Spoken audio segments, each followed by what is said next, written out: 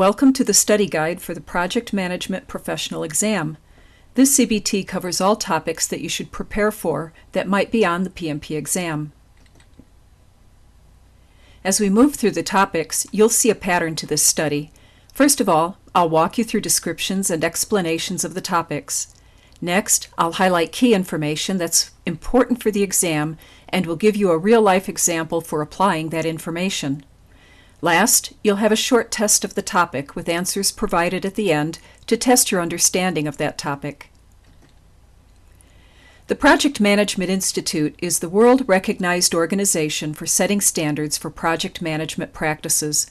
The organization began offering the exam and certification in 1984. As you may know, there's a qualification process that you must submit to in order to sit for the exam. This involves summarization of both your education and your work experience as it relates to project management. The application can be completed and submitted to the PMI on their website at www.pmi.org. Look under the Professional Development and Careers tab for information on the certification procedures and requirements.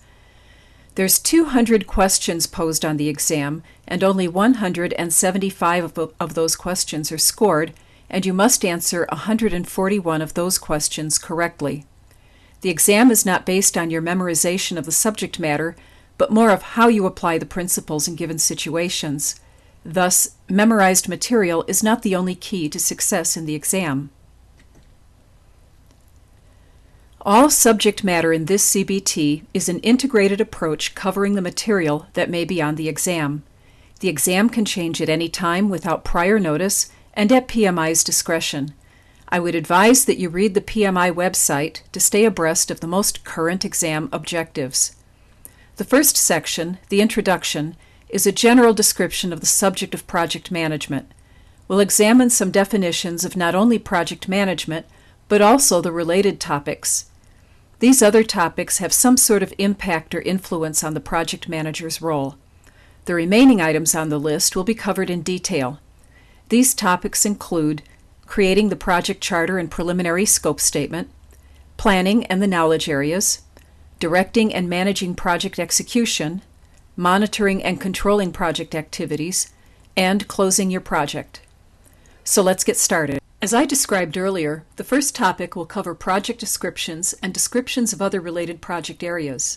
Next, we will cover the organization structure. The organization structure influences the amount of authority that a project manager has and will also have some benefits and drawbacks to the various types that you should learn. As we walk through the differences between the project life cycle and its phases, take note of the different project management process groups. It's very important that you do not get these confused. It's a topic for the exam. We'll then do a high-level walkthrough of the project management knowledge areas to get you familiar with their attributes before we launch into their detail. We'll start with projects versus operations. One important concept for the exam is to know the difference between projects and operations. Projects are temporary in nature and have definitive start dates and definitive end dates. Projects exist to deliver a product, service, or result that did not exist before. Operations, on the other hand, are ongoing and repetitive efforts. The work is continuous, that is, it has no end date.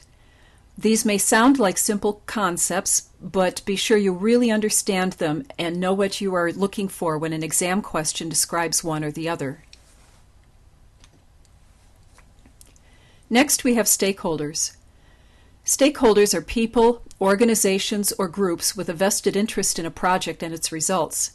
Stakeholders may be actively involved with the project work or may simply have something to gain or lose from the product, service, or results of a project. It's not unusual for stakeholders to have conflicting interests, and they may also be external or internal to the organization.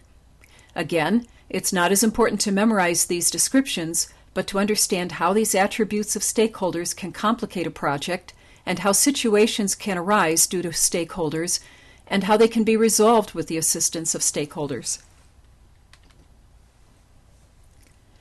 Next, we have project management. Project management brings together a set of tools and techniques to describe, organize, and monitor the work of project activities. It involves applying knowledge, skills, and techniques during the course of the project to accomplish the project requirements. Project management includes the initiation of a project, planning it, executing the plans, and measuring progress and performance of the project work.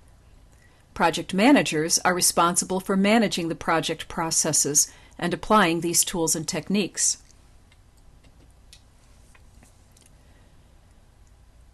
Next, we have programs. Program management involves centrally managing and coordinating groups of related projects to meet the objectives of the program. These groups of related projects are managed using the same techniques, and they are coordinated. Benefits are gained through the coordination of projects that would not be gained if they were managed individually. These projects may be executed at the same time, or dependencies may exist that require they be executed sequentially. This also achieves an economy of scale, as all the projects would adhere to the same processes and standards. We'll get into more definitions in the next section of our topic. This section of Chapter 1 is a continuation of project definitions. We had completed program, and now we're continuing with the definition of portfolios. The difference between a program and a portfolio can sometimes be confusing. Remember, a program is a group of related projects that can be executed in an organized fashion. A portfolio is all projects that meet a specific business goal. Projects, or even programs within a portfolio, can be very different and have no specific relationship to each other. Projects are evaluated for their value against the portfolio's strategic objective. Some portfolio managers are also responsible for ensuring that projects adhere to the original objectives and monitoring resource usage. The PMO's responsibilities can vary depending on the type of organization it serves. Some companies place a high degree of importance on the authorization and control of projects that a PMO can track and maintain. Others may just want the PMO to set standards for the organization and to archive project documentation.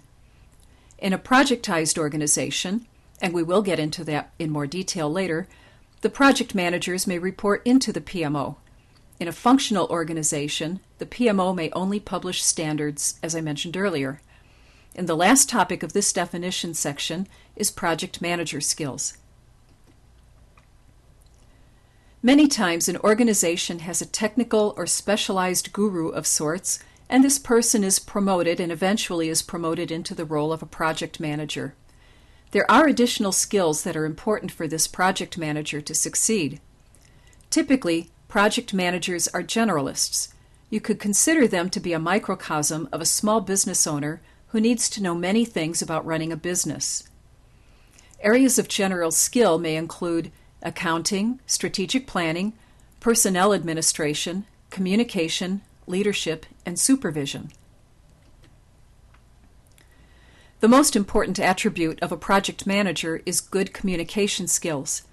An individual who can break down a complicated issue and write it up for stakeholder review and consideration is one step closer to a successful project than someone who cannot write well.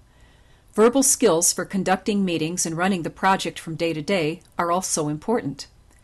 It's imperative that when a meeting has finished, everyone has the same understanding of what was said. Organization and planning skills are also key to a project manager's success. All project documentation and communications must be organized and integrated into the project. Information must be easily retrieved for unexpected requests. Time management and planning skills are closely related to good organization. The next skill set is budgeting skills. Many times, project managers are responsible for estimating project costs and then managing the budget throughout the project. This could involve vendor or material costs in addition to the typical resource costs of a project. Next are conflict management and problem-solving skills. Conflict management and problem-solving skills are needed when conflicts come up. These issues might be technical, they could be a result of something that has been triggered in terms of risk, and it could result from team conflicts. Knowing how to solve problems through good decision-making, either by the project manager or through team discussions, is critical to removing roadblocks to project success. The next skill set is negotiation and influencing skills. Negotiation is necessary in all aspects of a project. It may include individual negotiations, or it could be with teams of people. Influencing skills are especially important in a functional organization where the project manager's authority is limited. In cases like this, the project manager is dependent on the project sponsor or stakeholders to assist in resolving problems. Leadership is one of the most important skills. A good leader has the vision of the end result of a project and can get others to see this vision too. However, leadership and management are two very different things. Management is an oversight of tasks being executed to produce the desired results. Project managers need good management skills too, but leadership is being able to have the vision and influence the team to share this vision as well. Lastly, we have team building and motivating skills. Because teams will come together from different areas, some evolution of how the team works together is facilitated by the project manager. Project managers will work with the teams through their formation to become fully functional and high-performing. This can be done through the use of team building exercises or by conducting a team lunch to help get the people to know and appreciate each other's talents. This concludes this section of project definitions. In the next section, we will review organizational structures and how they impact a project manager's ability to manage a project. The next major topic is understanding organization structures. Organization structures have an impact on how project work is carried out. They also determine the amount of authority that a project manager has over a project. Three main types of organization structures are functional, projectized, and matrix. And these are not exclusive. A company may be a mix of any of these types. The functional organization is the most traditional of the three. It has a structured chain of command which is strictly adhered to. You will see that it is organized by functional areas, and departments are managed independently with authority limited to that department. Project managers have the least amount of authority in this type of organization. Also, projects that require an integrated approach across many departments may be somewhat limited in that ease of integration. This makes it more difficult for a project manager to execute any complicated projects, or at least a project that spans across several departments. It's important to note that resources for projects in this type of organization are usually difficult to come by. People are usually in a functional organization taking care of operational type responsibilities, and projects become extra work. Also, resources assigned to a project will typically have a stronger loyalty to the department they came from rather than the project itself. This can result in some conflict. A project manager may have the title of project executor, project expediter, project lead, or project coordinator. Good communication, influencing, and negotiating skills are required for a project manager to succeed in this environment. There are certain advantages to the functional organization. This model has proven somewhat successful over time. Employees have a clear career path in their functional area. There's a clear chain of command, and resource usage is maximized to its fullest extent. Project managers must rely on influencing skills to get functional managers to take care of issues when they arise. Some of the disadvantages include the fact that project managers have little to no authority. There's resource contention, and the project team members' loyalty is to their department, not the project. In the next section, we'll review the definition of projectized organizations and how that differs from functional. In the last section, we talked about functional organizations. Now we're going to talk about the other end of the spectrum, the projectized organization. In the projectized organization, we find that they're much more project-focused. Functional areas may actually be in support roles to projects.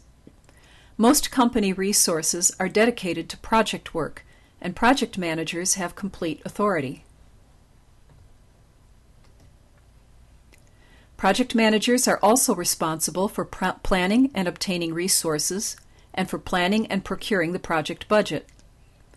Project team members report to the project manager, not to a functional department head.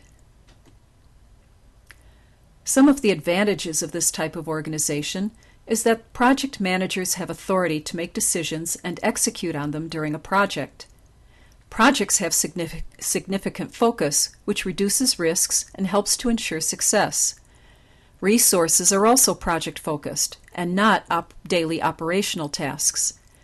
Team members report into the project manager and will not have divided loyalties in getting project work done. Some of the disadvantages include resource utilization can be somewhat inefficient in this organization. Operational work may also suffer as a result of the investment project priority. In the next section, we'll review the last type of organization, the matrix organization. This is the last section of the organizational type definitions. The matrix organization is intended to be a blend of functional and projectized organizations. It's intended to use the best of both models and reduce the disadvantages. Typically, a project team member will report to both a department functional manager and a project manager.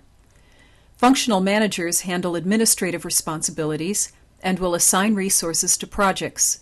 They also monitor employee performance. Project managers are responsible for executing the project and assigning project work to team members.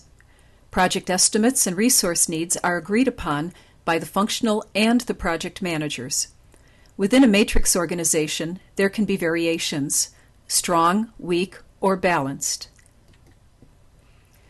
In a strong matrix organization, the balance of authority is given primarily to the project manager. Resource procurement is more readily available to the project manager. In a weak organization, which is the other end of the spectrum, functional managers have more authority over resource assignments. Project managers are considered to be more project coordinators or expediters with part-time responsibilities on projects. And project managers typically have no authority. However, in a balanced matrix organization, the authority over resource assignments is shared more equally. Managers have responsibility for their area or project, and employees are assigned to projects based on the needs of the project, not the strength of the manager.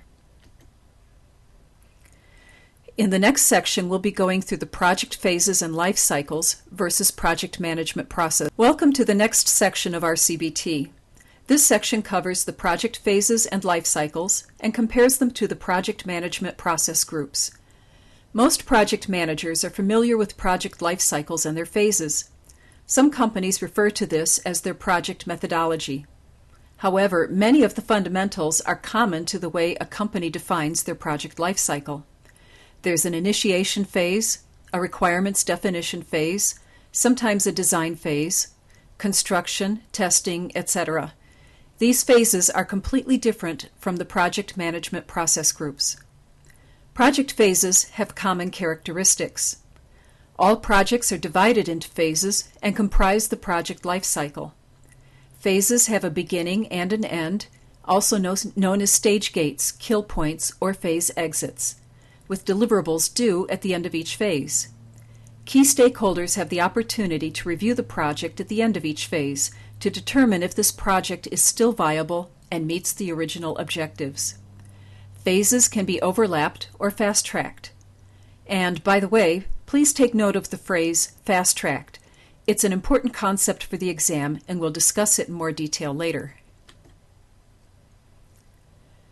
Other common characteristics show that the cost cycle is low initially and increases as resources are assigned in the execution phase, and then decrease again as resources are rolled off of a project.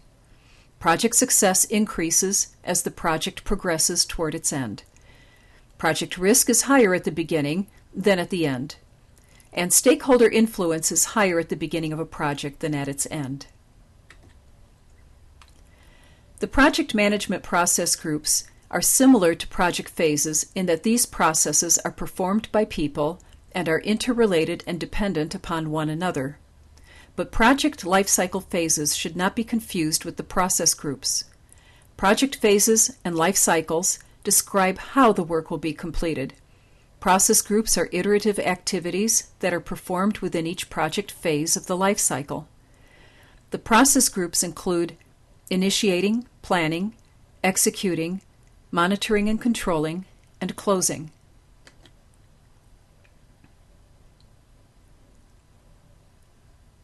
In the next section, we're going to go through each of these process groups individually and provide you with more details and characteristics of each. As just a quick review, in the last section we discussed the difference between project management process groups and project life cycles. The rest of this CBT will cover process groups and the various knowledge areas. Remember, the process groups include initiating, planning, executing, monitoring and controlling, and closing.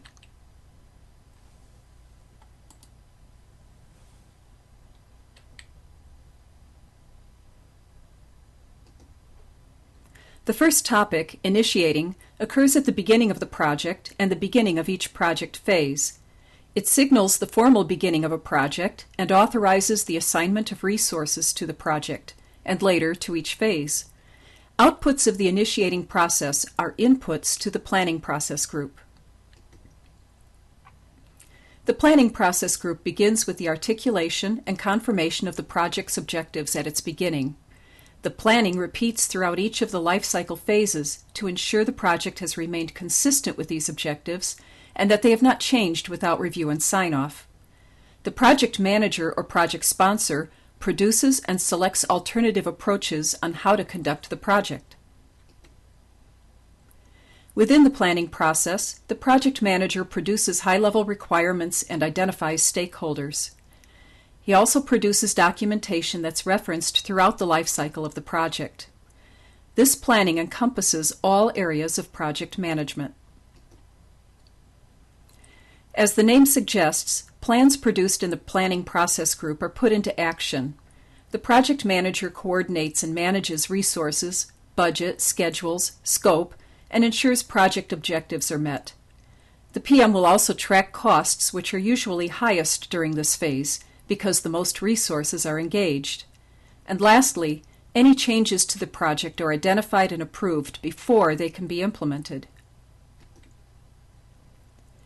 Typically, during the execution of a project or its phase, the project manager also measures and analyzes performance regarding scope control, quality, schedule adherence, project objectives, and/or budget. The PM will take corrective actions if the measurements surface an issue. The goal is to control the project and keep it on track. Scope control is emphasized in this area, and the project manager identifies and procures approvals on changes to the project before they can be implemented. Lastly, we have the closing process group. This brings a formal end to the project activities for either a phase or for the entire project. The project manager archives project information for future usage and closes contracts with vendors and suppliers. This table summarizes the relationship between key areas of the project with each process group. As you can see, some areas such as costs and staffing levels are low at the beginning of the project, while others, such as chance for successful completion and risk probabilities, are at their very lowest at the beginning of the project. Stakeholder influence, however, is high at the beginning. And it's important to make sure all stakeholders have had their say on the product and project requirements in this stage. It's much more difficult and costly to include requirements further into the project. Take a moment to review this table and understand the relationships in each area. It's definitely a topic that shows up on the exam. In the next section, we'll begin reviewing the 9 individual knowledge areas. The last topic in this chapter is an introduction to project management knowledge areas.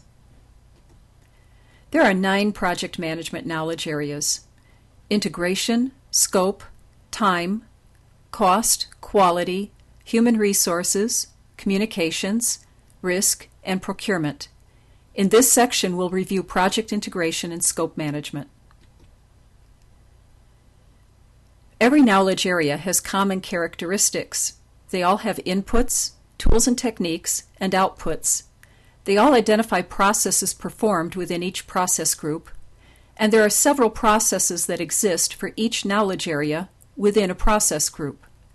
What does this last item mean? It means that for each knowledge area, there are several smaller processes that comprise it. Some may have only 2, and others may have 5. Each of these processes are performed during different process groups. In the next slide, I'll show you those relationships. Here you can see that there are processes within Project Integration Management that span across all of the process groups. While Project Scope Management has processes that belong in only 2 groups, planning and monitoring and controlling. Let's take a moment to review these to get a high-level sense of the relationships. You'll notice that all the knowledge areas have processes in the planning group and in the monitoring and controlling group. Others have executing in addition to those 2. A key area is the integration area, which has processes in all of the process groups. This would make sense, since integration activities are meant to ensure that all the project components are coordinated. Aside from integration, only procurement has a process in the closing group. Contracts with vendors or suppliers need to be closed at the end of the project. This slide and the others that follow specify the process performed in each knowledge area. I've included the process group for reference in parentheses to assist you in understanding when it's performed. The first knowledge area is Project Integration Management. The first 2 processes are part of the initiating process group. They are developing the project charter and developing the preliminary project scope statement. In the planning process group, we have developed the project management plan, and next is direct and manage project execution. For monitoring and controlling, there are 2 processes: monitor and control project work, and integrated change control. And lastly, we have closing the project. Please note that Project Integration Management coordinates all aspects of the project plan, and it ensures the individual components are working in concert toward the project objectives. Performed throughout all of the process groups, from initiation process to the closing process, integration is there to verify that everything is coordinated together. The next knowledge area is Project Scope Management. The processes for this group in planning are scope planning, scope definition, and creating the work breakdown structure. In the monitoring and controlling process group, we have scope verification and scope control. At a high level, the planning processes for scope are detailing the requirements of the product of the project, verifying those details using measurement techniques, creating a project scope management plan, and creating a work breakdown structure. Controlling changes to the original scope of the project is a very big activity. You may be familiar with the term scope creep in your own projects. The scope management process goals are to define all of the work of the project and only the work required to meet the project objectives. It includes all characteristics of the product or service and the work to be performed within the project to achieve that goal. It measures scope adherence using the project management plan, the project scope document, the work breakdown structure, and the work breakdown structure dictionary. It also drives many activities throughout all of the knowledge area processes and should be well integrated with the product or service descriptions. We're going to stop at this point for this section. We'll begin with time management knowledge area in the next section. In the last section, we reviewed the integration and scope knowledge areas. In this section, we'll continue with time, cost, and quality. The 5 planning processes for project time management are activity definition, activity sequencing, activity resource estimating, activity duration estimating, and schedule development. The one significant monitoring and controlling process is schedule control. The time management process goals are to estimate the duration of the project and document the estimates by creating a project schedule. To create a project schedule based on estimates of activities, their sequencing, and scheduling. and to monitor and control the schedule to determine if the project is on track in meeting its scheduled target dates. The two planning processes for cost management are cost estimating and cost budgeting. The monitoring and control process is cost control. The goals of cost management are to establish cost estimates for resources and to establish budgets. For tracking and monitoring, the actual project costs are tracked to ensure the project budget is not exceeded. The planning process for quality management is simply quality planning. For executing, it's perform quality assurance, and for the monitoring and controlling process area, it's perform quality control. The goals of the quality management process are to ensure the project meets the requirements, to focus on product quality and on the project management process used during the project, and to measure overall performance and monitor project results against initial standards, those that were defined during planning. In the next section, we'll review human resource management, communications management, risk management, and procurement. In the last section, we reviewed time, cost, and quality knowledge areas. In this section, we'll continue with human resources, communications, risk, and procurement management. The planning process for human resource management is human resource planning. The two executing processes are acquire project team and develop project team. For monitoring and controlling, we have manage project team. Human resource management involves all aspects of people management, including leadership, coaching, conflict resolution, performance appraisals, and team building. The goal here is to build a high-performing team to ensure the project stays on track. The planning process for communications management is communications planning. The executing process is information distribution, and the two monitoring and controlling processes are performance reporting and manage stakeholders. The communications management process is considered to be the most important knowledge area for a project manager. This includes both written and oral communication, and it may use various forms of technologies or techniques. For project risk management, we have 5 planning processes: risk management planning, risk identification, qualitative risk analysis, quantitative risk analysis, and risk response planning. For monitoring and controlling, we have risk monitoring and control. Key items about risk management process include the fact that risks are both threats and opportunities, and this activity prepares for both types of risks. Most important is to prepare an action plan should a risk occur. Lastly, we have project procurement management.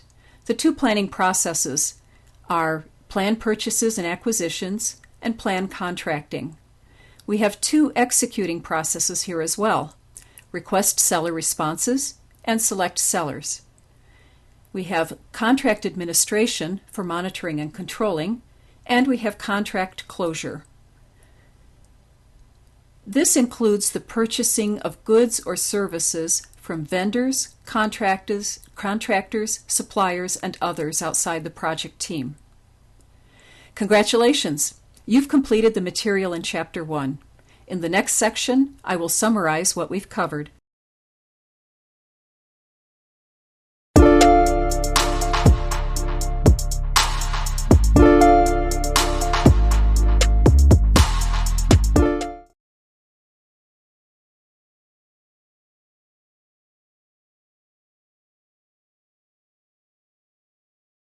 Welcome to the study guide for the Project Management Professional Exam.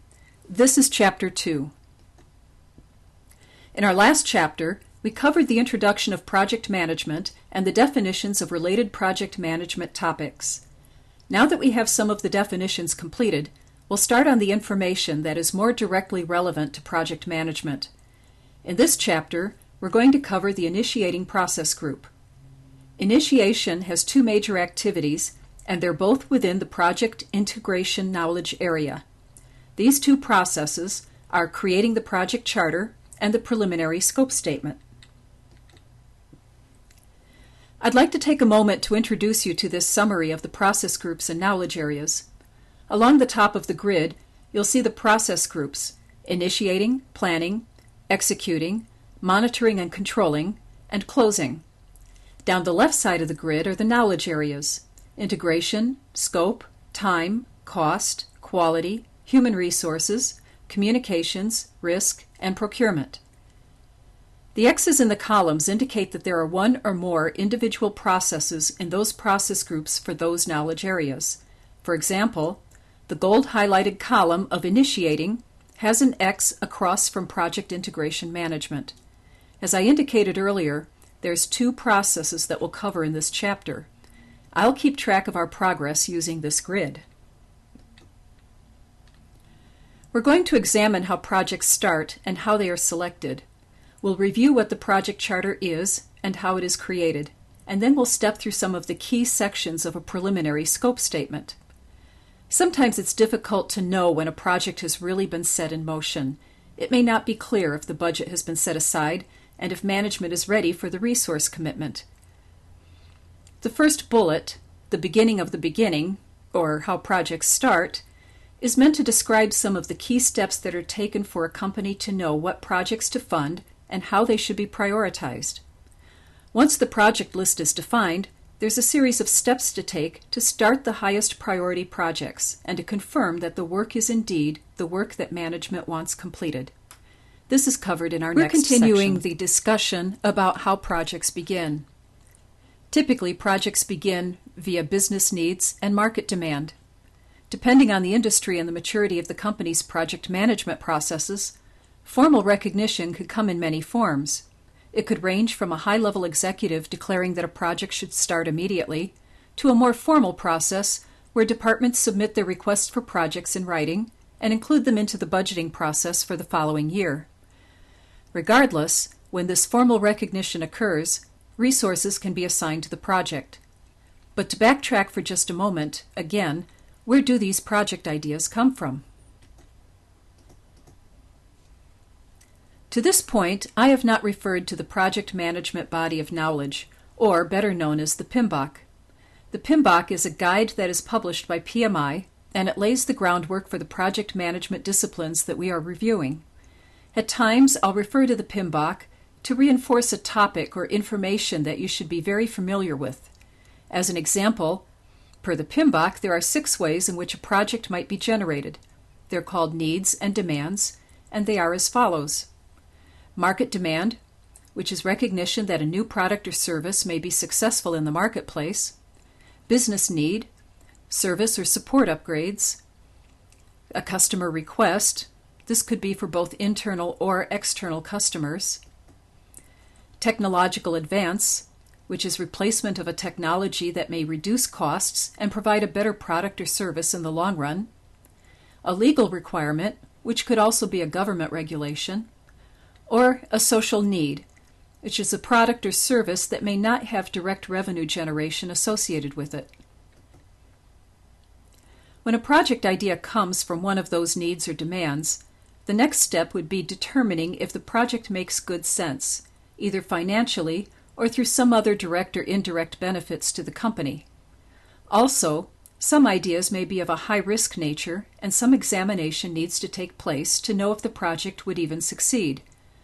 Also, the anticipated result, the product or service, may need to be examined to determine if it fits into the company's strategic direction or whether it would succeed in the market. Getting the answers to these questions is an activity known as a feasibility study. A feasibility study may be conducted by a specific group of people who are not part of the eventual project team. It may be a team of people from the PMO who perform the tasks of documenting the costs and benefits and procuring the forecasts for revenue, or it may be members of various departments, for example, finance and marketing, who perform the study and submit their conclusions for approval. To help set a baseline of what the project is all about, The project charter will document the business needs or whatever the driver was that spawned the idea for the project and its general justification. This will also involve documenting some of the key requirements and a description of the product, service, or result that the project is intended to produce. There should be a clear link between the project results and the requirements. Thus, the project charter is the formal document that acknowledges that the project exists, and it names the project manager and gives that person the authority to apply resources to a project. These two bullet points are absolutely key to the reason for the project charter. We'll go into more detail of creating the project charter in the next section. This section, we're going to review details of the project charter, how it's developed, what it contains, and how it's published. Ideally, the project sponsor would write the project charter. If the project manager writes the project charter, the project sponsor or some other authorized senior manager would sign and issue it. The project charter must be signed and issued by an individual who is not directly on the project team. As we discussed earlier, for every activity in the knowledge areas, there are inputs, tools and techniques, and outputs. As we move through all these activities, I'll describe each of these elements so you can count on a consistency in the explanations. There are 4 inputs to developing a project charter: the contract, if applicable, project statement of work, enterprise environment, and organizational assets. First, the contract is only relevant if an external customer is contracting the company to perform work. The contract would become a key piece of documentation to ensure the accuracy of the charter, especially in understanding what the project results are supposed to be. The project statement of work will describe the product, service, or project results in more detail and from a project perspective.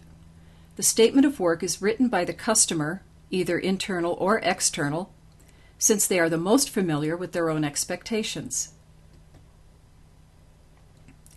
Other key elements of the statement of work are the business need that is the driver of the project, a high-level product scope description, and the strategic plan. The high-level product scope description will get better and more detailed as the project progresses. This is also known as progressive elaboration. The strategic plan is intended to ensure that the project is in alignment with the company's objectives and goals. I'll continue with the other 2 inputs to the project charter in the next section. We're reviewing the 4 inputs to the project charter. We've already reviewed the contract and the statement of work. In this section, I'm going to list a lot of items that should be considered when writing the project charter. It's difficult to tell you what may be the most important because your organization could be unique. Suffice it to say that I'll run through this list, and I think you'll see the pattern of items that you should remember when you're taking the exam. Environmental factors are a common input to many processes. Think of it as a big closet of stuff, and it refers to any number of external factors that may have an influence on the project, either positive or negative. Some examples of this include the organization or company's culture and structure, government or industry standards. Some industries are highly regulated, and these regulations may have an impact on project standards, quality, and timelines. Infrastructure, which refers to the organization's facilities and capital equipment. Human resources, which is your staff's skills and knowledge. Personnel administration, which are guidelines for hiring, firing, training, and performance reviews. Organization's work authorization system, which is how the work of the project is authorized. It could include marketplace conditions, which are typically economic and financial factors. Stakeholders' risk tolerance, which is the level of risk that the stakeholders are willing to take. And commercial databases, which refers to industry-specific information. Lastly, we have project information systems. This is usually software that allows the project manager to document and store project-related information for retrieval and distribution throughout the project. This typically includes your schedules, your activities, resources, and deliverables. Then you have your organizational process assets. Again, this is another long list of items, but hopefully you'll see the pattern in this information. This includes your policies, procedures, standards, guidelines, plans, and approaches for conducting work. It might also include your project management policies, safety policies, performance measurement criteria, templates, financial controls, communication requirements. And one key item going to the third bullet here is that it includes previous project information and how to store and retrieve that information. That historical information typically includes your schedules, budgets, lessons learned, and project files, your issue and defect tracking logs, process measurements, and configuration management information. All of this information is from previous projects, and although your project is probably unique, as every project is, it can assume some of the information and take on that pattern of information for your project. So it's always good to look at the historical information. This concludes the discussion of inputs to the project charter. In the next section, we'll begin the review of tools and techniques. In the previous section, we reviewed the project charter inputs. In this section, we'll review the project charter tools and techniques. The Develop Project Charter process has 4 tools and techniques: project selection methods, project management methodology, project management information systems, and expert judgment. To get a common understanding of the value of a project, an organization will use a project selection method to articulate the advantages of one project over another. Using the company's strategic plan as a guide, the benefits of a project should align with the company's objectives and goals. There are 2 types of models used for decision making. One is benefit measurement models, and the other is mathematical models. These are also known as constrained optimization models. Benefit measurement models are typically used for comparative purposes. That is, they help evaluate several projects to help determine which projects should be selected over others. The organization is trying to understand how projects may satisfy certain criteria and how well each may do it. The economic models will evaluate either revenues that may be realized in the future or how quickly the company may recoup costs that it has expended on a project. The models include the cost-benefit analysis, sometimes called benefit-cost analysis if you'd like a more positive spin on it, scoring models, cash flow analysis techniques. For complex projects, more than one scoring model may be used. Net present value and internal rate of return are 2 models that will generally bring an organization to the same accept-reject conclusion.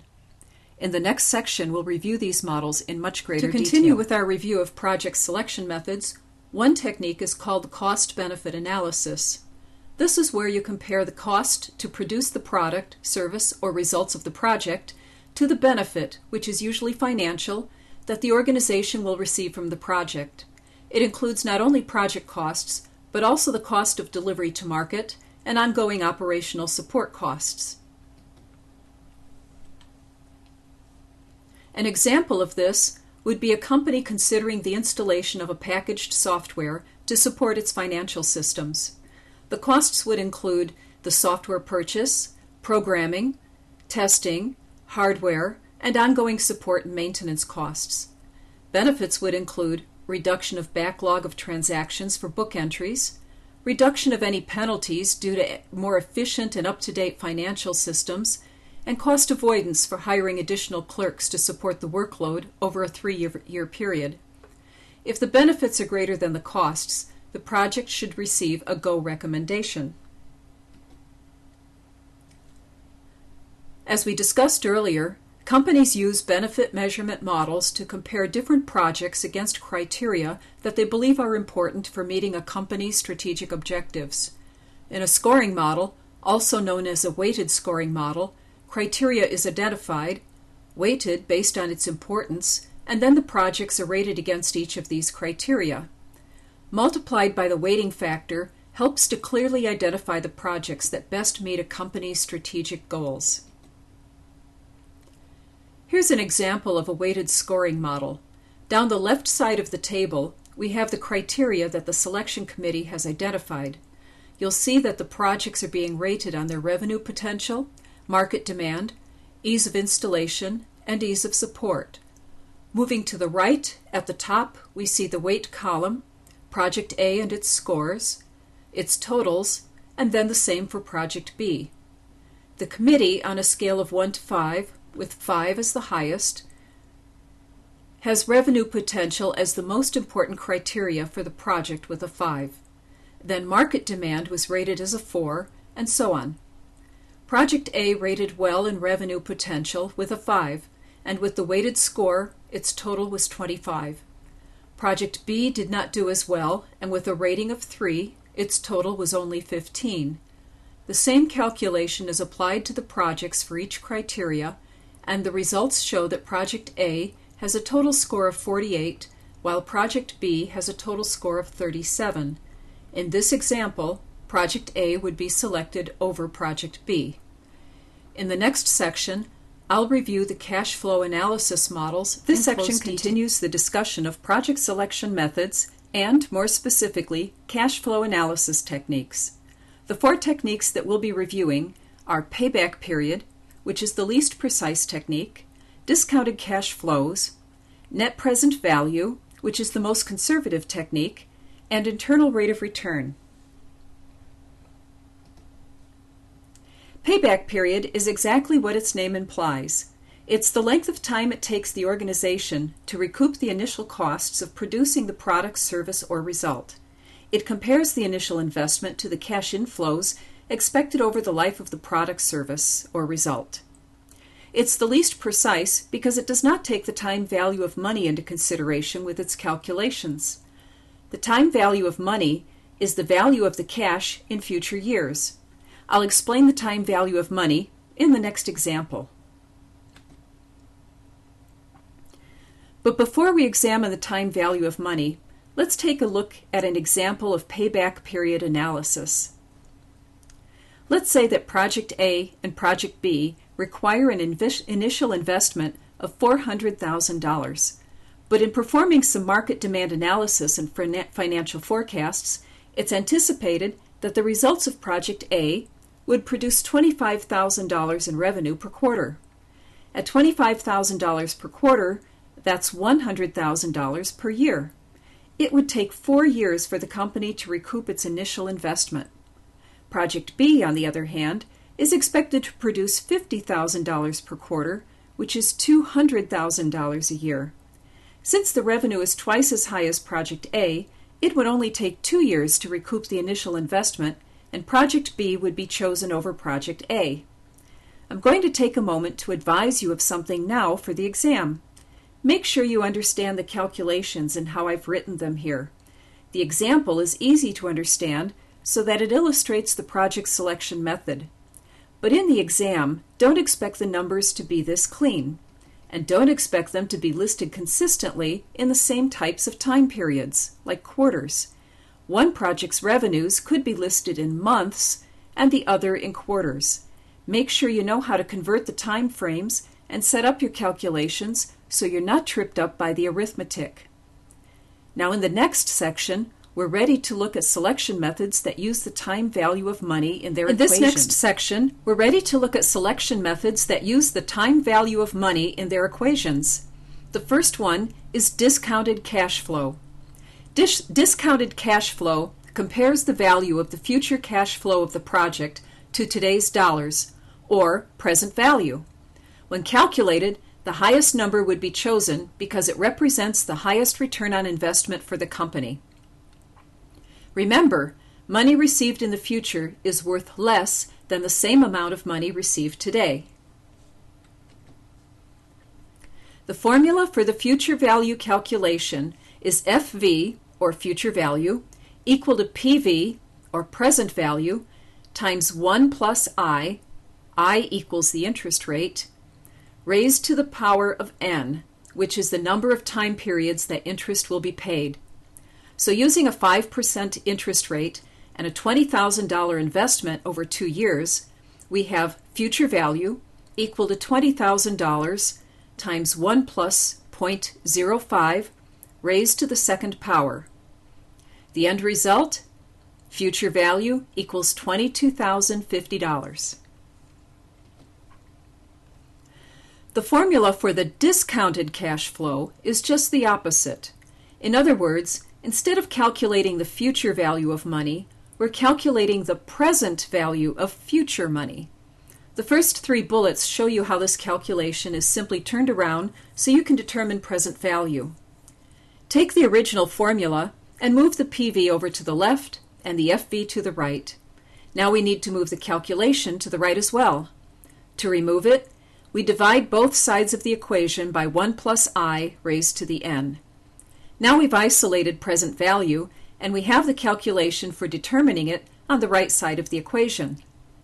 So to determine the present value, or discounted cash flow of our expected revenues, we take our forecasted number for 2 years out and plug it into the formula at the anticipated interest rate of 5%. So, present value equals $22,050 divided by 1 plus 0.05 to the second power. Present value is $22,050 divided by 1.1025, or $20,000. This is what $22,050 is worth today. Let's take an example where we're comparing two projects.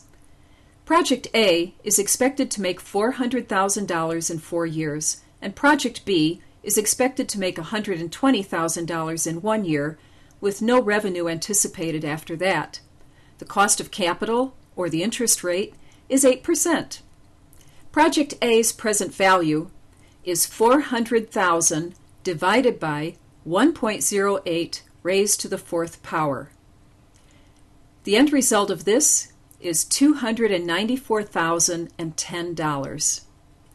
Project B's present value is equal to $120,000 divided by 1.08. This equals $111,111. Project A is the project that would return the highest investment to the company and should be chosen over Project B. In our next section, we'll go over the net present value and other selection methods. Net present value is the next project selection method for review. It calculates an accurate value for the project in today's dollars. If the net present value is greater than 0, accept the project. If it's less than 0, the project should be rejected. Positive value of net present value means the project will earn a return of at least equal to or greater than the cost of capital. Projects with high returns early in the project are better than projects with lower returns early in the project. In our example here, we're once again comparing Project A to Project B. Using the calculation that we just learned for discounted cash flows, we're calculating the present value for each year of projected revenues.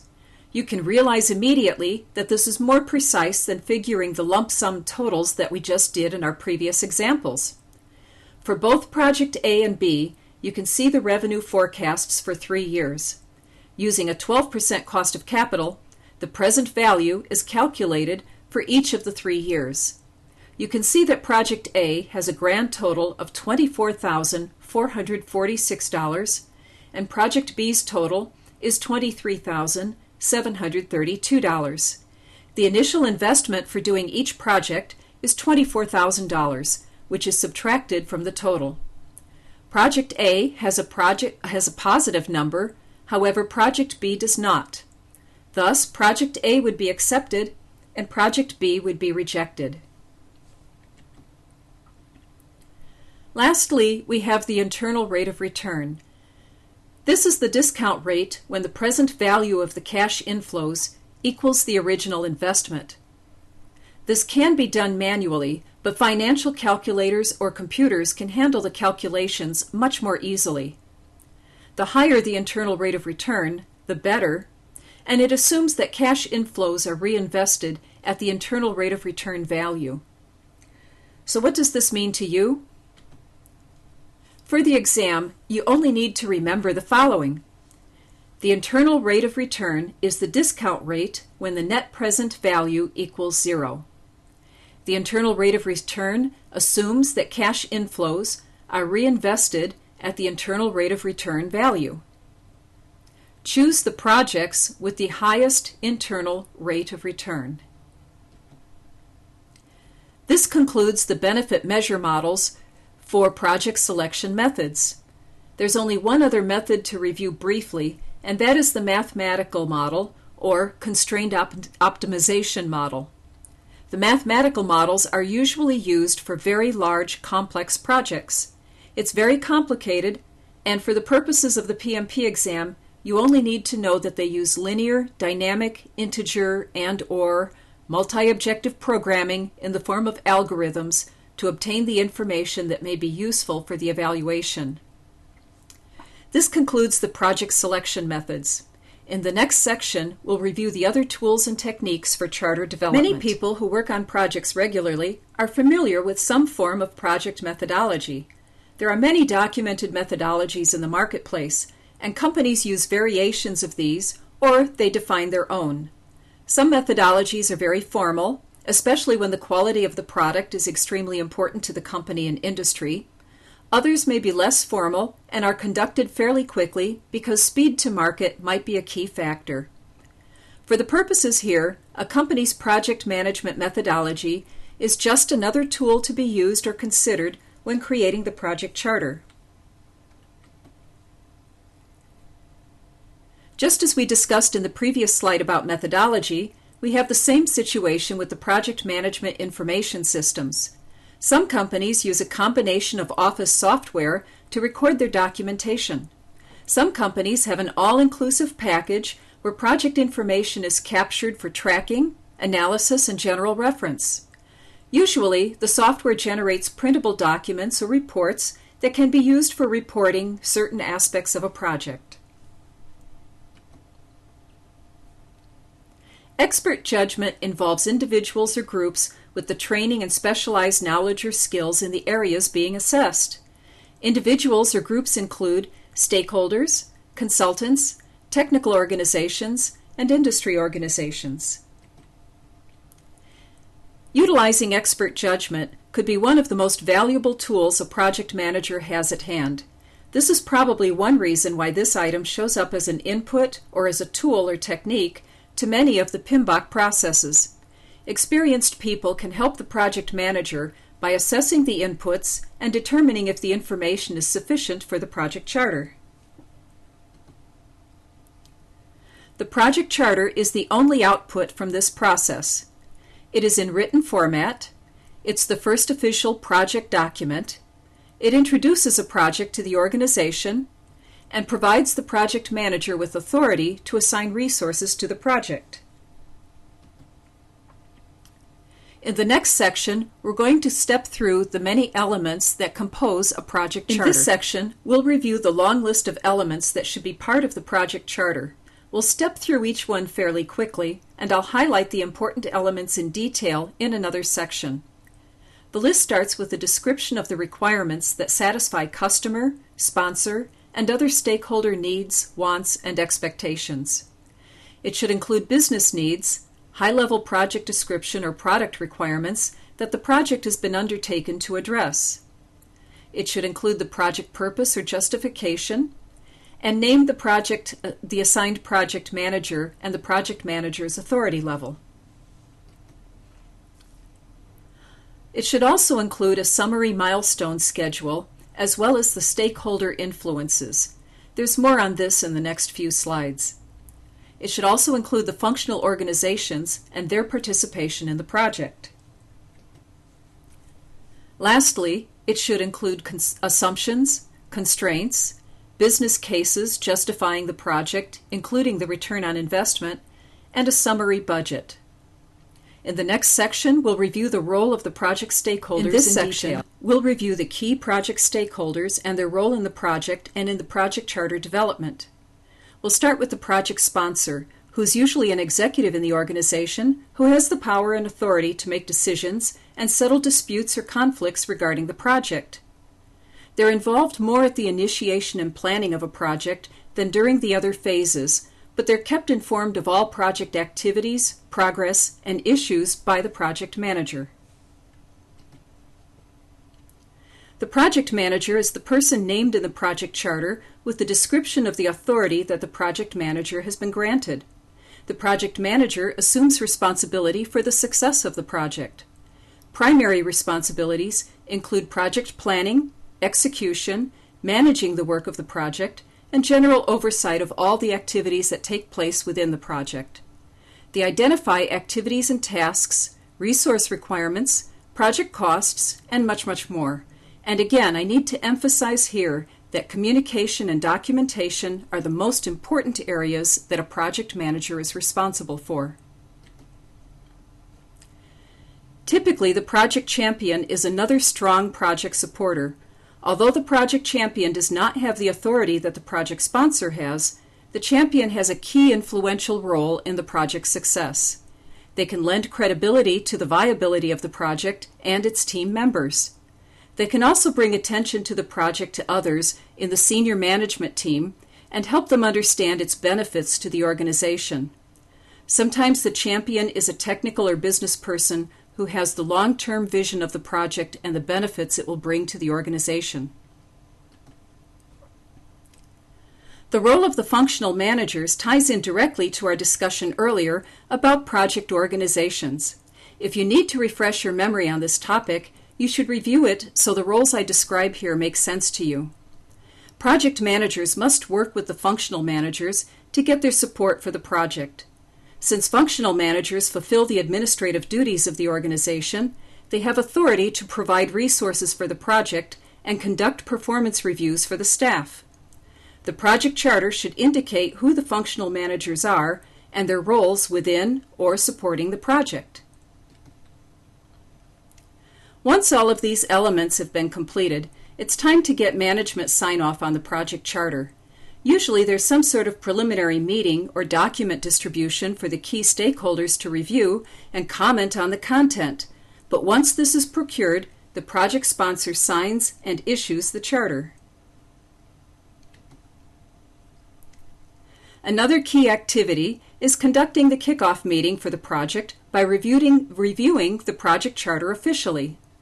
This would include all key stakeholders, project team members, customers, and management to come together to review the document with either the project sponsor or the project manager conducting the meeting.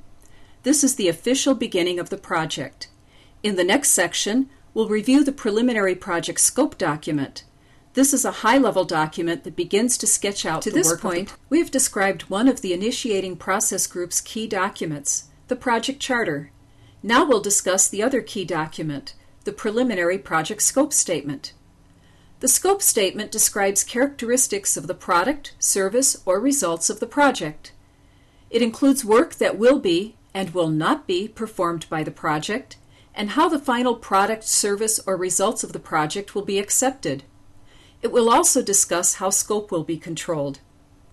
One other thing I'd like you to be aware of are that many times the project manager may not have time or may have too small of a project to perform all of the steps described in the project management framework.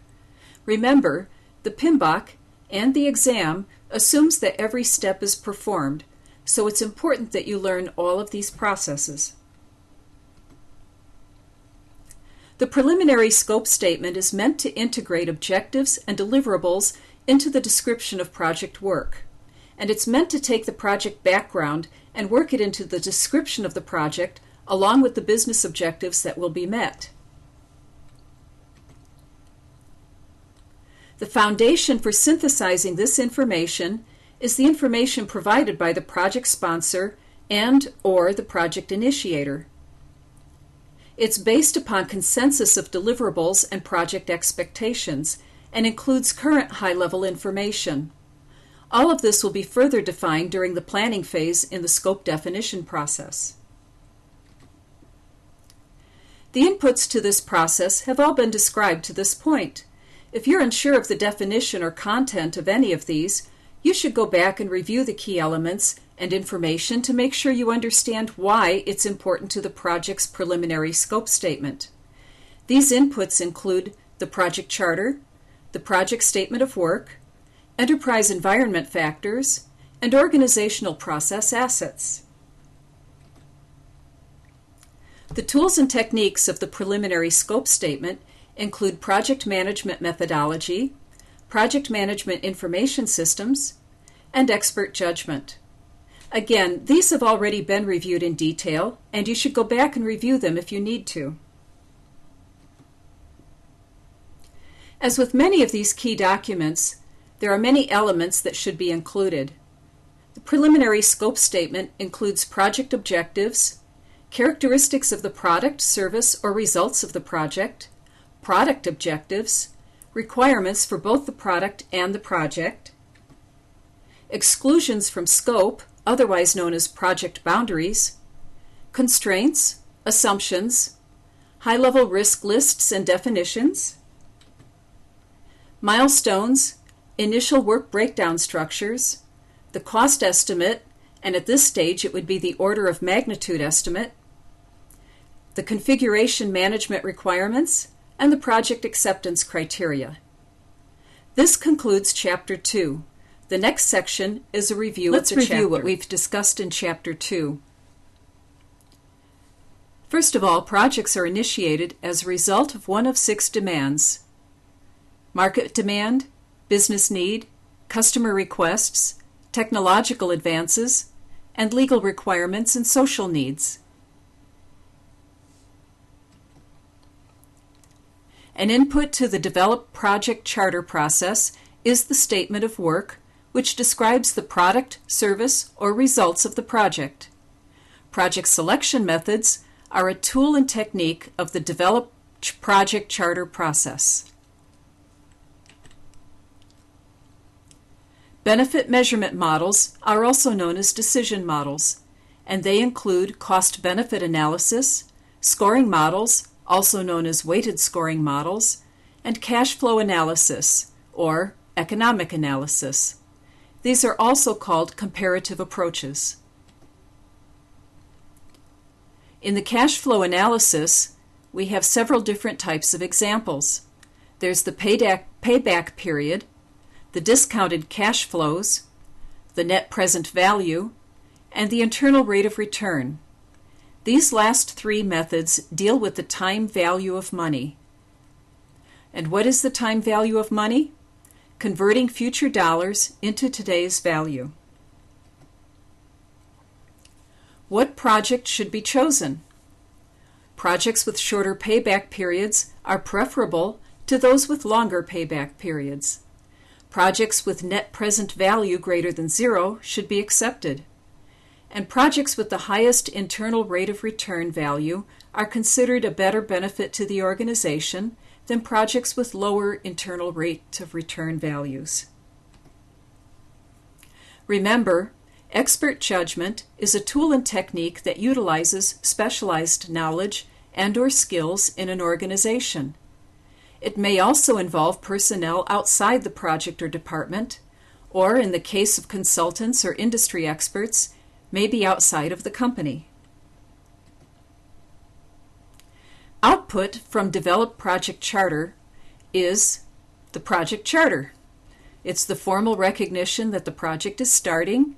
It authorizes the project manager to apply resources to the project, and it documents the business needs and justification of the project. It also describes customer requirements, and it ties the project to the organization's work and objectives. The preliminary scope statement defines the project at a high level. It also defines objectives and deliverables, and describes the business opportunity and objectives. Most of this information is an input to the project scope statement, which occurs in the planning phase. In the next section, we'll start to get into those topics that are important for the exam, and we'll include some exam questions.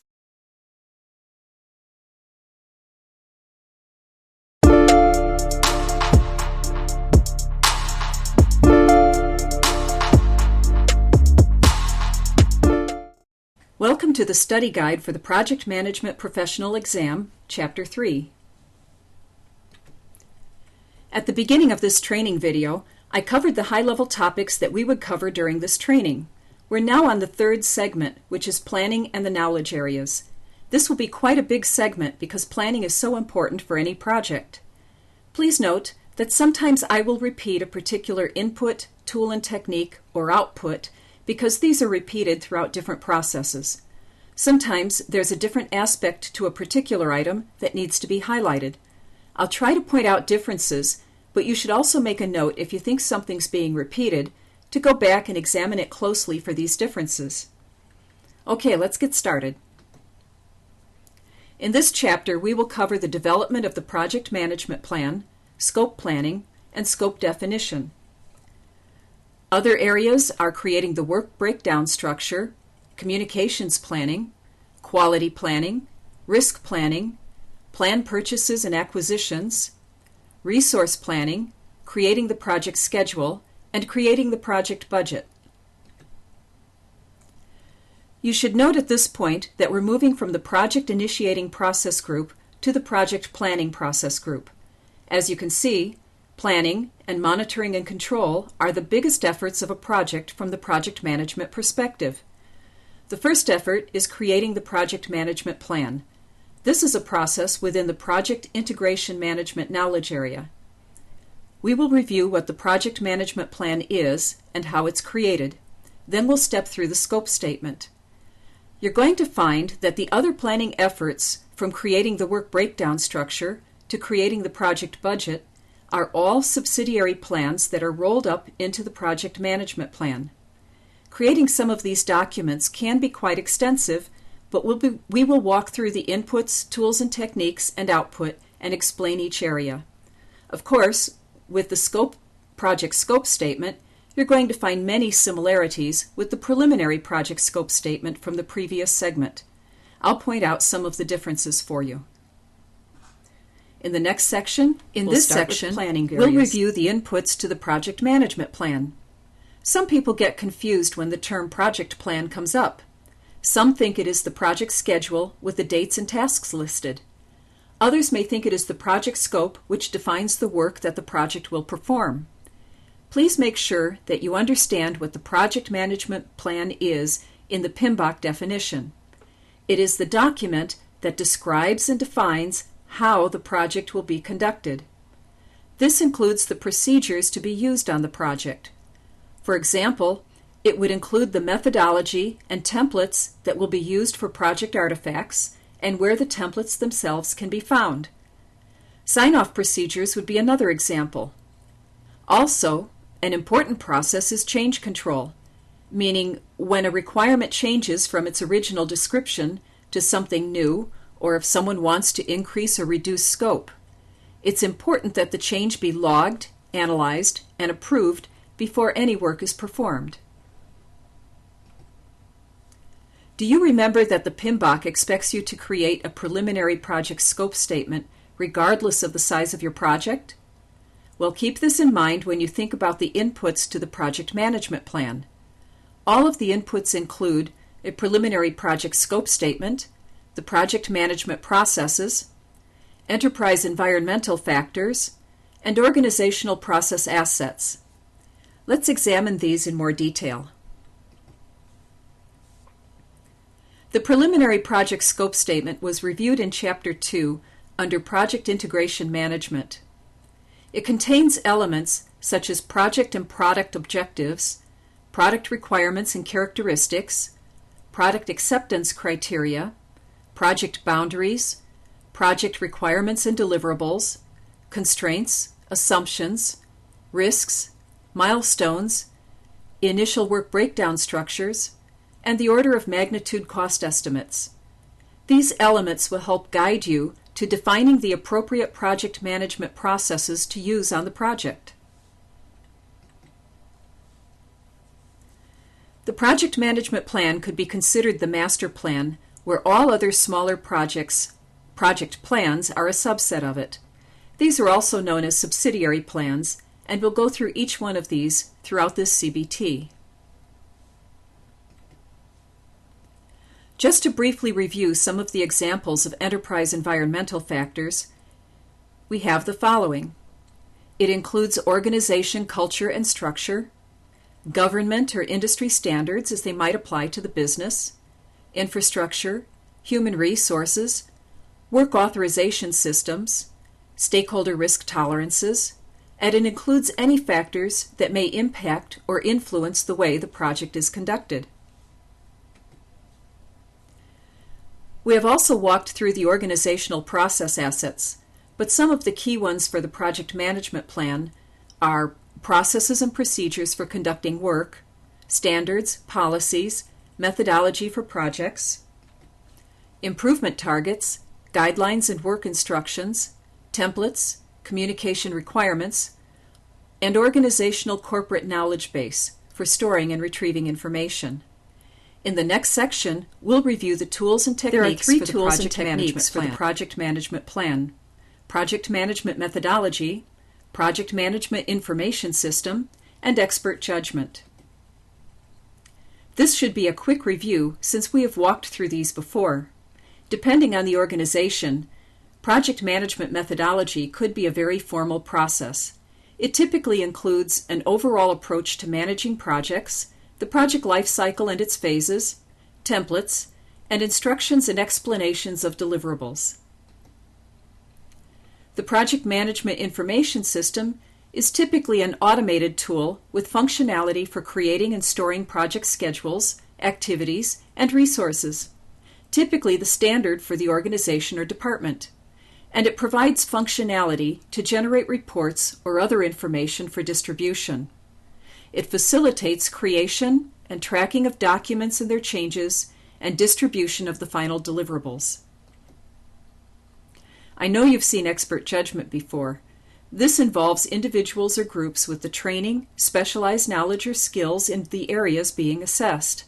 It includes individuals or groups such as stakeholders, consultants, technical organizations, or even industry organizations.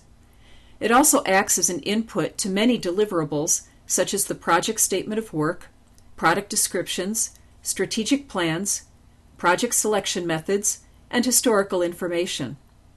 In the next section, we'll review the project management plan. We will now review the only output of the project management plan process, which is the project management plan. The project management plan describes, coordinates, and integrates all the plans for the subsidiary processes of the project into one summary plan. This may be only one document, but it contains quite a few elements. I'm going to read all of the elements that the PMBOK lists for this project, although we will not go into detail on them.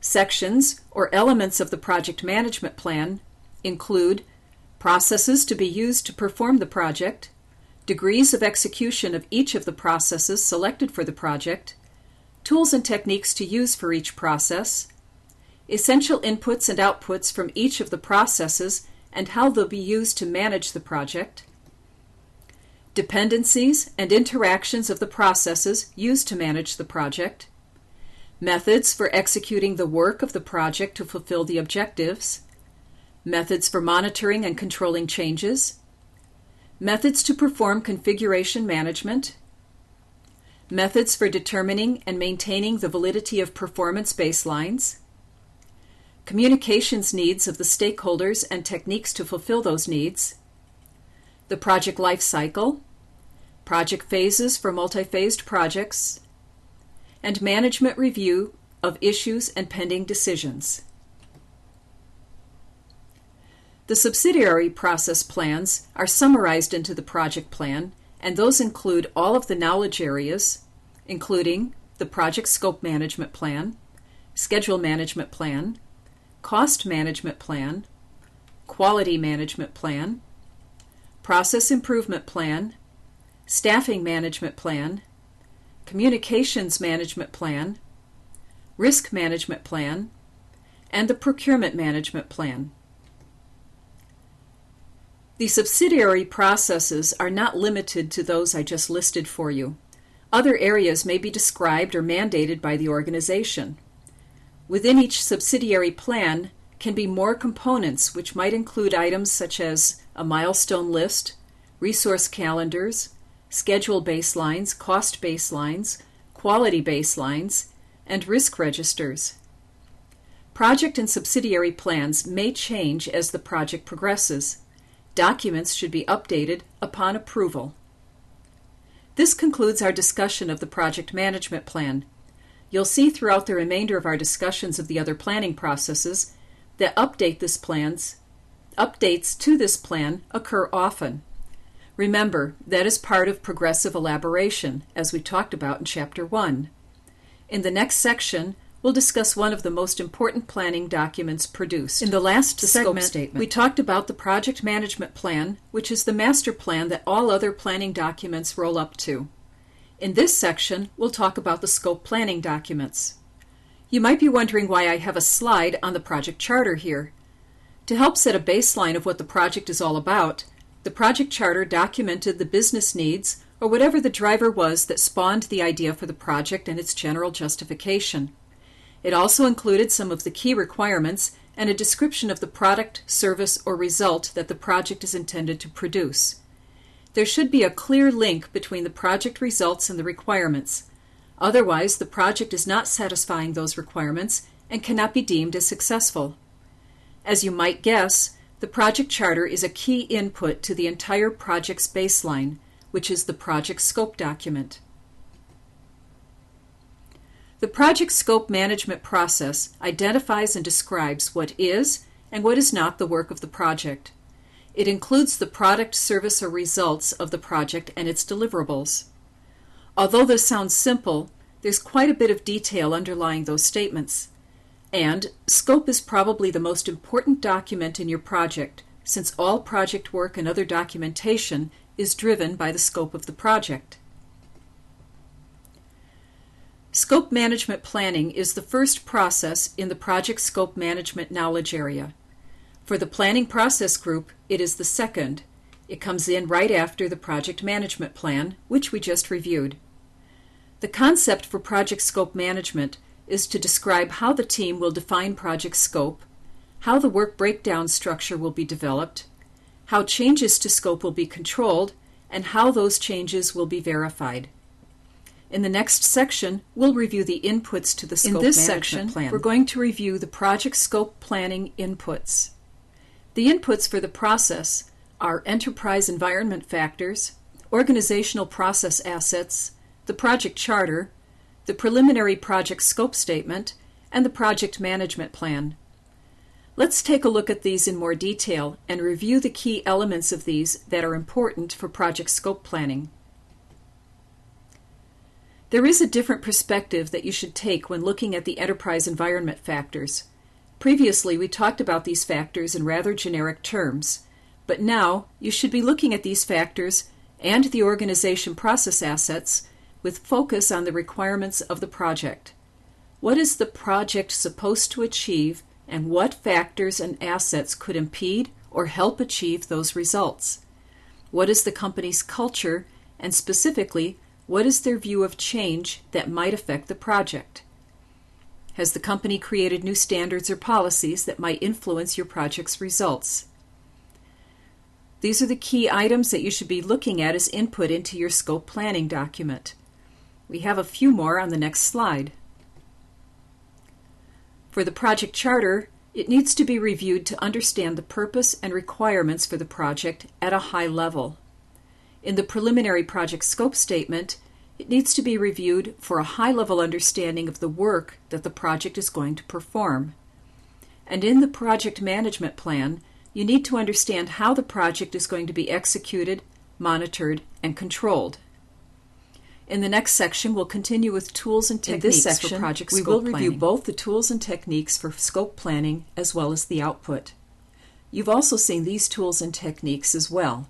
For expert judgment, we might interview people with specific skills, knowledge, and experience to assist with understanding the size and complexity of the project. And for templates, we need to identify the templates, forms, and standards for the project, either using what the company has formally published, possibly via the PMO, or from previous experience. From this process, there is only one output, the project scope management plan. This describes how the project team will define project scope and manage the controls over scope as the project progresses, including the process for preparing the project scope statement itself, with a detailed description of the deliverables and requirements of the project, and the process for creating the work breakdown structure, which further defines the work by breaking down the deliverables into smaller pieces. It also describes how the deliverables will be verified for accuracy and accepted by key stakeholders, and the process for controlling scope change requests, including the procedure for requesting changes and where to find the request form. Please note, some people get confused about creating the scope planning document and creating the scope document. Remember, these are two different processes. The first one describes how you're going to create the document, and the other is the document itself that describes the scope. In the next section, we'll discuss project scope. Now that we've discussed how you're going to approach planning your scope, we now get into the real substance of the planning process. Understanding scope is essential to the success of the project.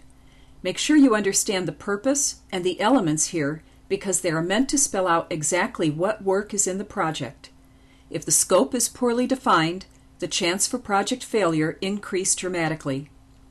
Scope definition documents the project objectives, deliverables, and requirements so they can be used to direct the project work. Also, they're used as the basis for project decisions, and they serve as the project baseline. The inputs for scope definition are organizational process assets, project charter, preliminary project scope statement, project scope management plan, and approved change requests. I'll get into the key information from each of these inputs on the next slide. The last item, however, change requests, are something that will impact scope and might also impact quality, costs, and schedule. Changes imply a modification to the scope statement itself and possibly other planning documents too. Within those inputs is key information that's relevant for scope, including historical information, product description, project objectives, assumptions, and constraints. Product analysis is a method for converting the product description and project objectives into deliverables and requirements. It may include value analysis, functional analysis, systems engineering techniques, systems analysis, or value engineering techniques to define the product or service in detail.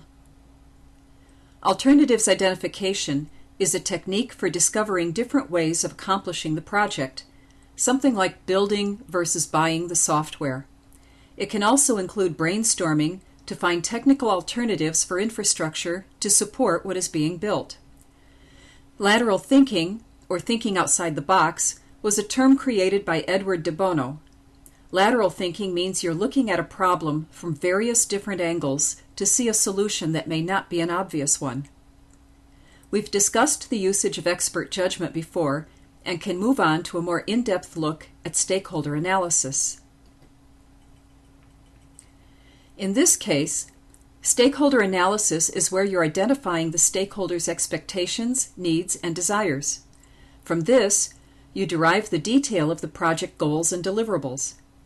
It's assumed that you've brought the stakeholders in during the project charter or preliminary scope statement creation, but this analysis is a revisit to the information you've accumulated about the stakeholders and what they want. You want to bring that information into additional detail in this next deliverable. Remember the term progressive elaboration? This is a good example of it. Additionally, you want to understand the organization structure and where the stakeholders fit into that structure. You want to meet with each of the key stakeholders and document their needs, wants, and expectations. You want to find out how they expect the project will change their business through change, enhancements, or replacements, and determine if this expectation is a critical or a good enhancement. Not only are you adding more detail to the expected project results or objectives, it's now important to describe them and how they'll look when the project is completed. You also need to prioritize them. This is the time to make sure the stakeholder list is complete and no key stakeholders have been missed. If a key stakeholder suddenly shows up in the middle of your project, the results can impact your budget, schedule, and various other plans. In the next section, we'll discuss the output. We've reviewed the inputs and tools and techniques of scope definition. Now let's look at the output. The scope definition output includes the project scope statement, requested changes, and project scope management plan updates. Remember, all future questions that may come up in a project on what should or should not be done can be resolved by reviewing the scope document. As we've said before, it's the baseline for the project.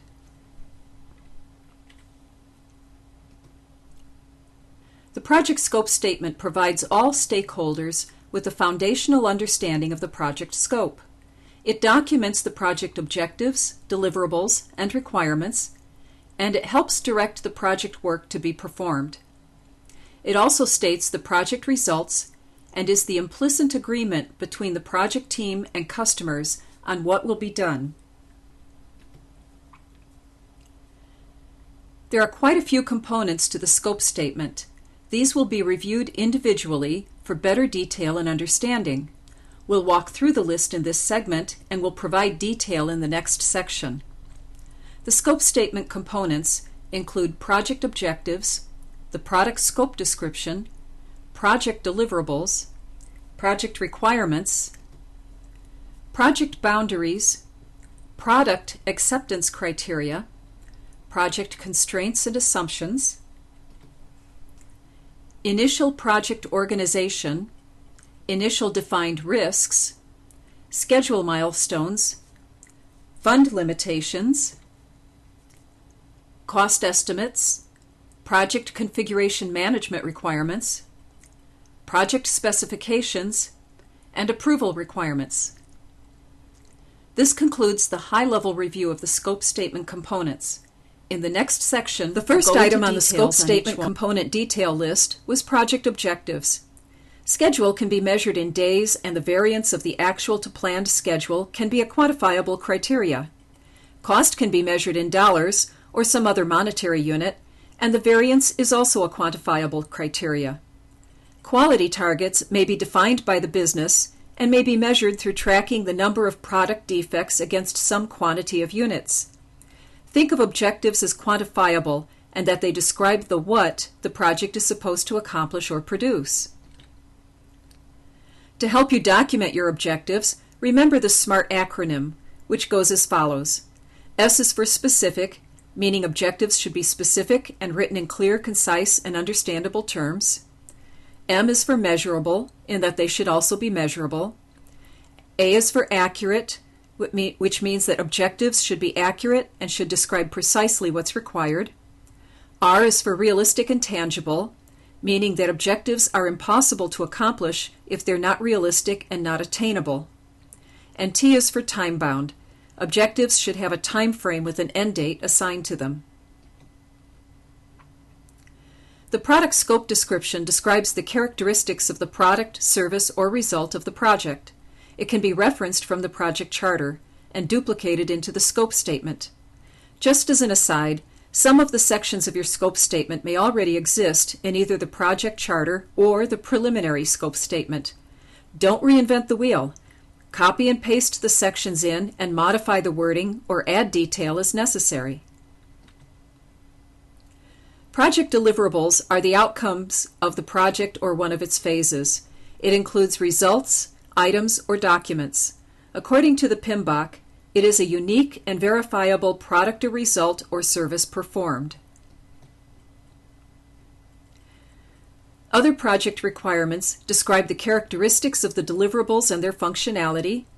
This might include dimensions, color, functionality, or any other specific description of the product or service expected.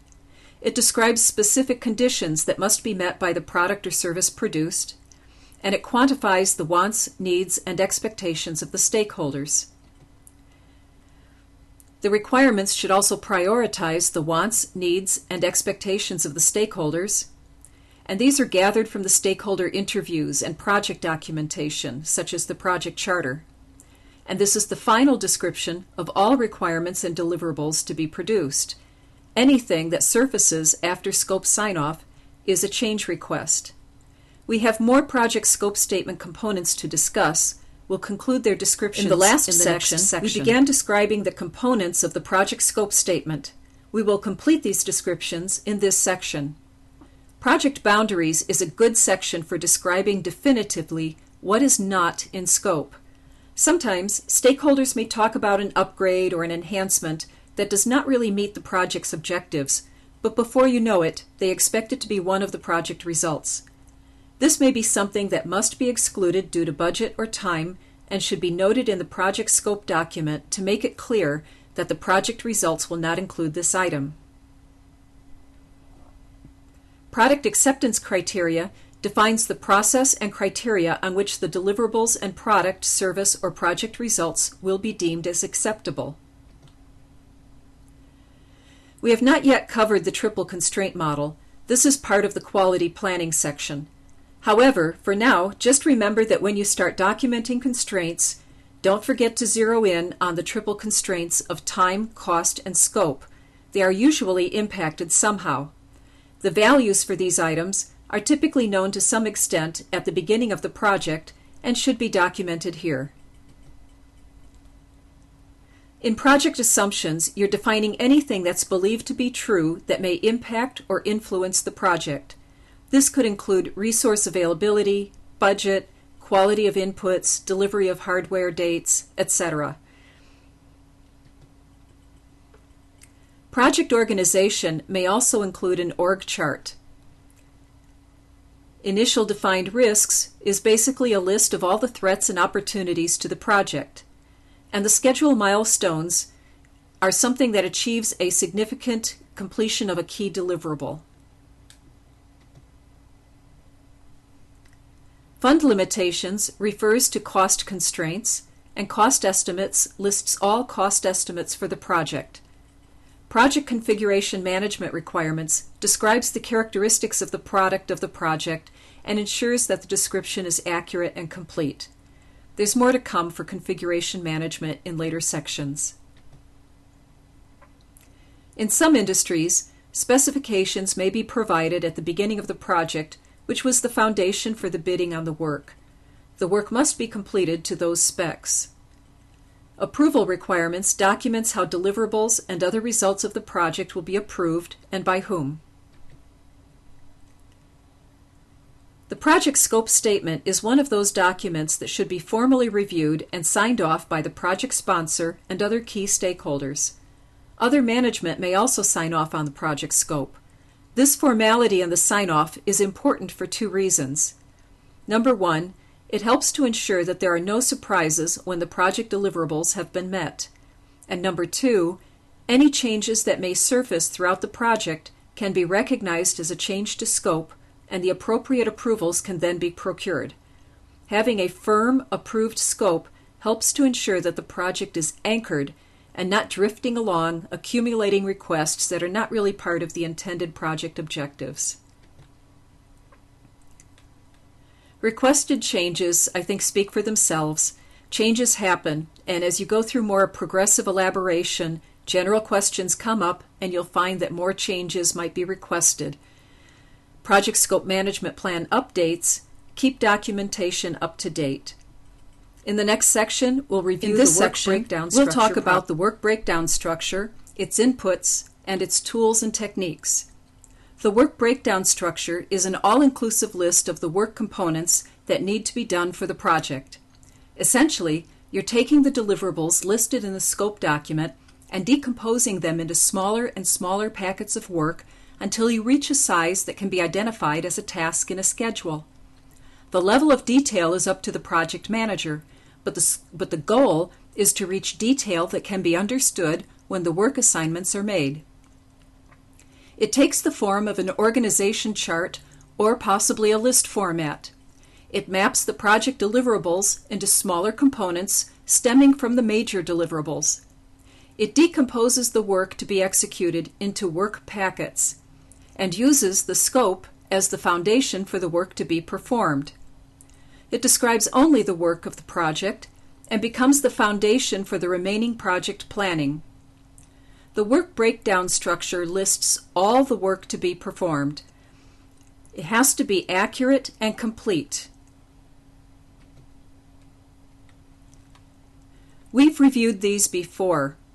The inputs for the work breakdown structure are organizational process assets, the project scope statement, the project scope management plan, and approved change requests.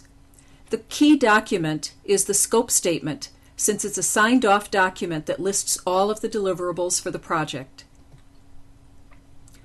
There are two tools and techniques for creating the work breakdown structure. They are the work breakdown structure templates and decomposition. Work breakdown structure templates can be used from a previous project and modified to fit the needs for a new project. This is especially true if there's a standard for the project life cycles and some of the deliverables from the phases are standard. In decomposition, you're subdividing project deliverables into smaller, manageable components until the work and deliverables are defined to the work package level, the point at which the cost and schedule for the work can be reliably estimated. This will vary with the size and complexity of the project. There are 5 steps to using the decomposition tool technique.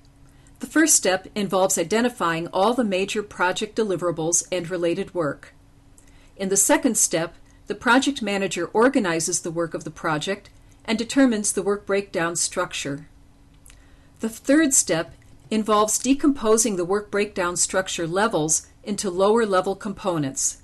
They should be easily measured and verified in their final state and can be assigned to the appropriate project team member or group for completion. The fourth step involves assigning a unique number to the work components. And the fifth step is a review of the work breakdown structure to determine if everything is clear and complete.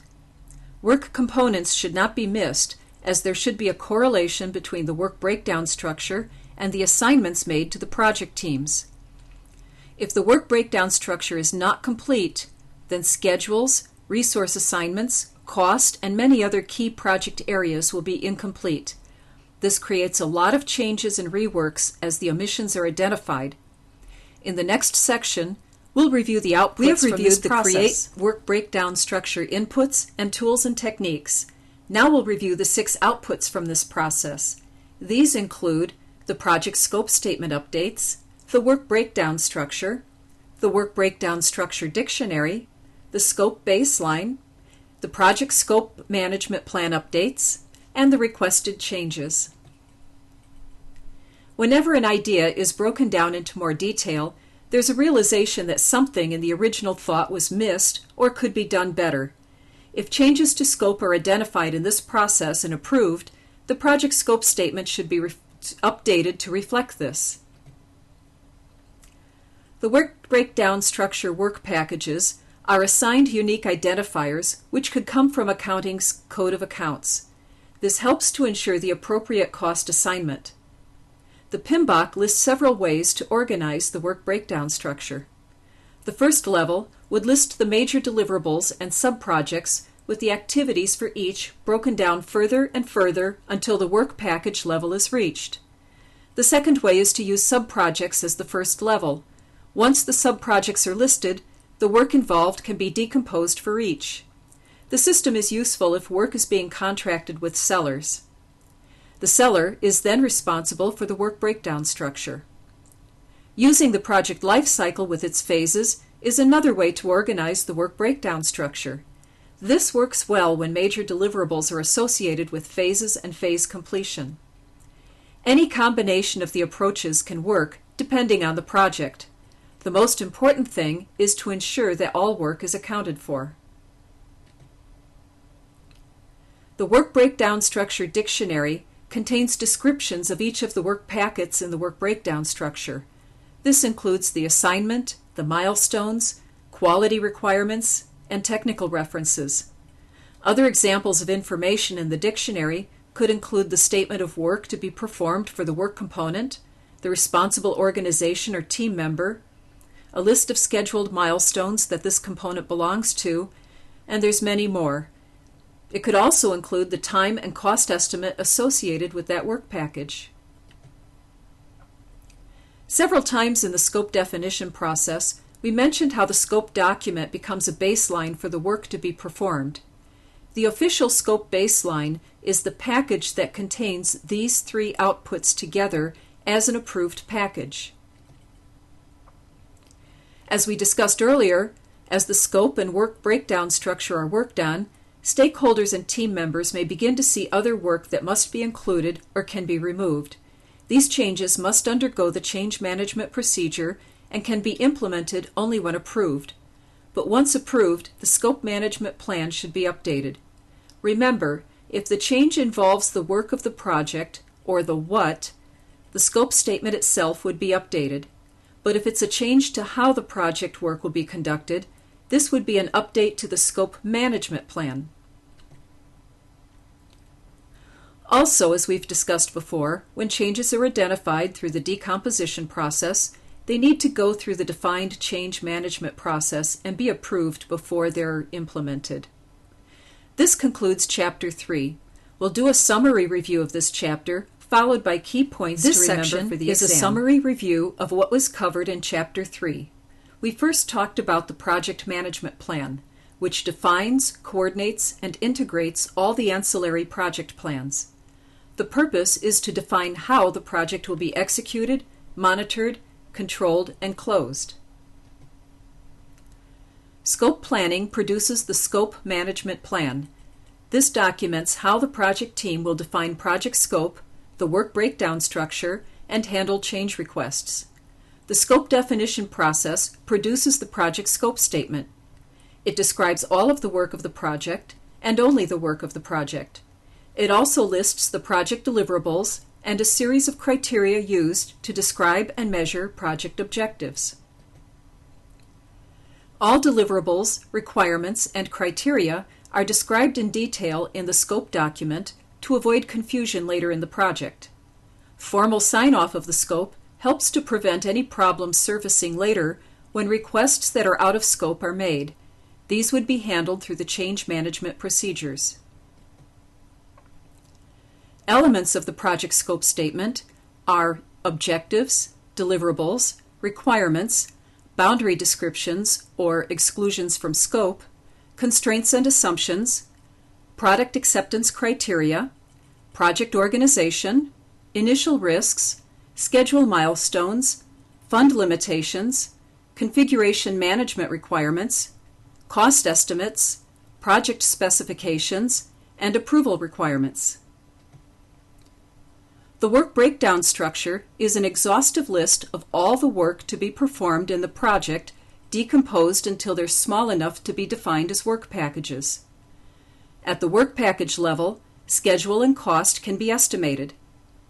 The work breakdown structure can be broken down into many levels. To help you organize your work breakdown structure, you can use the trick where highest levels are described using nouns and the lowest levels are described using verbs.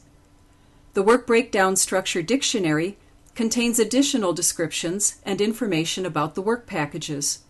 Their assigned control numbers, quality targets, and any other relevant information is also included. The project scope statement, the work breakdown structure, and the Work Breakdown Structure Dictionary is the definitive package that defines the baseline of work for the project. This package should be reviewed and approved by project stakeholders. Any change requested after this sign-off must undergo the change management process before it can be implemented. This concludes our summary review. In the next section, we'll go through key elements that are important for the exam.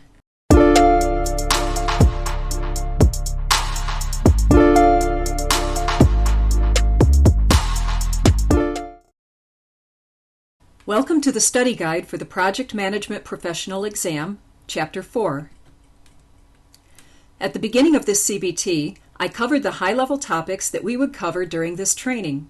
Because there's so many processes within the planning process group, we're still reviewing the planning activities for the 9 knowledge areas.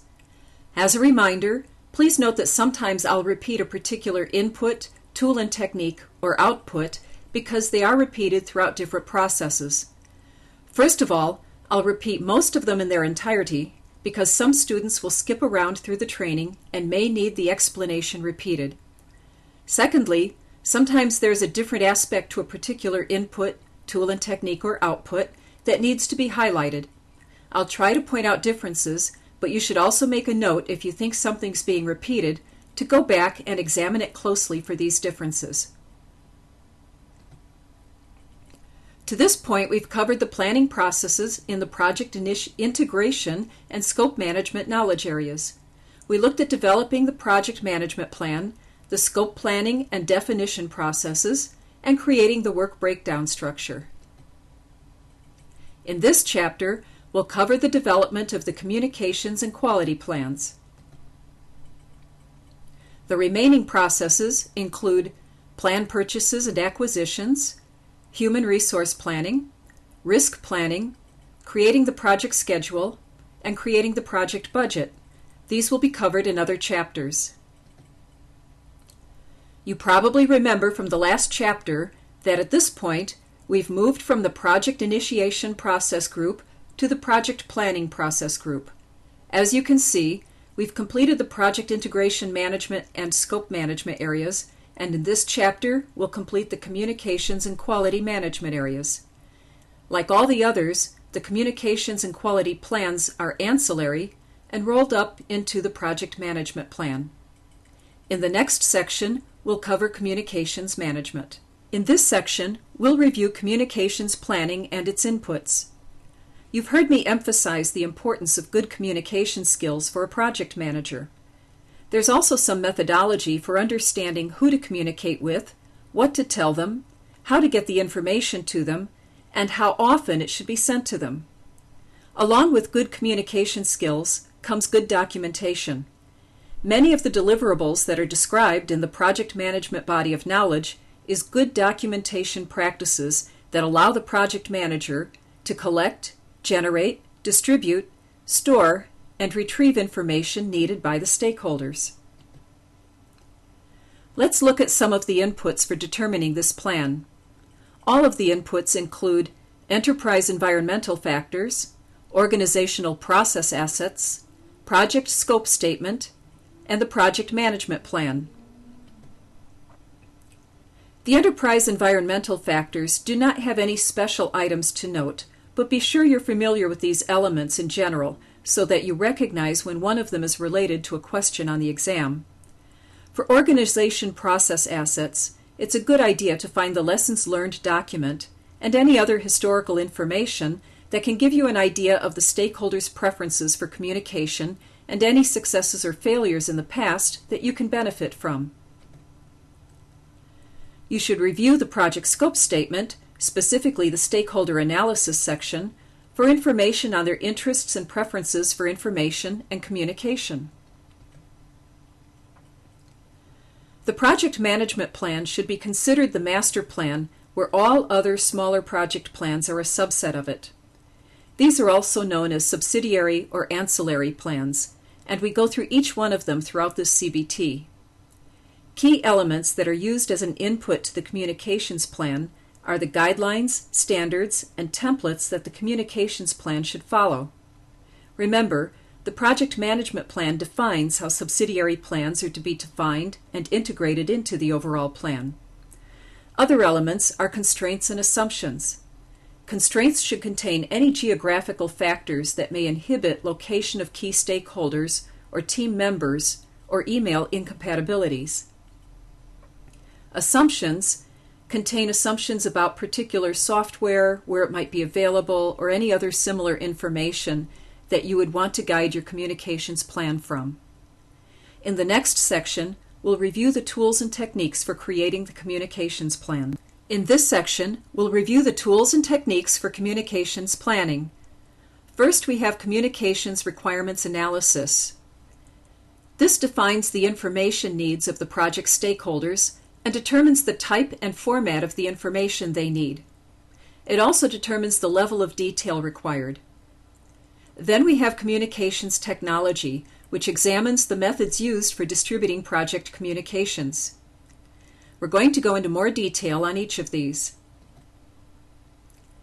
To ensure that you can perform your analysis of the stakeholders, take a look at the various assets you've gathered and look at some of these groups. You want to review the company and department organization charts, You want to understand the stakeholder relationships and list all departments and business units involved in the project. By reviewing this information, you may come across relationships that were not obvious to you before. You may realize that some of the stakeholder needs are different than what you originally thought. Other detail that you should review include the number of project resources and their location, the external organizations that require information, as well as the internal groups and their information needs. You want to continue reviewing the stakeholder information. These details will help you define how you intend to proceed with your information distribution throughout the project. The goal of the communications analysis is to determine what information is valuable to the stakeholders and the level of detail they want. Next, we'll get into a little bit of technical information about communications and network. In this section, we'll review network models as part of the communications analysis. The project manager should consider the number of potential communication channels or paths as an indicator of the complexity of the project's communications. Network models explain the relationships between people and the number or types of interactions needed between project participants. Typically, these are diagrammed using nodes with lines connecting the nodes, which indicate the number of communication channels. These are also known as lines of communication. In this diagram, the nodes are the participants and the lines show the connection between all of them. All network models will consist of nodes with lines connecting the nodes, which indicates the number of communication channels. You do not have to draw any models for the exam. To determine the number of communication channels, which is something you do need to know, use the above formula. The number of channels equals n times n minus 1 divided by 2. In our model, we had 5 participants, and by plugging in 5 for n, we have 5 times 4 equals 20, which we then divide by 2 to get 10 communication channels. Communications technology is a tool that examines the methods for information distribution. Some of the forms include written, spoken, email, formal reports, meetings, and instant messaging, just to name a few. The question the project manager needs to answer is what types of systems are acceptable versus any of its alternatives. The project manager needs to determine the urgency of the need for information. Also, determine the systems available for information distribution and whether new systems are needed.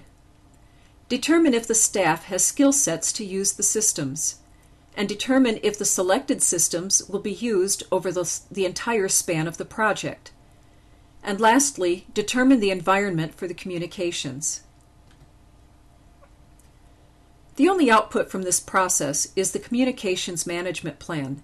It has quite a few elements and should address each of the types of communications needed for the project.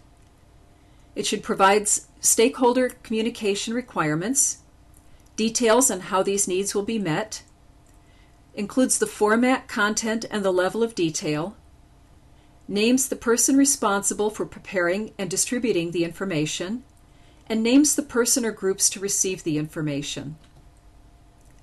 It also identifies the methods or technology used to convey the information, such as memoranda, email, and/or press releases. It also includes the frequency of the communication and details the escalation process, identifying timeframes and the management chain for escalation of issues that can't be resolved at lower staff levels. Lastly, it defines the method for updating and refining the communications management plan as the project progresses and develops. It includes a glossary of common terminology, guidelines for status meetings or team meetings, and details the communication item, purpose, frequency, start and end dates, format, medium, and responsibility. That concludes our review of the communication plan. In the next section, we'll begin the review of the quality planning process. This section is the beginning of the quality planning process. This process identifies which quality standards are relevant to the project and determines how to satisfy them. It's typically performed in parallel with other project planning processes. As you'll see in later slides, it follows the concept that states that quality is planned, designed, and built in, not inspected in. Thus, as the project manager is completing all of the other project plans, the quality standards should be reflected throughout those plans. The quality plan articulates what that quality is and how it can be satisfied. Many project managers are familiar with the triple constraint model. The thinking behind this model is that you cannot change one of the constraints without somehow affecting the other two. The question becomes something like, if you want the project fast and cheap, then you probably have to give up some scope as well. Or, if you want all of the scope on a short time frame, your costs will also go up. Quality is defined as meeting or exceeding stakeholder expectations, but the ability to do this is influenced by the triple constraints. The inputs for developing the quality plan are enterprise environment factors, organization process assets, the project scope statement, and the project management plan. Key elements come from all these inputs, and in the next section, we'll review these inputs in detail. In this section, we'll review the quality plan inputs in detail. As we mentioned in the last section, there are 4 inputs to the quality plan: enterprise environment factors, organization process assets, project scope statement, and project management plan. In the enterprise environment factors, the project manager needs to pay particular attention to any government regulations, rules, standards, or guidelines that may impact the project. For organizational process assets, all inputs should be reviewed, but pay particular attention to any quality policies and procedures and guidelines that may have been endorsed by management. In absence of corporate quality policy, project quality may be defined by the project manager and approved by the stakeholders. In the project scope statement, the focus is on project objectives that define requirements and acceptance criteria. Because quality is defined as meeting or exceeding stakeholder expectations, you want to know the criteria they will judge the project's results on. In this way, you can build the quality into the product throughout the project. As we've discussed before, the primary input from the project management plan are the guidelines for how to create the ancillary plans. Review these guidelines to structure the quality plan accordingly. In the next section, we'll continue quality planning with the tools and techniques review. In this section, we'll continue with tools and techniques for the quality planning process. Cost of quality. This was the 4th tool and technique that we mentioned in the summary. Cost of quality is the total cost to produce the product or service of the project according to the quality standards. It includes planned or unplanned costs and rework. This takes the form of prevention costs, appraisal costs, and failure costs, both internal and external. Remember, the cost of quality is related to project decisions. If requirements or product features are missed early in the project, the costs are a result of the project decisions that led to the missing elements. Prevention costs are those that are incurred in keeping defects out of the hands of customers. They're associated with the work necessary to meet the product requirements by producing a product without defects, and they're generated in the earlier phases of a project. Appraisal costs are those that are expended to examine the product or process to make certain the requirements are being met. Examples include inspections, phase-end reviews, and testing. Failure costs are the result of poor quality. These can occur internally when customer requirements are not satisfied while the product is still in the control of the organization. They include rework, corrective actions, and downtime. An external failure cost occurs when the product has reached the customer who determines that the requirements have not been met. The cost includes returns and customer service costs. In the next section, We'll cover the theories behind the cost of quality and the people who are responsible for the rise of the quality management movement. There are 5 tools and techniques for developing the quality plan: the cost-benefit analysis, benchmarking, design of experiments, cost of quality, and some additional quality planning tools. You've seen the cost-benefit analysis technique in the initiating process group. Here, for quality planning, you're considering the cost of performing quality management activities against the benefits. In other words, how much does the quality cost versus the cost avoidance of rework later? This can be estimated in resource hours or at a total rate per hour. Let's take an example for this concept. If the project manager considered performing deliverables reviews at the end of each project phase to prevent defects from leaving one phase and going to another, the cost of the hours for the reviews might seem high. However, the cost of finding defects in the later phases and sending those deliverables back for rework would be much higher. Thus, in a cost-benefit analysis, the project manager would be able to prove that phase-end reviews of deliverables are a good quality measure to take and well worth the effort. Benchmarking compares actual or planned project practices to other projects to generate ideas for improvement. It provides a basis to measure performance. Let's stay with the example of phase-end reviews of deliverables. A similar previous project may have reported 200 defects, which meant deliverables had to be returned for rework. This would be the benchmark. The project manager for the current project decides to improve on this by 20%, which means a decrease of 40 defects on the deliverables for that phase.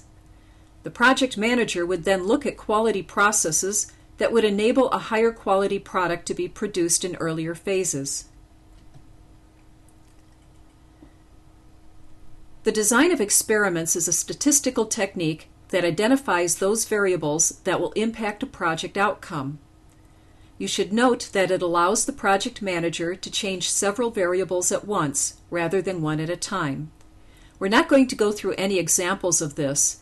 Just remember that the DOE equips the project manager with a statistical framework that allows changing several variables at once that have the greatest effect on overall project outcomes. This is done instead of changing one variable at a time. We'll continue with tools and techniques for the quality planning process in the next section. In this section, we'll cover the theories behind the cost of quality and the people who are responsible for the rise of the quality management movement. There were 4 people who made a contribution: Philip Crosby, Joseph Juran, W. Edwards Deming, and Walter Schubert. All of these men contributed to commonly accepted quality processes used today. They either developed or set a foundation, including Total Quality Management, or TQM, Six Sigma, the cost of quality, or continuous improvement. We're going to cover all of these theories in more detail in a later slide, but at a summary level, Philip B. Crosby is known for creating the zero-defect practice. Joseph Juran is known for creating the fitness for use premise. W. Edwards Deming is known for the theory that cost of quality is mainly a management problem. He's also known as the founder or major contributor of total quality management. Six Sigma is a similar concept to TQM. Walter Schubert established the TQM concept that was popularized by Deming. He developed statistical tools to examine corrective actions for a process and invented control chart techniques. He also invented the plan, do, check, act cycle. In the next section, we'll review these concepts in detail. In this section, we'll review the quality concepts in detail. Philip B. Crosby is known for creating the zero-defect practice. Zero defect basically means do it right the first time. Costs to fix an error increase the further the project is in its timeline, and preventing defects early in the project results in lower costs. Cost measurement becomes a cost of nonconformance rather than rework. As you can see, I've included a diagram with the typical project lifecycle phases noted along the x-axis and costs depicted along the y-axis. Costs will typically increase, and sometimes dramatically, when defects are found further out in the life cycle. Joseph Juran is credited for two concepts that we'll discuss here. The first is that he's known for creating the fitness for use premise. Fitness for use basically means that quality meets or exceeds stakeholder and customer expectations. It also meets conformance to specifications, that is, the end product meets design requirements. And to know whether you have a quality product, you need the answer to the following questions. Did the product or service produced meet the quality expectation? Did it satisfy a real need? And is it reliable and safe? The second concept that Juran is known for is the concept of grades of quality. Grade of quality should not be confused with poor or good quality. Grade is a category for products or services that are the same type but have differing characteristics. For example, a widget of low-grade quality means it may have fewer designed functions, but it may be produced at good or high quality, meaning that it always works as designed. A widget of high grade may mean that it's made with more expensive and durable materials and is rich in functionality. However, if it does not work as designed, it's not a quality product, or you could say it's a product of poor quality. W. Edwards Deming is known for four concepts that we'll cover here. The first is that he's known for the theory that cost of quality is mainly a management problem, and he suggests that as much as 85% of the cost of quality can be attributed to this. Worker-level people have little control over quality by the time the product creation process involves them. His second premise is that he assumed that workers cannot figure out quality and must be shown what it is. The third concept is that he's known as the founder or major contributor of TQM, Total Quality Management. TQM assumes that the problem is process and not people, and that quality must be managed in and should be a continuous way of doing business. Six Sigma is a similar concept to TQM. It's typically used in manufacturing and service-related industries, and it's a measurement-based strategy that focuses on process improvement and variation reduction. Six Sigma has two methodologies. DMADV, or Define, Measure, Analyze, Design, and Verify, and this is used for new processes or products. The second is called DMAIC, Define, Measure, Analyze, Improve, and Control, and it's used to improve existing processes or products. Six Sigma aims to eliminate defects and stipulates that no more than 3.4 defects per million are produced. We will continue reviewing these quality concepts and their founders in the next section. In this section, we'll complete the review of quality concepts and their founders, and we'll continue with the tools and techniques for the developing quality plan process.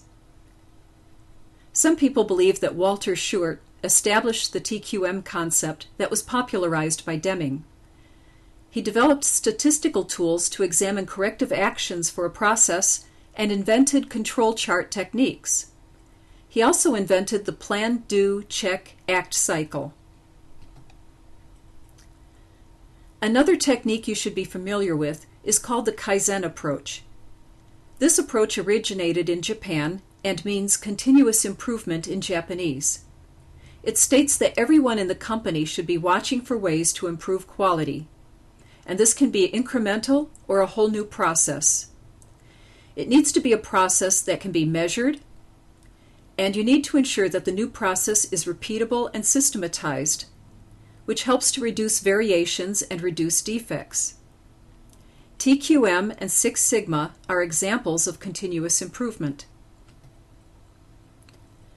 Additional quality planning tools by the PMBOK Guide lists these additional tools as follows: brainstorming and the nominal group technique, flowcharts, affinity diagrams, force field analysis, matrix diagram, and prioritization matrices. The brainstorming and flowcharts will be covered in another chapter. We'll start this discussion with affinity diagrams. Affinity diagrams are used to group and organize thoughts and facts. Force field analysis examines the pros and cons of a decision. The example is a T-square approach, where the pros of an idea are listed on one side of the sheet and the cons on the other. A matrix diagram lists elements and alternatives in columns for comparison. And the prioritization matrices work similarly to a weighted scoring model, with the highest weight assigned to the most important criteria. In the next section, we'll cover the quality planning outputs. In this section, we'll cover the quality planning outputs.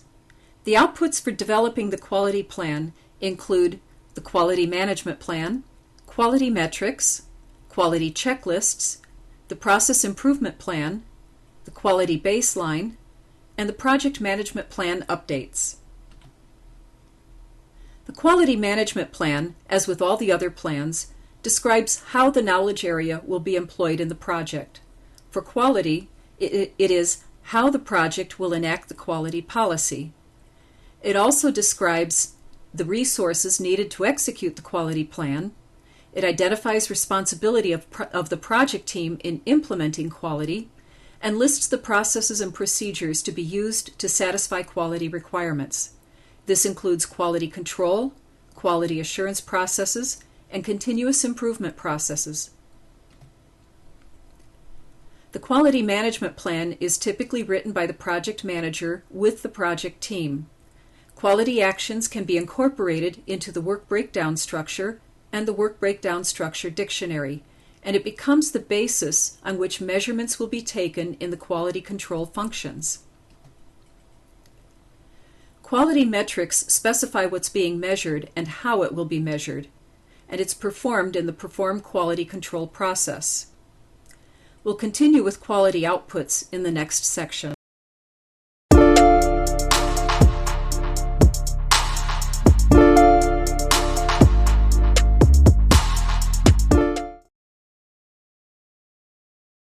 Welcome to the study guide for the PMP exam, Chapter 5.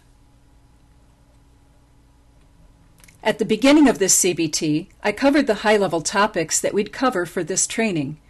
Because there's many processes within the planning process group, we'll continue to review the planning activities for the 9 knowledge areas. To this point, we've covered the planning processes in the project integration, scope management, communications, and quality knowledge areas. We looked at developing the project management plan, the scope planning and definition processes, creating the work breakdown structure, and developing the communications and quality plans. In this chapter, we'll cover plan purchases and acquisitions, plan contracting, and human resource planning. These are part of the project procurement management and human resource management knowledge areas.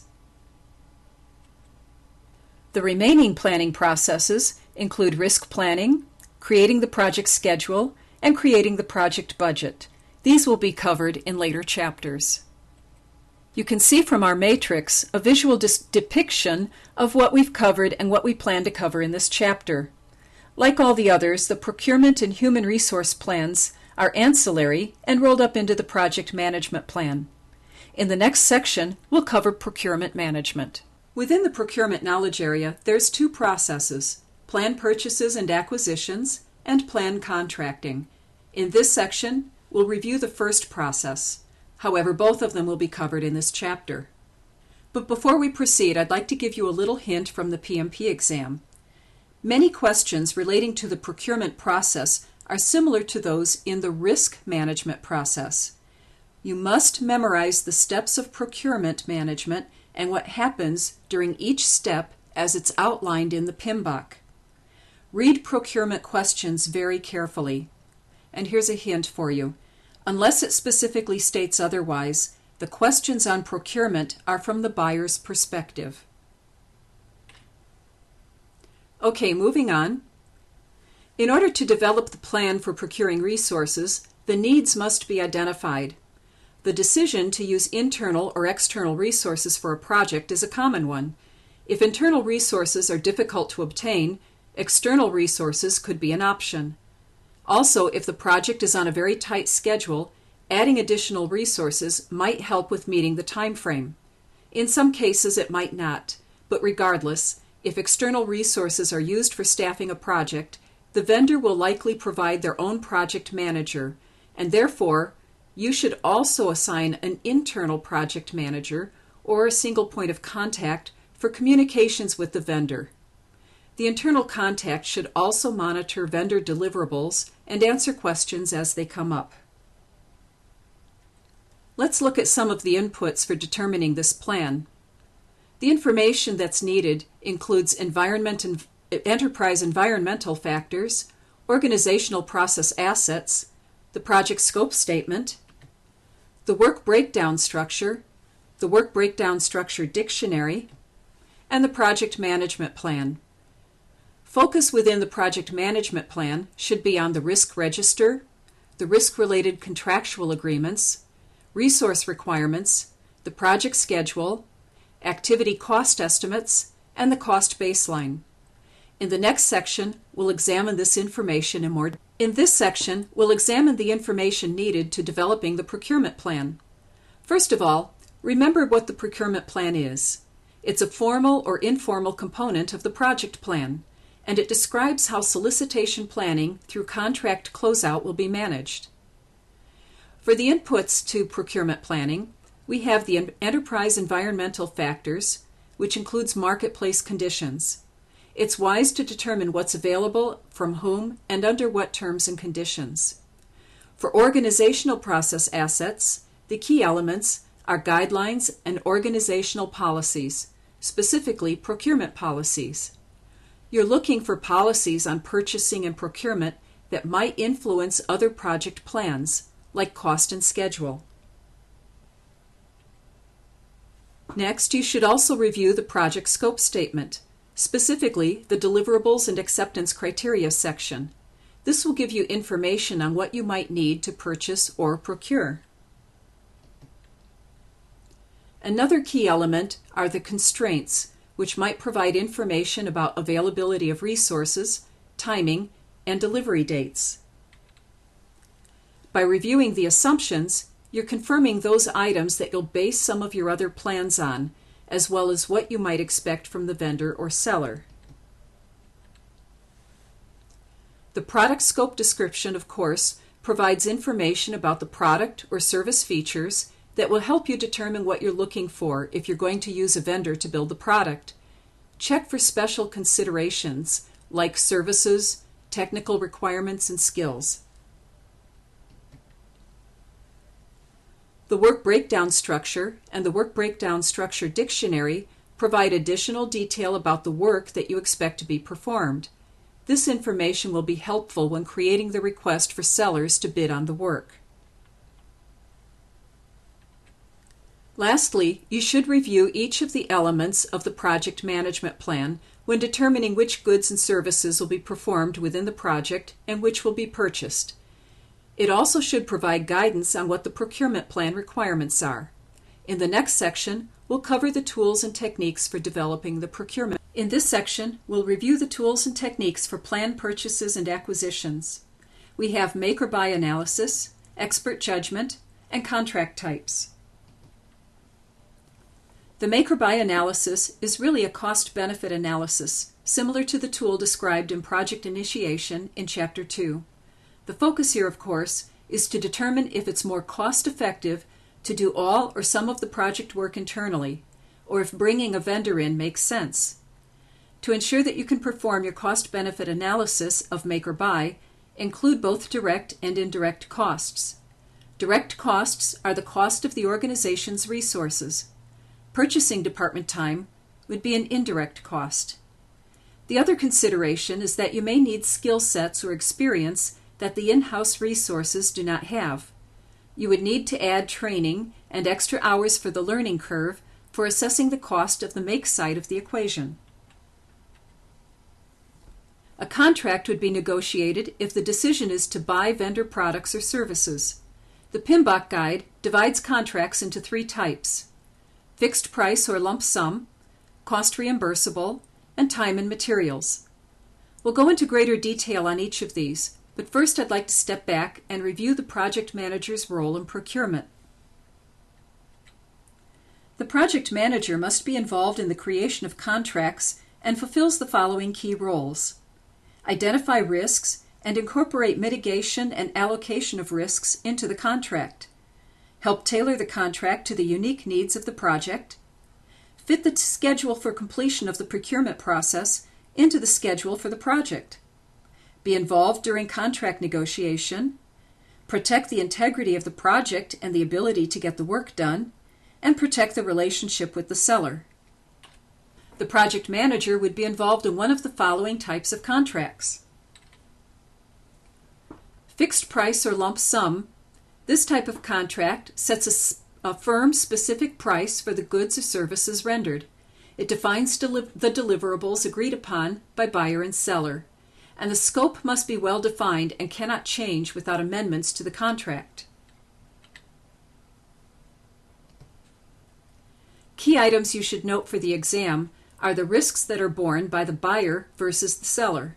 In the fixed price or lump sum type contract, the seller bears the risk of ensuring costs are covered and that profit is acceptable. They also bear the risk of cost increases, non-performance, or any other problems that can influence the expected outcome of the transaction. The buyer bears less risk.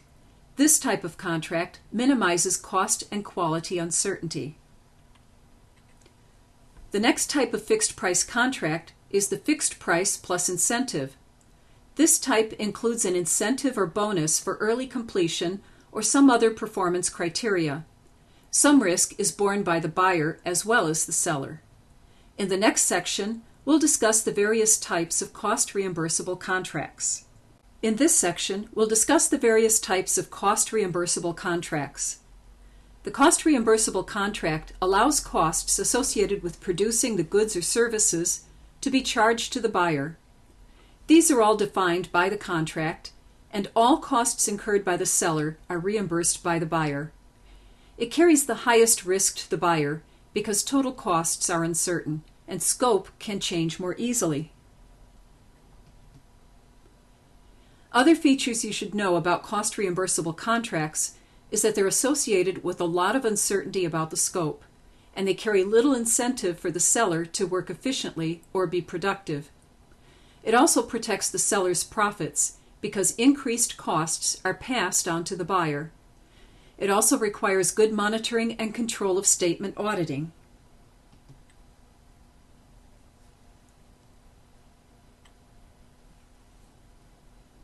There are 3 types of cost reimbursable contracts: cost plus fee, cost plus percentage of cost, those are both the same thing, cost plus fixed fee, and cost plus incentive fee.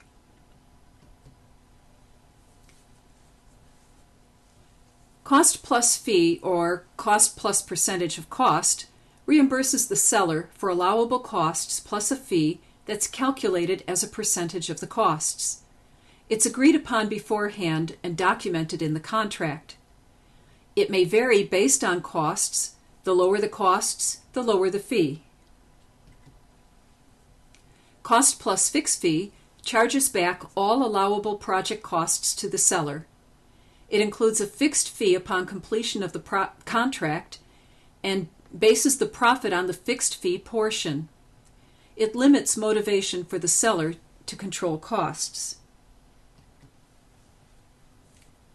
Cost plus incentive fee reimburses the seller for the seller's allowable costs. It includes an incentive for exceeding the performance criteria laid out in the contract, and it encourages better cost performance by the seller.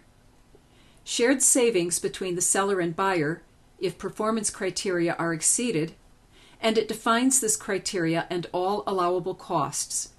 This one is of moderate risk. The last type of contract that we'll cover is the time and materials contract. This combines aspects of fixed price and cost reimbursable contracts. It reimburses the seller for costs which are not known at the time the contract is awarded, and the buyer bears the biggest risk. Unit rates can be used to preset the rates of certain elements or portions of the project. This concludes our discussion of plan types. In the next section, we'll discuss the outputs of plan purchases and acquisitions. In this section, we'll discuss the outputs of plan purchases and acquisitions. The outputs include the procurement management plan, the contract statement of work, make or buy decisions, and requested changes. The procurement management plan has several key elements, including the types of contracts to use, authority of the project team, how the procurement process will be integrated with other processes, and where to find standard procurement documents.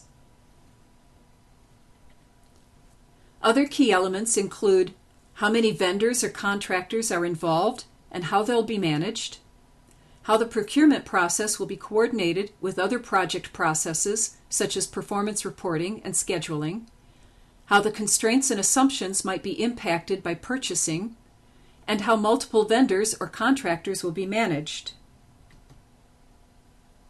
And lastly, we have the coordination of purchasing lead times with the development of the project schedule, the schedule dates that are determined in each contract, the identification of pre-qualified sellers, and as with other management plans, it becomes a subsidiary of the project management plan. In the next section, we'll continue with the discussion of the outputs of plan purchases and acquisition. In this section, we'll continue the discussion of the output of plan purchases and acquisitions.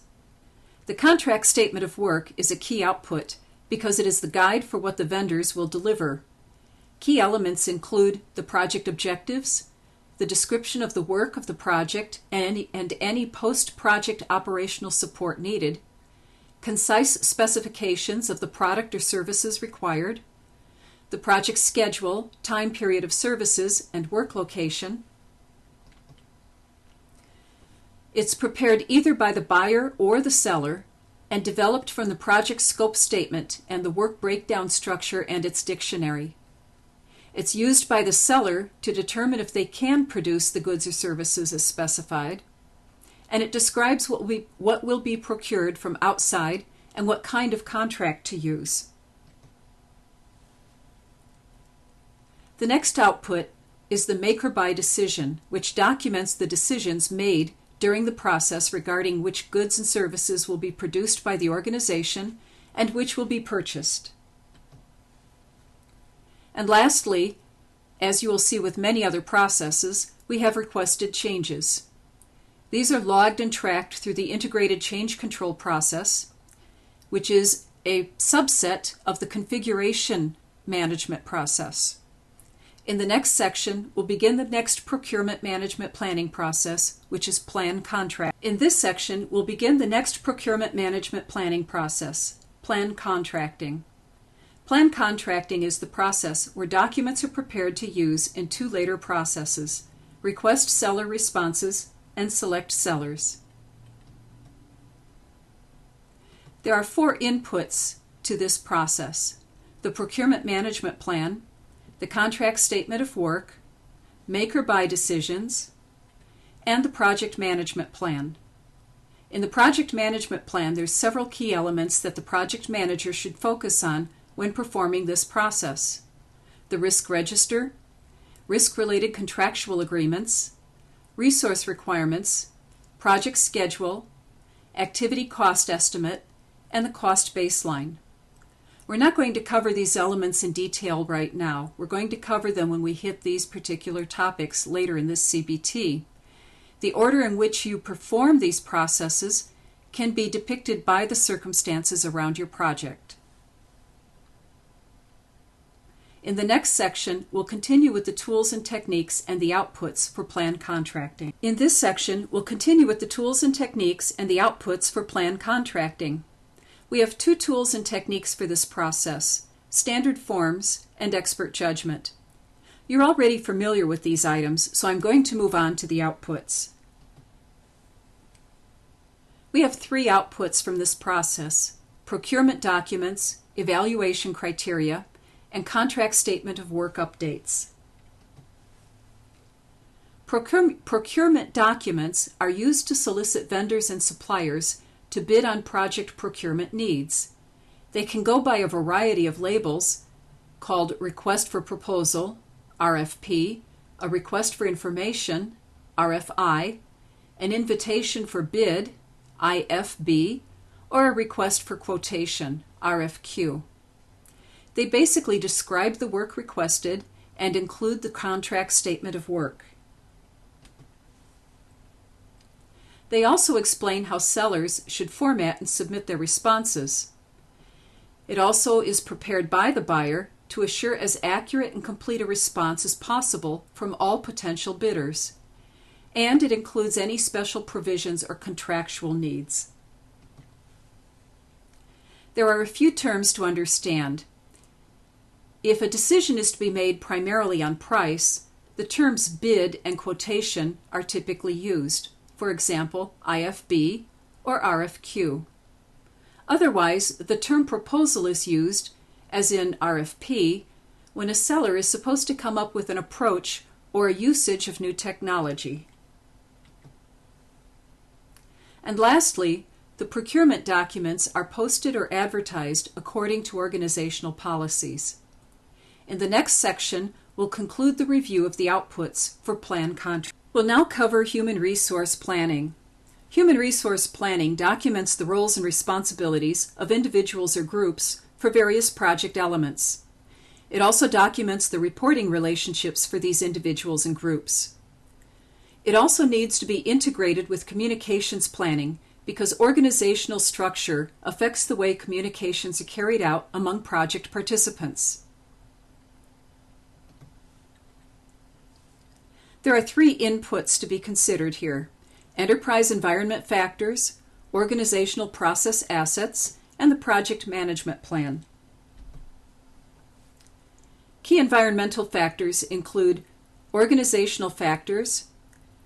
The organizational factors imply that the project manager should consider what departments or organization units will have a role in the project, and consider the interactions between and among these departments, and consider the level of formality in these working relationships. The environmental factors also include technical factors, where the project manager should consider the types of specialized skills needed to complete the work of the project. For example, programming languages, engineering skills, knowledge of pharmaceuticals, etc. It should also account for any technical considerations during handoffs from phase to phase or from project completion to production. Other factors to include are interpersonal factors. Consider the potential project team members' skills, experience, current reporting relationships, cultural considerations, and perceptions regarding their levels of trust and respect for coworkers and superiors. And lastly, location and logistics. The project manager needs to consider where the project team is physically located and whether they're all located together or at separate facilities, or cities, or even countries. This concludes the review of the key environmental factors and their detail as an input to human resource planning. In the next section, we'll cover the other inputs to the process. In this section, we'll cover other inputs to the human resource planning process. Project constraints are the next input to this process. Focus on the organizational structure and where the type of organization is defined. If you don't remember this topic, it's a good idea to go back to Chapter 1 and review what was covered. In the case of the functional organization, there's a need to establish open communications early in the project and to include all the functional managers with key roles in important decisions. It's also important to procure the support of the project sponsor to get as much authority as possible. The project sponsor should make it clear to all managers that their cooperation on project activities is expected. Other project constraints would include collective bargaining agreements. These consist of contractual obligations of the organization with their employees. They're typically associated with unions and organized employee associations, and they may require specialized reporting relationships. Another constraint would be economic conditions. It refers to the availability of funds for the project team to perform training, hire staff, and travel. Templates are a process asset. It refers to documentation such as project descriptions, org charts, performance appraisals, conflict management processes, etc., that can be reused for current projects' processes. Checklists are also included, and they can be used for training requirements, project roles and responsibilities, skills and competency levels, and safety issues. The idea behind the templates and checklists is to help ensure that no key responsibilities are missed. And lastly, we have the project management plan, where we need to focus on the activity resource requirements. This outlines the types and quantities of resources needed for the project activities. This concludes the review of the inputs to the human resource planning. In the next section, we'll cover the tools and techniques. In this section, we'll cover the tools and techniques of the human resource planning process.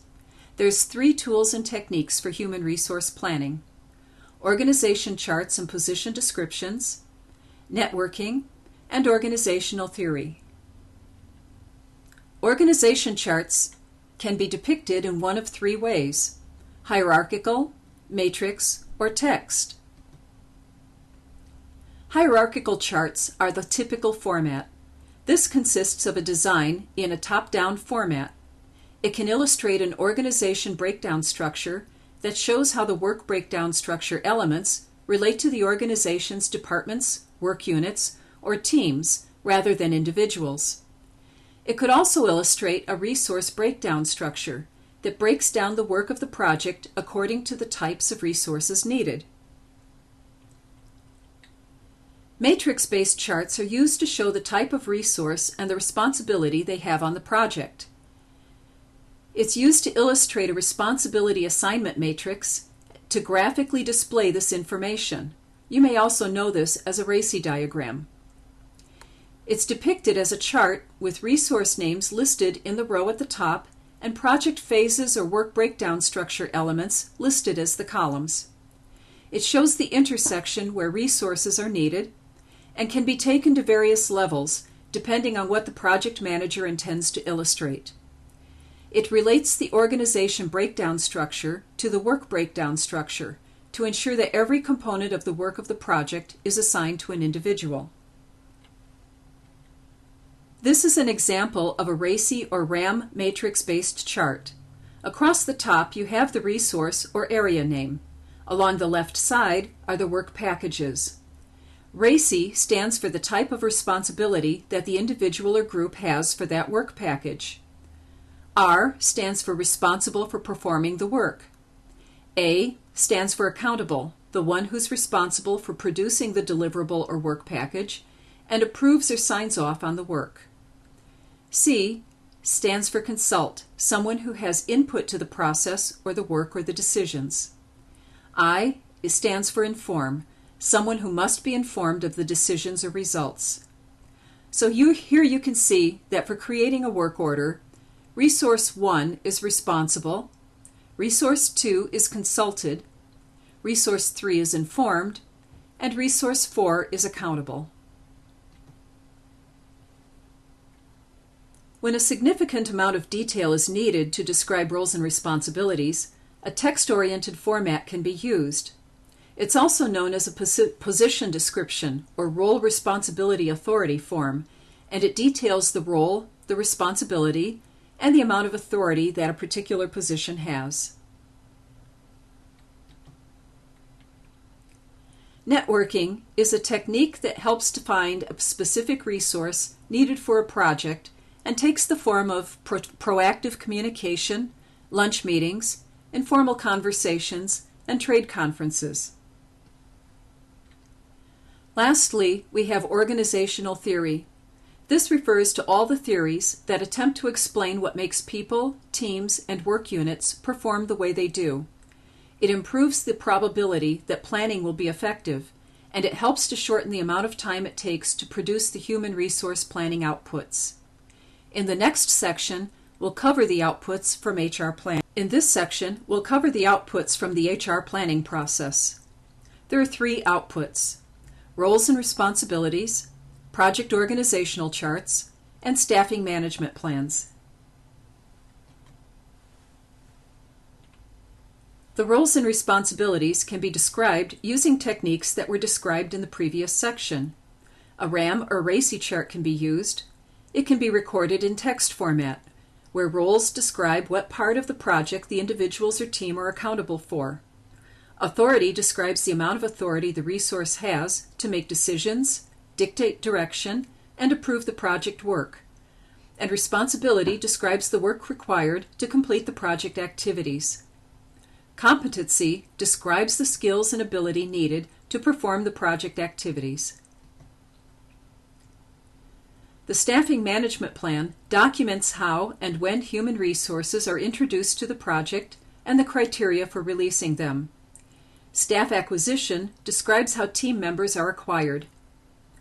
Timetable describes the time frames in which the resources will be needed on the project and when the recruitment process should begin. It can be described individually, by teams, or by function. And you can use a histogram. The release criteria describes how project team members will be released at the end of their assignment. It includes reassignment procedures in place to move people to other projects or back to their original assignments. And it reduces overall project costs because the project does not incur unnecessary resource costs. It also has training needs.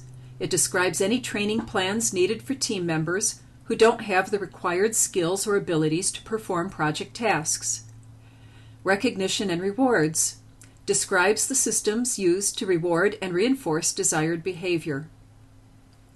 Compliance details regulations or contractual obligations that must be met. It details human resource policies the organization has in place that deal with compliance issues. And safety includes any safety policies and procedures that are applicable to the project or industry. This concludes the outputs for human resource planning. Next, we'll go into a summary of what we've covered in this chapter. In this section, we'll conclude the review of the outputs for plan contracting. Evaluation criteria, which is the second output, refers to the method the organization will use to choose a vendor from among the proposals received. It uses purchase price as the sole criteria only when multiple qualified sellers have responded. It includes costs associated with purchase prices, such as delivery and setup charges. Many times, vendors will be evaluated on more than price and the amount of time for delivery. In these cases, a weighted scoring model would be used. Sometimes, companies will publish the evaluation criteria. The drawback to this is that vendor responses are all the same, although capabilities may actually be different. And lastly, evaluation criteria may also include the following: comprehension and understanding of the needs of the project as documented in the contract statement of work, technical ability of vendor and their proposed team, experience on projects of similar size and scope, including references, the project management approach as well as the management approach, financial stability and capacity, and intellectual and proprietary rights. If the contract statement of work needs updating due to the work performed in the procurement documents, updates should be made. These are typically done at the end of the plan contracting process. This concludes the project procurement management knowledge area for planning. In the next section, we'll continue with the human resources plan.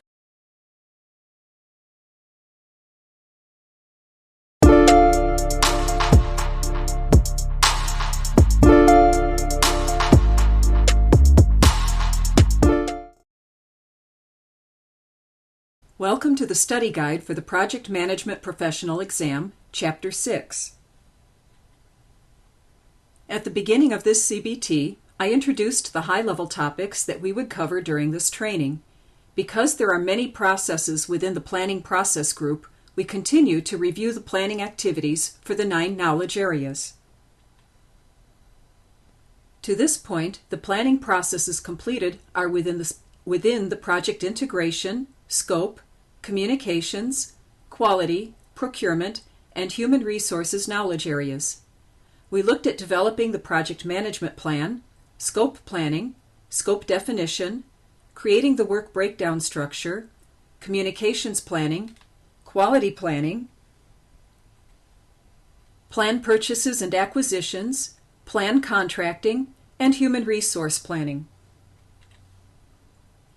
In this chapter, we will cover only one topic, those plans that are associated with risk planning. The remaining processes include creating the project schedule and creating the project budget. These will be covered in other chapters. You probably remember from the last chapter that at this point we have processes from all the knowledge areas within the project planning process group. Like all the others, the risk management plans are ancillary and rolled up into the project management plan. In the next section, we'll start our review of the 5 processes associated with risk management planning. Within the risk knowledge area, there are 5 processes: risk management planning, risk identification, qualitative risk analysis, quantitative risk analysis, and risk response planning. In this section, we'll review the inputs to the first process, risk management planning. All of the risk planning processes will be covered in this chapter. Risks represent threats and opportunities. They impact a project in one way or another and represent uncertainty. It's important to articulate potential risks and the actions to take if risks are realized. Risks exist on all projects, and the potential that a risk will occur depends on the risk itself. Risks should be named and monitored throughout the project, and the consequences of those risks, whether they're good or bad, need to be planned for. Another perspective on risk planning is that the project manager is trying to strike a balance between documenting the risks and the risk tolerance of the stakeholders. Plans can then be made to mitigate a risk based on this risk tolerance. Let's look at the inputs for determining this risk management plan. All of the inputs include enterprise environmental factors, organizational process assets, project scope statement, and the project management plan. Let's review these in more detail. The key element of the enterprise environmental factors is the risk tolerance levels of the organization and the stakeholders. As I mentioned earlier, knowing the stakeholders' risk tolerance levels will guide the project manager in the risk response planning. That approach would be documented in the risk management plan. For organizational process assets, the key elements are guidelines and organizational policies, specifically risk policies. You're looking for information on how to approach risk that may influence your planning and other project plans, like cost and schedule. There may be a risk management group within the organization, and there may be risk management templates that you should use for documentation of risk. You should also review the project scope statement, specifically the objectives and deliverables, because these should be the first clues as to what risks the project might be facing. In the project management plan, just as in the review of the scope statement, you should look at each of the elements within the plan to identify potential risks within the project. Of course, as with all the other plans, it provides guidance on what the risk plan requirements are. In the next section, we'll cover the only tool and technique for developing the risk plan and the only output from this process. In this section, we'll review the only tool and technique and the only output for risk management planning. The tool and technique for this planning process is planning meetings and analysis. This activity allows the project team members, stakeholders, functional managers, and others who might have involvement in the risk management process to contribute to the risk management plan.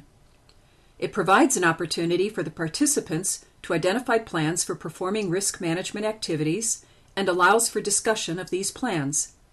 Results and agreements from the meeting should be documented.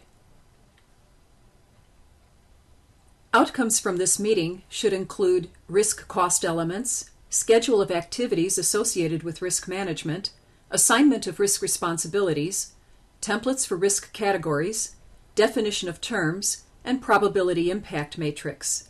Remember, because this is the risk management plan, the project manager is identifying the elements associated with the activity of managing risk. So the risk cost elements, for example, are not the costs associated with a risk if it actually occurs. It's the cost of dedicating one or more resources to performing the risk monitoring process throughout the project life cycle. The schedule, as another example, would be how often this monitoring is performed and by whom. Understanding these elements as the result of the meeting should help you better prepare for the meeting itself. The only output from this process is the risk management plan. There are many elements to this plan, and we'll review each in detail. First of all, though, the risk management plan itself describes how risk management will be handled for the project, how it's defined, monitored, and controlled, and how risks will be managed, but not necessarily the specific response to individual risks.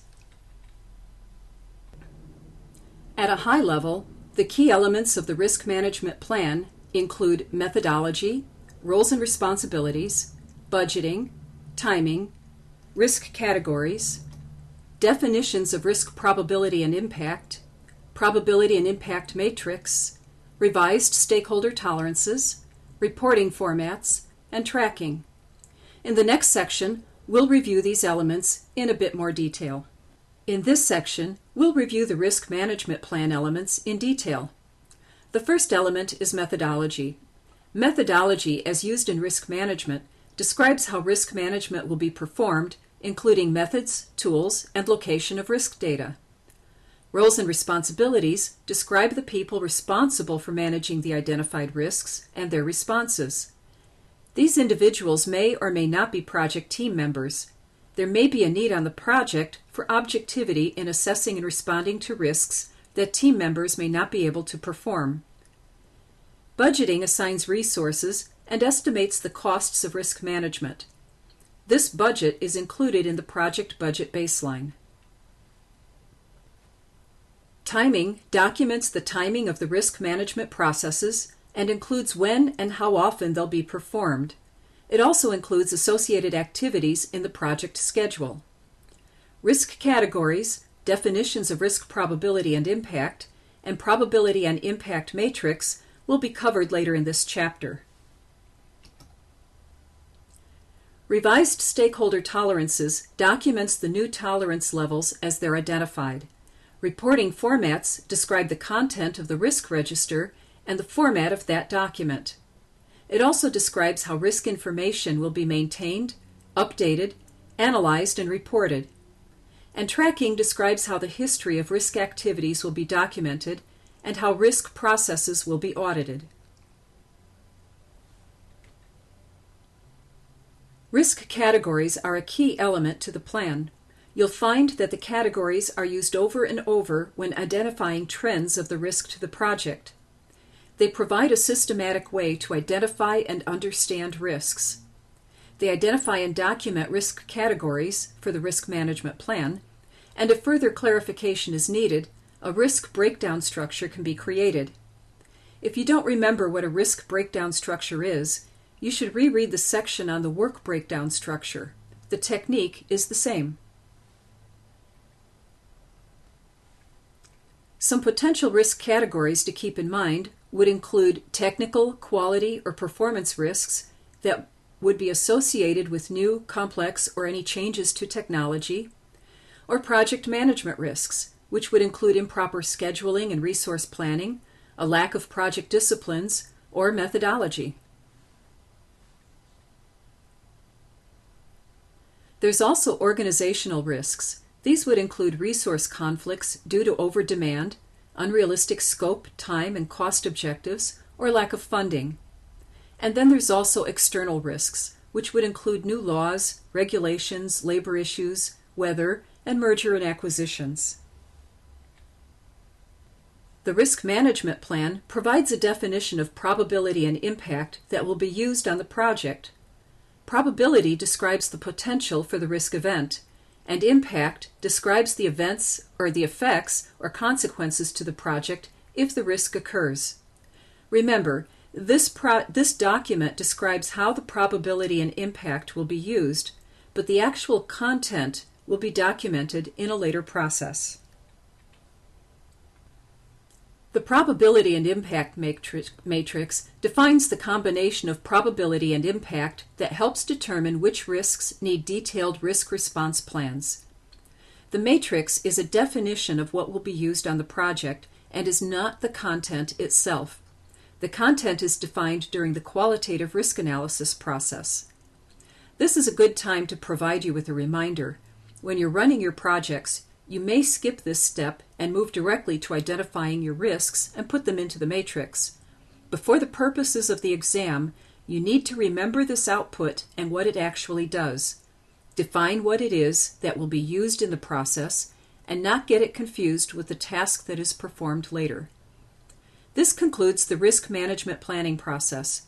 In the next section, we'll cover the next risk identification. In this section, we'll cover the risk identification process. Risk identification is the activity of identifying all the risks that might impact the project. You want to document them and document their characteristics. Project team members, functional managers, and any other stakeholders would participate in this activity. Also, remember this activity is iterative, meaning that it will be performed more than once and performed throughout the project life cycle as circumstances change and new information becomes available. Each risk is analyzed to determine if a risk response plan is needed.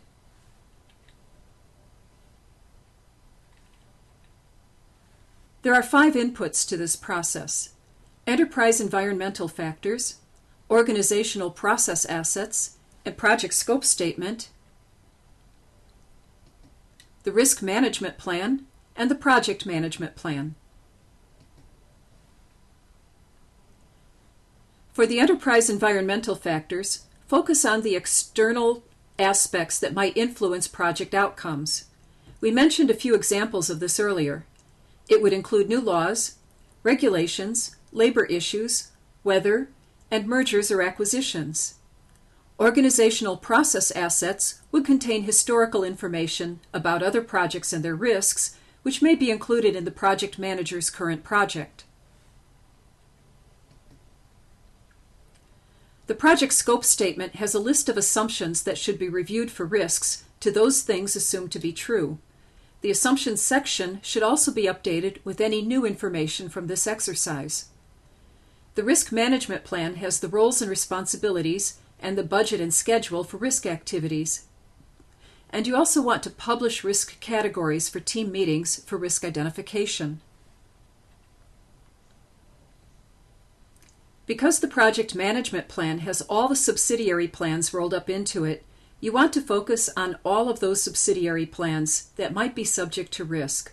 Although we've not covered them all yet, the schedule and cost would be key plans that are subject to risk. Scope would be another. This concludes the review of the inputs to the risk identification process. In the next section, we'll review the tools and techniques. In this section, we'll review the tools and techniques of the risk identification process. There are 5 tools and techniques to remember for the exam: documentation reviews, information gathering techniques, checklist analysis, assumption analysis, and diagramming techniques. For documentation reviews, you're basically looking at all of the project documentation to date and assessing where there may be some risks. It involves the review of project plans, assumptions, and historical information.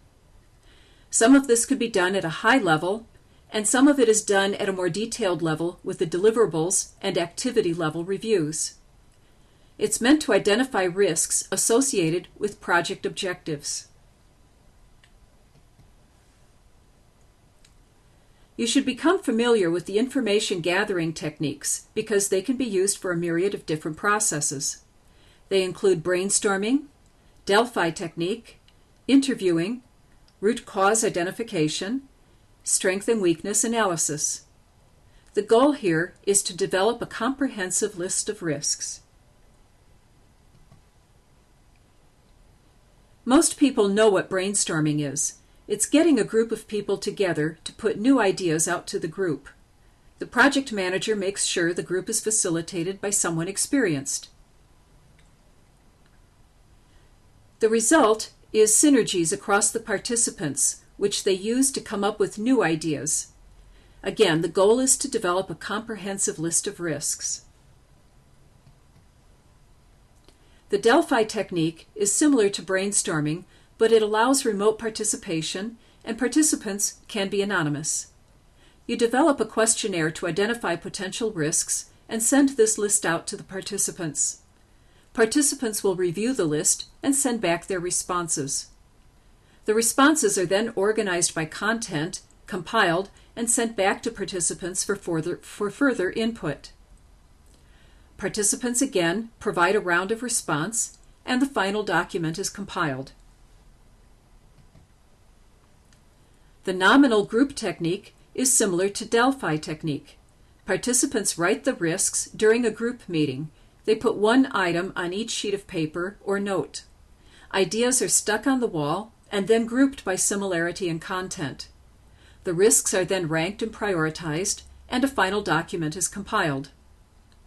We'll continue the review of tools and techniques for risk identification in the next section. In this section, we'll continue the review of tools and techniques for risk identification. Sometimes the best way to get good information is to sit with individuals and conduct an interview. This involves actual interviews with various people who can provide experience and expertise on specific risks. They may or may not be involved with the project. To get some ideas on how to get the discussion going is to ask questions that come directly from the work breakdown structure. As risks are identified, you may find that they stem from problems that people have encountered on past projects, or they may come from some sort of insider information where the individual knows something does not work well.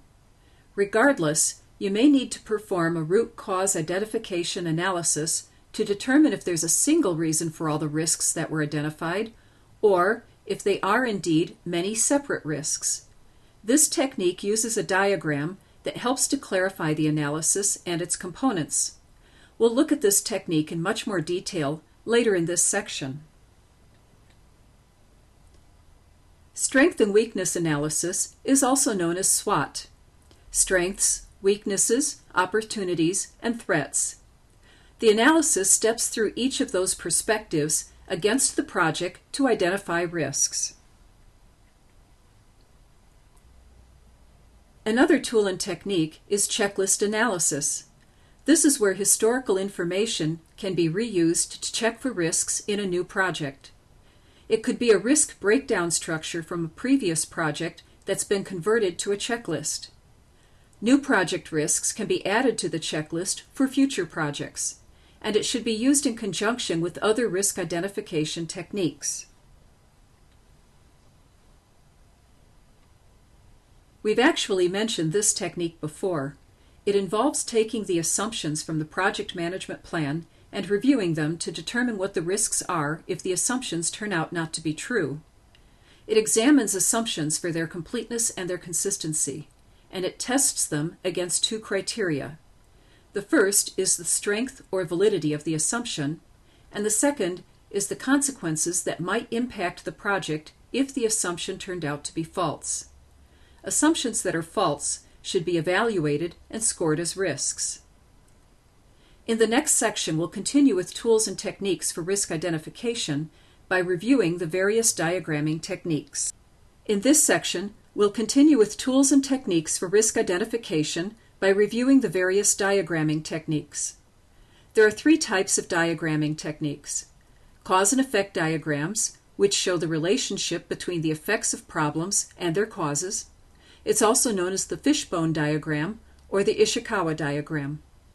System or process flowcharts show the steps needed to accomplish an objective, how those elements of a system relate to each other, and what actions cause what responses. And influence diagrams show influences among other project variables and their outcomes. In the last section, we talked about root cause analysis, where you may get information about many risks that have either a pattern to them or they may all stem from one significant issue. If you think you have this scenario, a cause and effect diagram would be helpful to organize this information. Cause and effect diagrams are also known as fishbone diagrams or Ishikawa diagrams, named after the person who developed the technique, Kaoru Ishikawa. As an example, you might hear that there's a risk that people never seem to know when a release is actually taking place, or that the migration team is understaffed, etc. Realizing that these are all related to the release of new software, and that your project would have this risk as well, you would diagram these risks, which basically are just symptoms of the real risk, that there are no procedures or poor procedures in place for good release management. Another diagramming technique is the flowchart diagram. Many project managers are familiar with flow diagrams, so remember, for the exam, the flowchart technique shows the logical steps needed to accomplish an objective and how the elements of a system relate to each other, and what actions will cause what responses. In this simplistic example, you can see the flow of the elements and the actions caused by the answer to the question, need to go shopping. For risk identification, you would want to diagram the logical flow of the actions that may cause or trigger the risk and the subsequent events to determine if a risk response plan is needed. The third diagramming technique is the influence diagram. This diagram is meant to demonstrate the causal influences between variables, the timing, or the time ordering of events, and the relationships among other project variables and their outcomes. They visually depict risks, uncertainties, or impacts, and how they influence each other. In the above example, we're leveraging what we learned from the cause and effect diagram and illustrated it in an influence diagram. This tells us that to mitigate the risk of a failed release, certain procedures need to be defined, developed, and implemented. This will strongly influence some of the other risk factors and elements of a coordinated release. Thus, the project manager can follow up on the progress of the procedures for migration control to gauge the risk of the upcoming release. This concludes our review of diagramming techniques in the risk identification tools and techniques. In the next section, we'll review the outputs. In this section, we'll review the outputs of the risk identification process. The only output of this process is the risk register, and this includes a list of identified risks, the list of potential responses, the root causes of the risks, and the updated risk categories, as well as the triggers. We're going to go into a little detail on each of these. The list of identified risks should include the risk event and its consequences, along with an assigned tracking number for each risk. The number is meant to ensure that the risk is treated as unique and is not confused with any other similar sounding risks. The list of potential responses documents the actions to be taken if the risk occurs. It also lists the mitigation or the resolution to the impact of the risk to the project. At this point, you're not necessarily going to select the specific response, although you might if it's an obvious one. The specific response is selected in a later process. Also included are the root causes of risks. As we discussed earlier, this is the identification of the real problem and not its symptoms using various cause and effect analysis techniques. And lastly, we have the updated risk categories, which are meant to identify the various patterns or categories of risks and group them accordingly. You want to keep this category list updated and associate risks routinely. If you've created a risk breakdown structure, you'd also want to update that if it's applicable.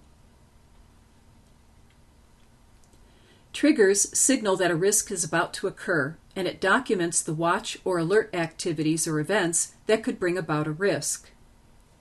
This concludes our review of the risk identification process. In the next section, we'll review the next process, qualitative risk analysis. In this section, we'll review qualitative risk analysis. This analysis involves determining the impact of risks to the project.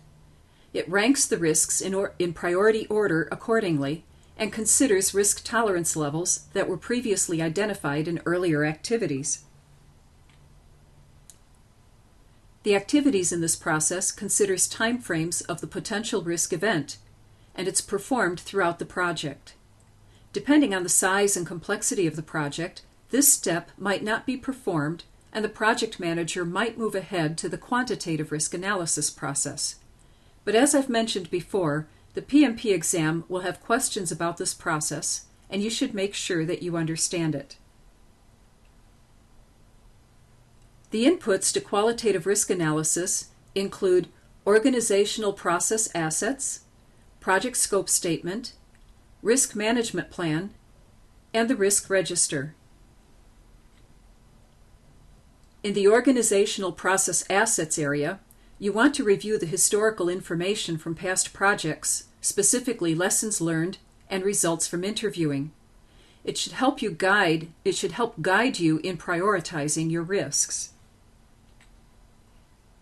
The project scope statement describes the deliverables, and this should assist the project manager in determining the level of uncertainty about the project. It indicates the level of complexity and the level of risk, whether it's high, medium, or low. And it should also give an indication of diligence for analyzing the risks. The risk management plan focuses on the roles and responsibilities of team members and the budget and schedule factors for risk activities. It also reviews the stakeholder risk tolerances and provides an understanding of the definitions given for probability and impact. The project manager should review the probability and impact matrix and use all of this information when prioritizing risks. The risk register is easy. It provides the list of risks that the project manager should review and be familiar with. This concludes the review of the inputs and their detail as an input to the qualitative risk analysis. In the next section, we'll cover the tools and techniques for the process. In this section, we'll cover the tools and techniques for the qualitative risk analysis process. These tools and techniques include risk probability and impact assessment, probability and impact matrix, risk data quality assessment, risk categorization, and risk urgency assessment.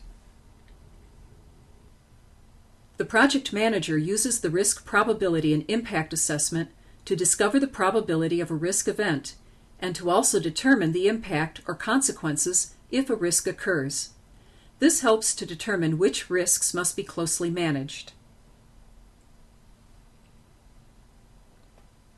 Just to summarize the steps, the risk probability and impact assessment key activities include determining probability, determining impact, and assessing probability and impact. Probability is defined as the likelihood that a risk will occur. It's expressed as a percentage from 0 to 100%, and it's accomplished typically with the help of expert judgment. Typically, the project manager will assign a number to represent the likelihood of a specific risk occurring. For example, 50% means that there's a 50% chance that a risk will occur. Impact indicates the level of consequence to a project should a risk occur.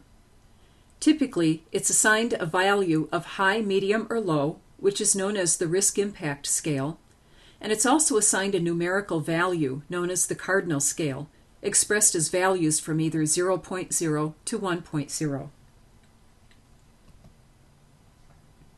Here's an example of a risk impact scale for cost, time, and quality objectives based on a low to low up to a high to high scale. Note the cardinal scale values that have been assigned. Also note that the impact scale has been defined in objective terms so that the project team understands how the criteria has been defined. Let's walk through this scale together. Across the top, as I mentioned before, you see low to low, low, medium, high, and high to high. Down on the side, on the left side, you have cost, time, and quality. You can see that when there's no significant impact, it's assigned a low value of 0.05. If the project manager feels that it's less than a 5% increase of cost to the project, it's still assigned a low value, which is 0.20. If the project manager feels that the impact to the project in cost is between 6 and 10%, then it's assigned a medium value of 0.40. Anything higher than 10% and up to 20% is a 0.6 value, and a high value would be 0.8, meaning that there's more than a 20% increase in the cost of the project if a risk occurs. In the next section, we'll continue the discussion of assessing probability and impact. In this section, we'll continue the discussion of assessing probability and impact. In performing this analysis, the project manager would use predefined measurements that describe what value to place on a risk event and what that value means. It's found in the risk management plan, and if not, it's developed during this process. The project manager determines and assesses the probability and impact for every risk, and uses as many team sources and techniques as possible to determine this. This would include interviews, expert judgment, brainstorming, Delphi techniques, etc. And the last step is to document assumptions made during this process. Using the probability and impact matrix, the project manager would determine the overall risk rating for a risk, and summarize this into a matrix format. Using standards and guidelines from the organizational assets for the rating assignments, the project manager then lists the risks in order of ranking. Here's an example of using a matrix that's been completed in order to assign the appropriate overall risk assessment to each risk. If you have a risk, for example, that has a medium impact, you'll see in the grid that that's a value of 0.40. And if it has a 20% chance or probability that it will happen, you can see that this risk then has an overall score of 0.08, which means that it's in the low threshold and is rated as green.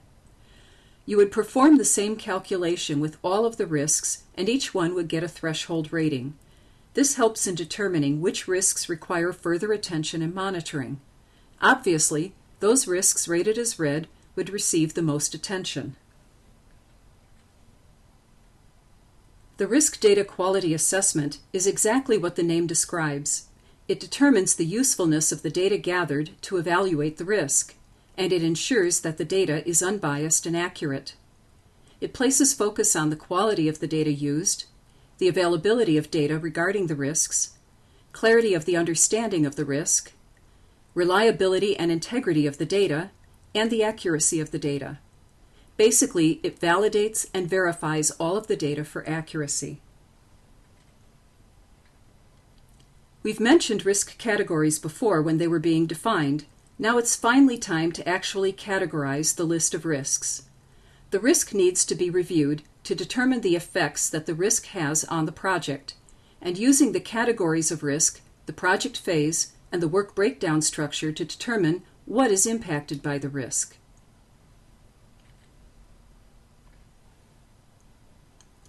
As an aid to prioritizing the risks so that the important ones can be addressed first, a risk urgency assessment is performed. It's meant to determine how soon the potential risks might occur, to develop responses for those that will occur first, and it considers the triggers, the time to develop a response, the time to implement a response, and the risk rating. As with many other planning documents, after analysis is performed, additional information and clarity can be applied to completed documents as updates. This is normal progressive elaboration. Here, the risk register updates are the only output to the qualitative risk analysis process. The risk register would be updated with new information, such as the relative ranking or priority list of project risks using the probability impact matrix. A description of the basis for the assessment should also be included for the risks ranked as important. Risks grouped by categories can reveal the root cause of risks. the list of risks requiring responses in the near term, a list of risks for additional analysis and response, a watch list of low priority risks, and trends in qualitative risk analysis results. This concludes our review of the tools and techniques and the output for qualitative analysis. In the next section, we'll cover quantitative analysis. In this section, we begin the discussion of quantitative risk analysis. Quantitative risk analysis quantifies the project's possible outcomes and probabilities. It determines the probability of achieving the project objectives and identifies risks that need the most attention by quantifying their contribution to overall project risk. It also identifies realistic and achievable schedule, cost, or scope targets and determines the best project management decisions possible when outcomes are uncertain. If qualitative risk analysis was not performed, this process is performed after the risk identification process. If you have any trouble understanding the difference between qualitative versus quantitative analysis, remember that qualitative analysis is putting a value judgment to the risk and categorizing it accordingly. Quantitative analysis puts actual number values to the analysis to come up with dollar amounts in determining the severity of the risk. The inputs for quantitative analysis are organizational process assets, the project scope statement, the risk management plan, the risk register, and the project management plan, specifically the project schedule and the project cost management plans. I've covered all of these before except for the project schedule and project cost plans, which we'll do in the following chapters. In organizational process assets, the project manager should review any historical information from past projects, specifically the lessons learned and any interviews that were documented. This should help guide prioritizing some of the risks. The project scope statement describes the deliverables. The description of the deliverables should assist in determining the level of uncertainty about the project. It should also help indicate the complexity and the level of risk, whether it's high, medium, or low. And it also indicates the level of diligence for analyzing the risks. In the risk management plan, the project manager should focus on the roles and responsibilities of risk team members and the budget and schedule factors for risk activities. The project manager should also review the stakeholder risk tolerances and understand the definitions given for probability and impact. The probability and impact matrix should also be reviewed, and all of this information should be used when prioritizing the risks. And lastly, the risk register provides a list of the risks for the project manager to review. This concludes the review of the inputs and their detail to quantitative risk analysis. In the next section, we'll cover the tools and techniques for this process. In this section, we'll cover the tools and techniques for the quantitative process. Here we have data gathering and representation techniques, and quantitative risk analysis and modeling techniques. For data gathering and representation techniques, we have interviewing, probability distributions, and expert judgment. We've talked about interviewing before. Remember, it includes project team members, stakeholders, and subject matter experts, and it's used to determine the probability distribution to be used for analyzing the information. The technique determines your questions in the interviews. You also want to document how the interviewed people decided upon the risk ranges, the criteria for categorizing risks, and the results of the interview. Probability distributions are a mathematical way of expressing the uncertainties in values, and it gives a reasonable spread of the possibilities. An example would be the durations of schedule activities and/or costs of project components. The types of distribution models are normal, log normal, triangular, beta, and uniform distribution. These can be displayed as graphs, which represent the probability and the time or cost elements. In the case of triangular distributions, we find that they're based upon the 3-point estimate: pessimistic, most likely, and optimistic values. These values are gathered from interviews and used to quantify risk for each work breakdown structure element. For normal and log-normal distributions, we find that it uses mean and standard deviations to quantify risk. This also requires the 3-point estimate: pessimistic, most likely, and optimistic values. For expert judgment, the project manager would want to validate the data and the techniques from within or outside the organization. There are 4 quantitative risk analysis and modeling techniques: sensitivity analysis, expected monetary value analysis, decision tree analysis, and modeling and simulation. Sensitivity analysis analyzes the potential impact of risk events on the project. It determines which risk events have the greatest potential for impact and examines all uncertain elements at baseline values. It displays this data using a tornado diagram. In a tornado diagram, each bar represents a sensitivity variable. It displays the low and high value possible for that element, and it appears at the top of the diagram if the variable has the biggest impact. It ranks the other variables according to their impact, largest to smallest. It provides a quick overview of those risks with the biggest impact on the project, and determines the stakeholder risk tolerance levels as well. As you can see, each sensitivity bar displays the low and high value possible for that element. You'll not have to know how these values are calculated for the exam, and it's too complicated to discuss here. But you should understand the circumstances for using this type of diagram and why it would be chosen. Expected monetary value analysis calculates the average anticipated impact of the decision. It's calculated by multiplying the probability of the risk by its impact and then adding them together.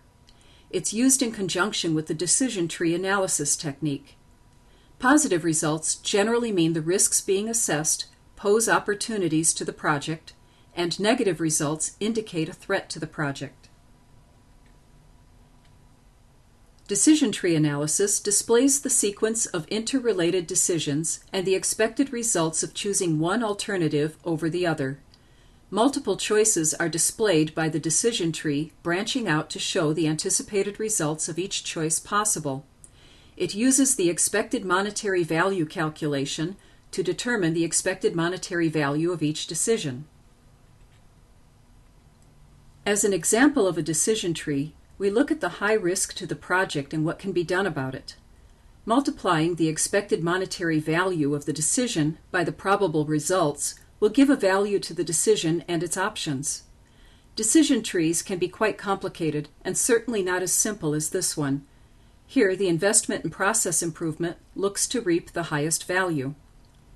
Let's walk through this example. To mitigate the risk of the release management problem for this project, 2 choices have been developed. Choice number 1 is to invest in process improvement where the setup costs are $100,000. Choice number 2 is to invest in a tool with no process improvement activity at a lesser cost of $75,000.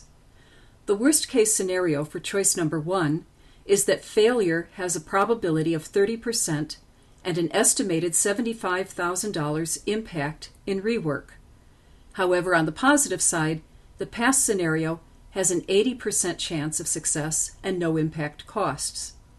For choice number 2, the worst case scenario is a 70% probability of failure, which would result in a $75,000 cost in rework, and the best case scenario is a 20% probability of success, with no impact of costs.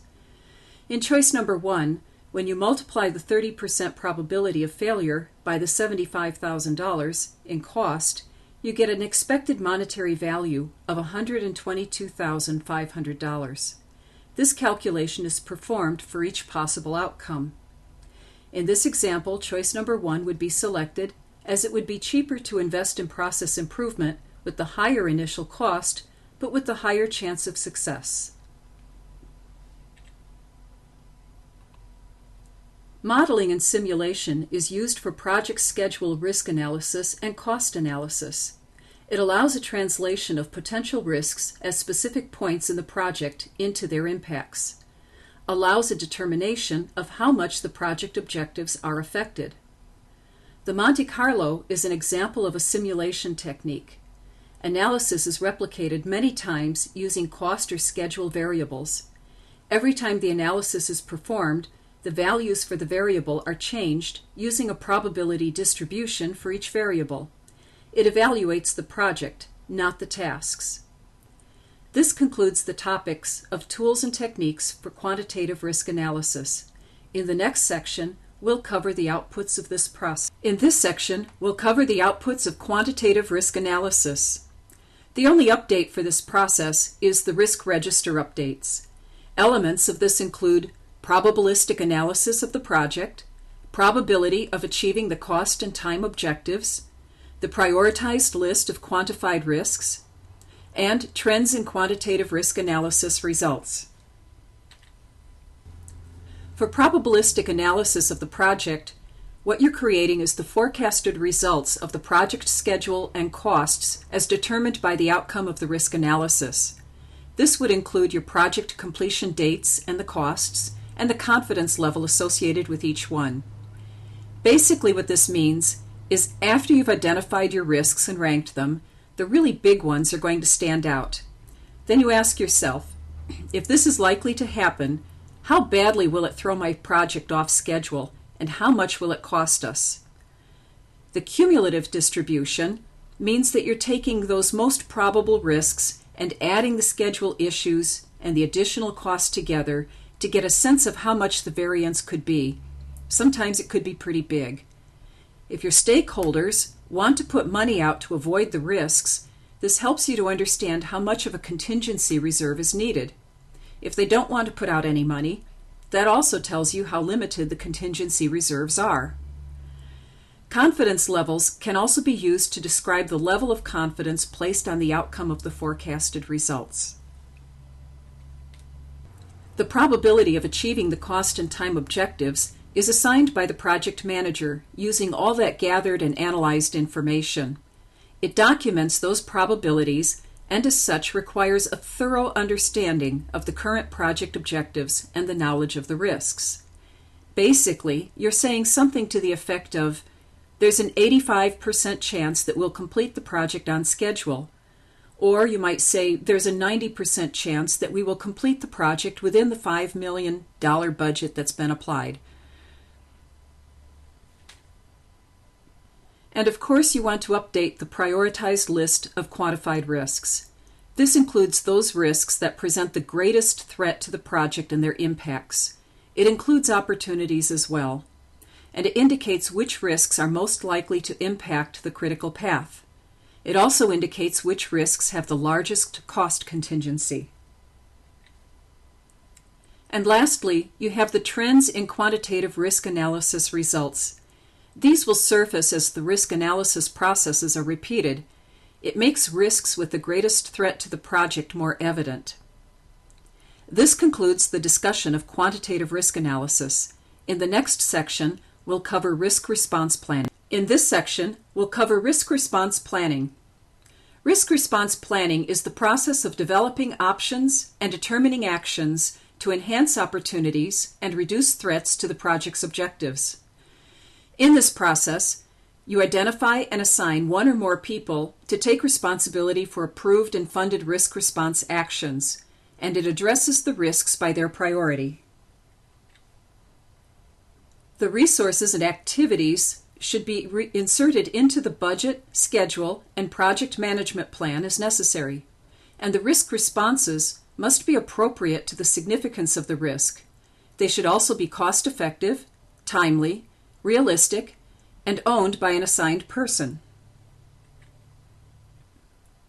The inputs to the risk response plan are the risk management plan and the risk register.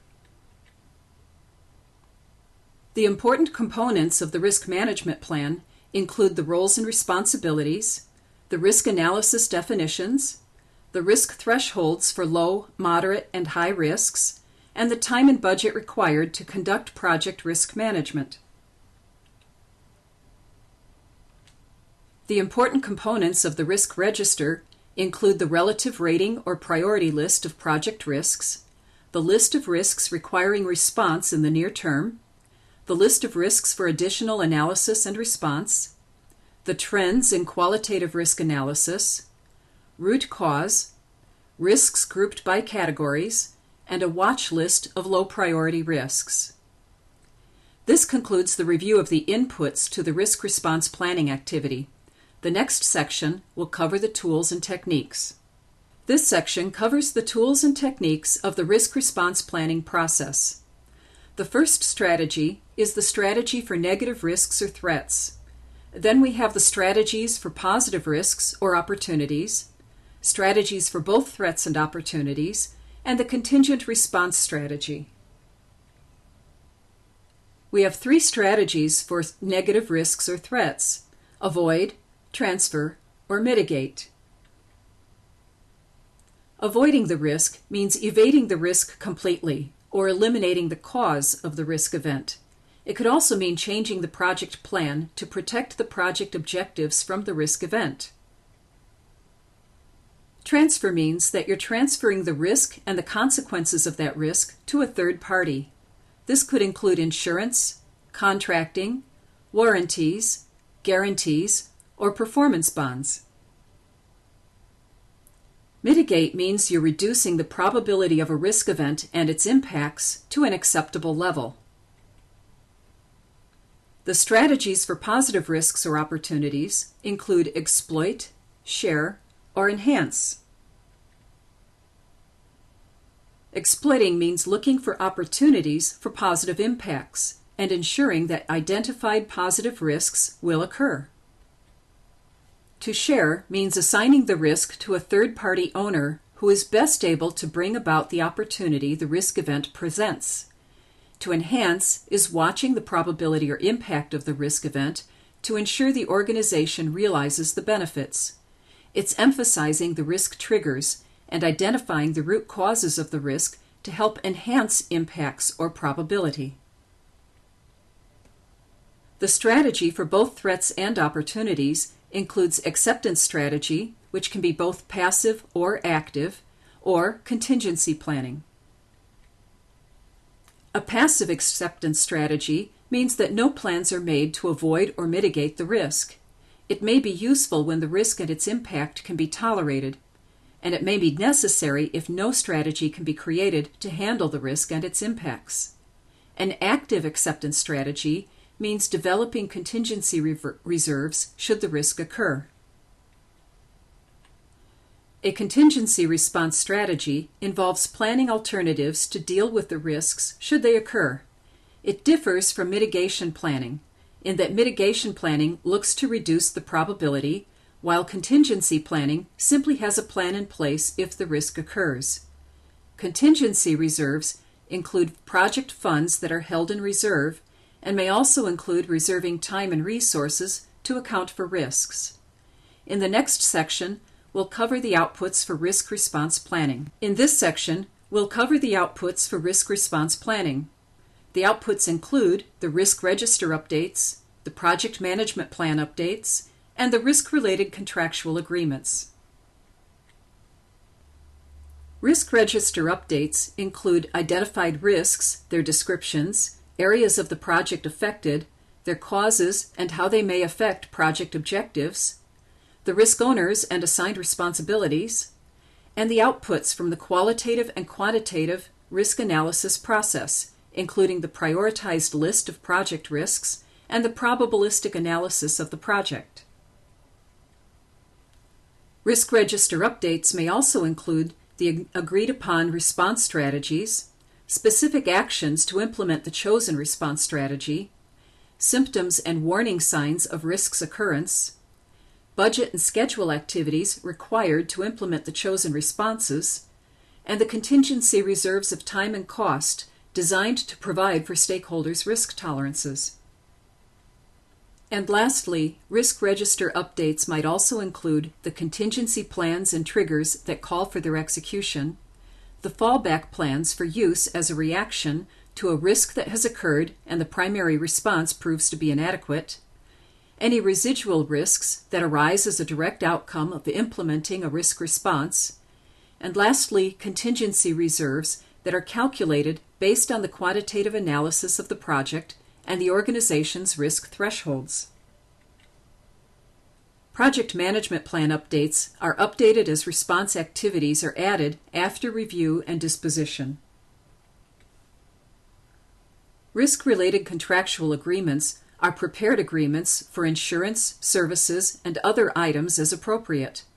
They can be prepared during this planning process for when the risk occurs. This concludes the review of the risk management planning processes. We'll summarize our review in the next section. Well, this was a really big chapter, and congratulations, you made it through. Let's summarize what we've covered. First of all, risks pose both threats and opportunities to all projects, and understanding and planning for risks ensures the appropriate response should the risk occur. The risk management planning process determines how to plan for risks. The only output from this process is the risk management plan, which is a subsidiary of the project management plan. The risk identification process identifies and documents the risks using techniques such as brainstorming, the Delphi technique, interviewing, root cause identification, and the SWOT analysis. The list of risks gets recorded in the risk register, which is the only output of this process.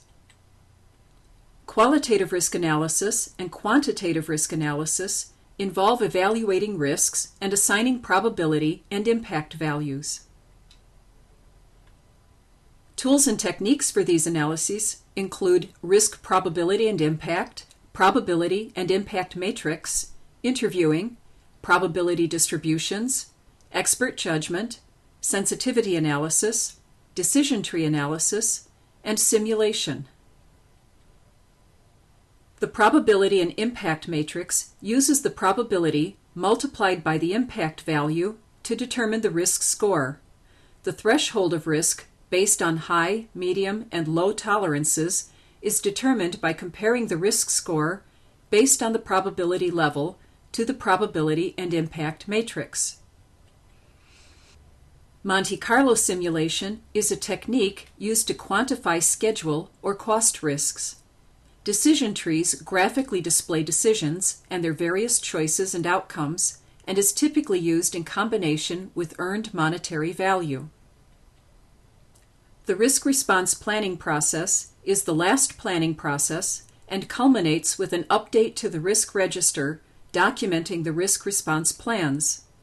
The risk response plans detail the strategies to apply to risks and assigns individuals to manage each risk response.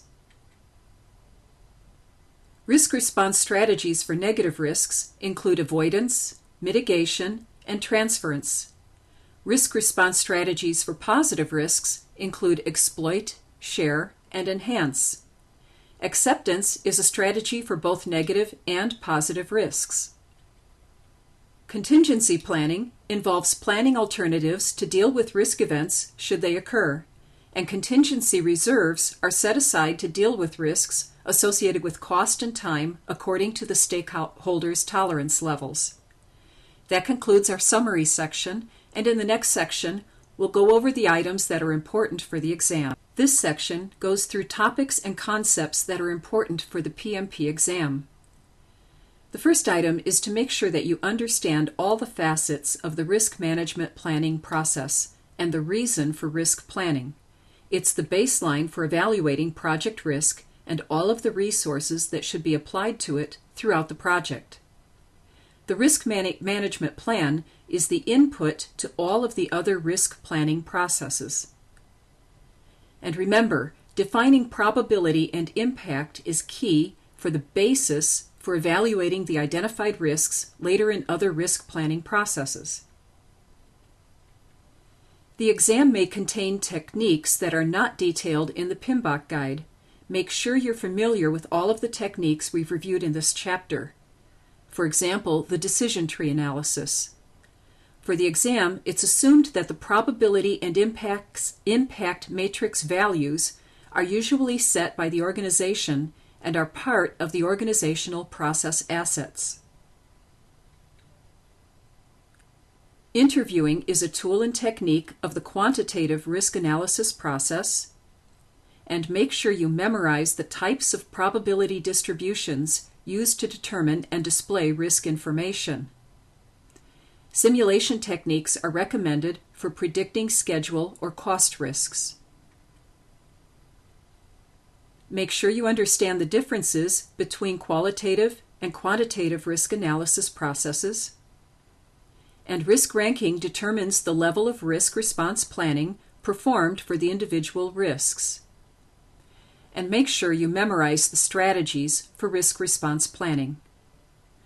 This concludes the key items that are important for the exam.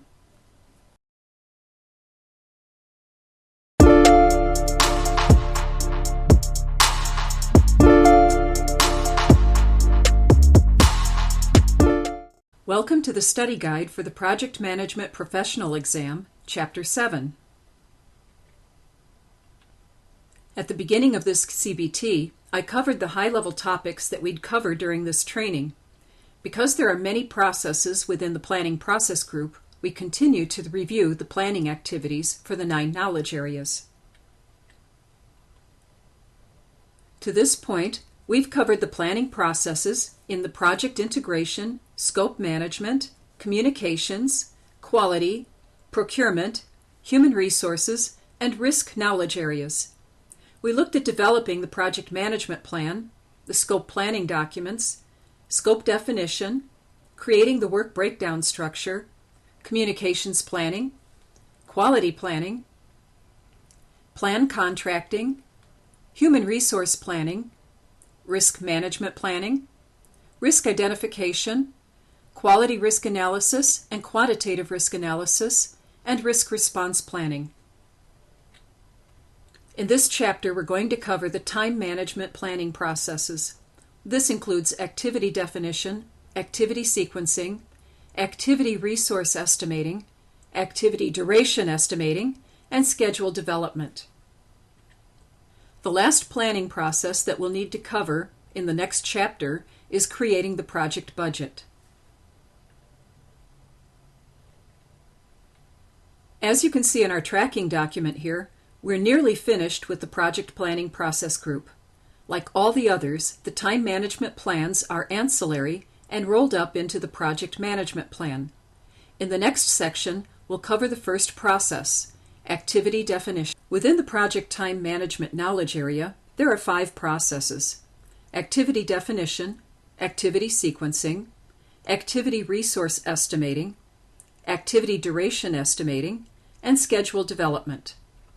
In this section, we'll review the inputs to activity definition within the project time management knowledge area. All the processes will be covered in this chapter. Some of the information needed for starting the process of activity definition would include enterprise environmental factors, organizational process assets, project scope statement, work breakdown structure dictionary, and the project management plan. We've discussed all of this information before. If you're familiar with this information, please feel free to move through them quickly and onto the Tools and Techniques section, which will introduce new material. Information from the enterprise environmental factors to focus on would be the Project Management Information System and the project scheduling software. Organizational process assets may contain existing formal and informal activity planning related policies, procedures, and guidelines for developing activity definitions. It may also contain lessons learned for previous activities list from other projects. In the project scope statement, you should review the project deliverables, constraints, and assumptions, and look for specific constraints or assumptions imposed on the project schedule. For example, specific delivery dates, milestones, and work hours per week, or the overtime expected. To make sure time is allocated for all the work to be performed, use the work packages from the work breakdown structure and the work breakdown structure dictionary, which will help explain them, to estimate the time for each project activity. If there is a schedule management plan in the project management plan, it should be reviewed because it might provide guidance on development and planning of activities. If there is not one, one will need to be developed in this process and added to the project management plan. This concludes our review of the inputs for the activity definition process. In the next section, we'll look at the tools and techniques that can be used. In this section, we'll review the tools and techniques for activity definition. These would include decomposition, templates, rolling wave planning, expert judgment, and planning component. Decomposition subdivides the work packages into activities and can be developed concurrently with the work breakdown structure and the work breakdown structure dictionary. With templates, a project manager can use either a format that's been provided by the Project Management Office or a previous project, or might even use a subset of activities from that previous project. This information might also contain resource skills required for the activity, required hours of effort, risks, deliverables, and milestones. Rolling wave planning describes a progressive elaboration technique where near-term activities are defined at the lowest work breakdown structure level, and future activities are described in high-level terms. As the project progresses, the near-term deliverables are broken down from the work breakdown structure level into activities. We've already discussed expert judgment several times before this chapter, so I'm going to move on to planning component. The planning component has two aspects. One is a control account, and the other is the planning package. If a work breakdown structure component cannot be broken down any further, it can be used to develop high-level schedules and plan future work at high levels of the work breakdown structure. A control account number is used to assign a management control point anywhere above the work package level as a basis for planning. In the planning package, an element on the work breakdown structure that's below the control account but above the work package level can be used for planning purposes. This concludes our review of the tools and techniques for the activity definition process. In the next section, we'll review the output. In this section, we'll review the outputs to the activity definition process. These include the activity list, activity attributes, the milestone list, and requested changes. The activity list includes all activities that are planned for the project. It does not include any activities for work that's not in the scope document. It consists of an activity identifier and a scope of the work description, and it's used in the schedule model. The activity list is included as a component of the project management plan. However, it's not a component of the work breakdown structure. Activity attributes extend and identify the multiple attributes within each activity. This could include the activity identifier, activity codes, activity description, predecessor activities, successor activities, logical relationships, leads and lags, resource requirements, imposed dates, constraints, and assumptions. Activity attributes might also include the person responsible for executing the work, geographic area or place where the work is to be performed, and the schedule activity type, for example, the level of effort, whether it's discrete effort or apportioned effort. The attributes can also be used for project schedule development and for selecting, ordering, and sorting the planned activities within reports. They can also be used in the schedule model. The milestone list identifies all milestones, and it indicates if they're mandatory or optional, that is, whether they're required by contract or if they're based on project requirements or historical information. They can also be included in the project management plan. And lastly, there's requested changes. We've covered requested changes before, so I'm going to move on and say that this concludes our review of the outputs for the activity definition process. In the next section, we'll review the activity sequencing process. In this section, we'll review the activity sequencing process and its inputs. Activity sequencing identifies and documents the logical relationships among activities. It involves understanding the logical sequence between activities and any precedence relationships between them. It also identifies leads and lags for the schedule creation. Manual and automated techniques can be used separately or in combination for this activity sequencing process. To start the activity sequencing process, the following information would be useful: the project scope statement, the activity list, activity attributes, the milestone list, and approved change requests. For the project scope statement, you should focus on the product scope description, which includes product characteristics that affect activity sequencing. You should also review the product scope description to ensure accuracy. We've already discussed the activity list, the activity attributes, and the milestone list, so I'm going to move on to the approved change requests. Approved change requests are documented, authorized changes to expand or contract the project scope. It may also modify policies, the project management plans, procedures, costs, budgets, and schedules. This concludes our review of the inputs for the activity definition process. In the next section, we'll review the tools and techniques. In this section, we'll review the tools and techniques to the activity sequencing process. The tools and techniques include precedence diagramming method, PDM, the arrow diagramming method, ADM, schedule network templates, dependency determination, and applying leads and lags. The precedence diagramming method, or PDM, constructs a project schedule network diagram with activities and any dependency relationships. It's also known as activity on node, or AON, and it's used by most project management software packages. The precedence diagramming method includes 4 types of dependencies or precedence relationships. The first one is finish to start, which means the initiation of successor activity depends upon the completion of the predecessor activity.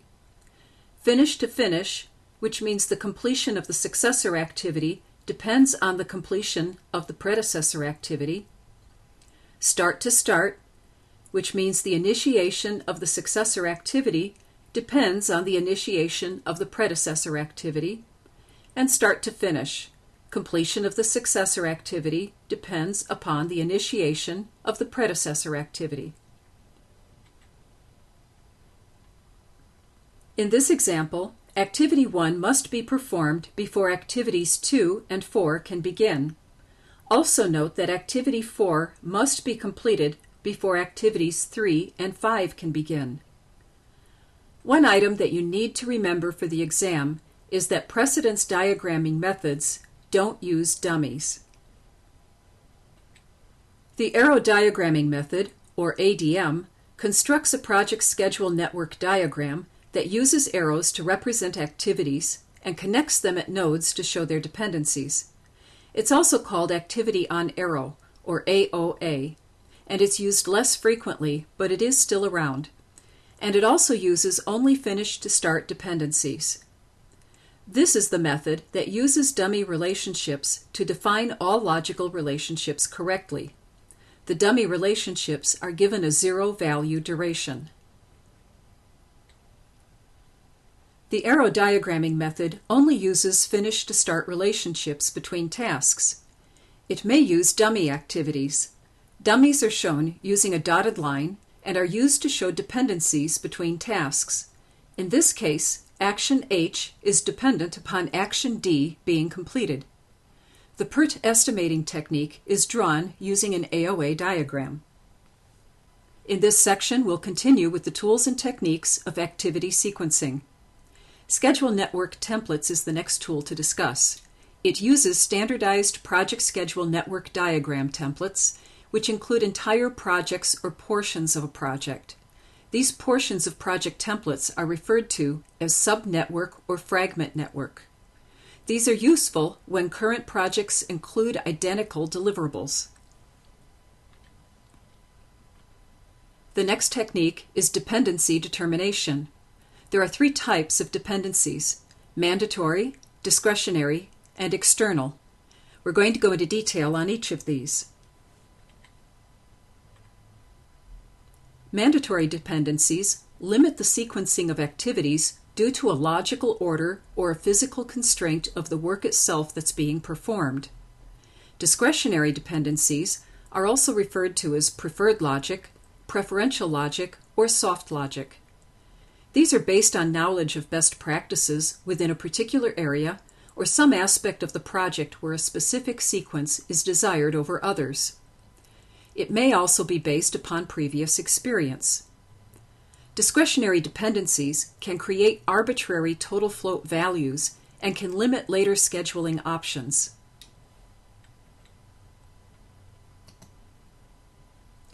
External dependencies are identified during the process of establishing the sequence of activities.